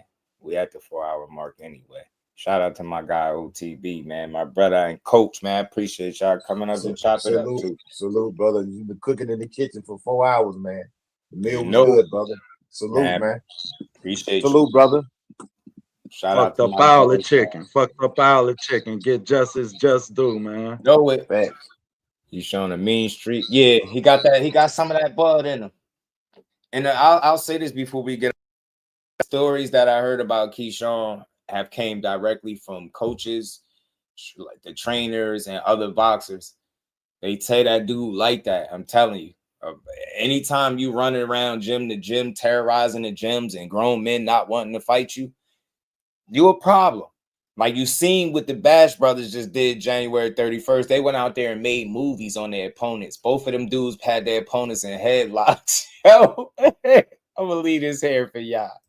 The Bash Brothers, man. What y'all know about the Bash Brothers? The Brothers Bash, huh? Shout out to everybody that rocked out. Everybody that hit the super chat. Much love to y'all. Hit the like button on the way out. Sub to the channel. Hype the live. Share the live. Y'all know the drill. And we're going to keep building. Shakira, Tank, Keyshawn, 140. Troy tried to slip that in there. I ain't going to call Shakur no girl name, man. I think that's highly disrespectful. But I could joke just as much as the best of them, man. But he the fastest 4-division champion in the history of the sport. I think he deserves his just due and his respect. And Keyshawn is following right behind his footsteps, but doing it his own way, blazing his own path. You talking about 2 silver medalists that never been in the ring with somebody with a losing record, and they don't give up rounds. And apparently they put random fighters that's supposed to be the best guy they fought in their career in headlocks in mid-fight. Without giving a fuck. But shout out to Troy. It's all good, man. I rock with Tank, Keyshawn, and Shakur. All of them. I rock with all the boxing, but we just gave boxing is just due, man. We're going to be back tomorrow, man. Shout out to everybody, man. Y'all tune in. We got Albright and Keyshawn Part 2, May 16th. You got Ryan talking about Teal, July 25th. You got Boots and Xander in June. Boxing is on fire, and then Shakur coming back as well. So stay tuned, man. We're going to keep building on this boxing, y'all.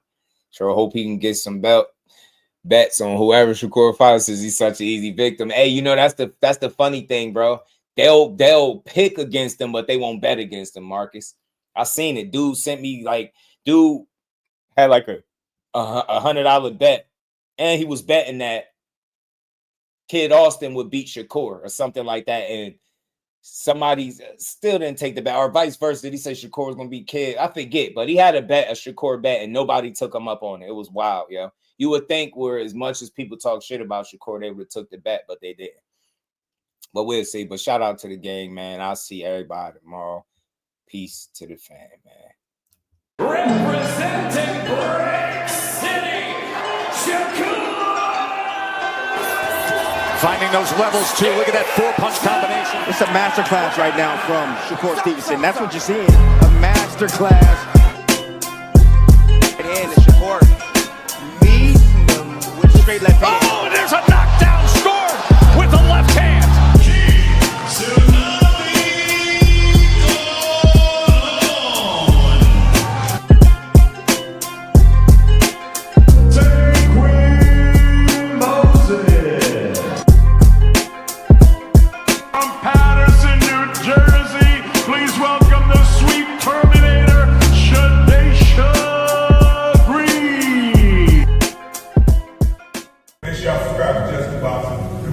It's probably the most unbiased channel on YouTube. Right now, we're gonna give him his just due. Shout out to my brother Just Due.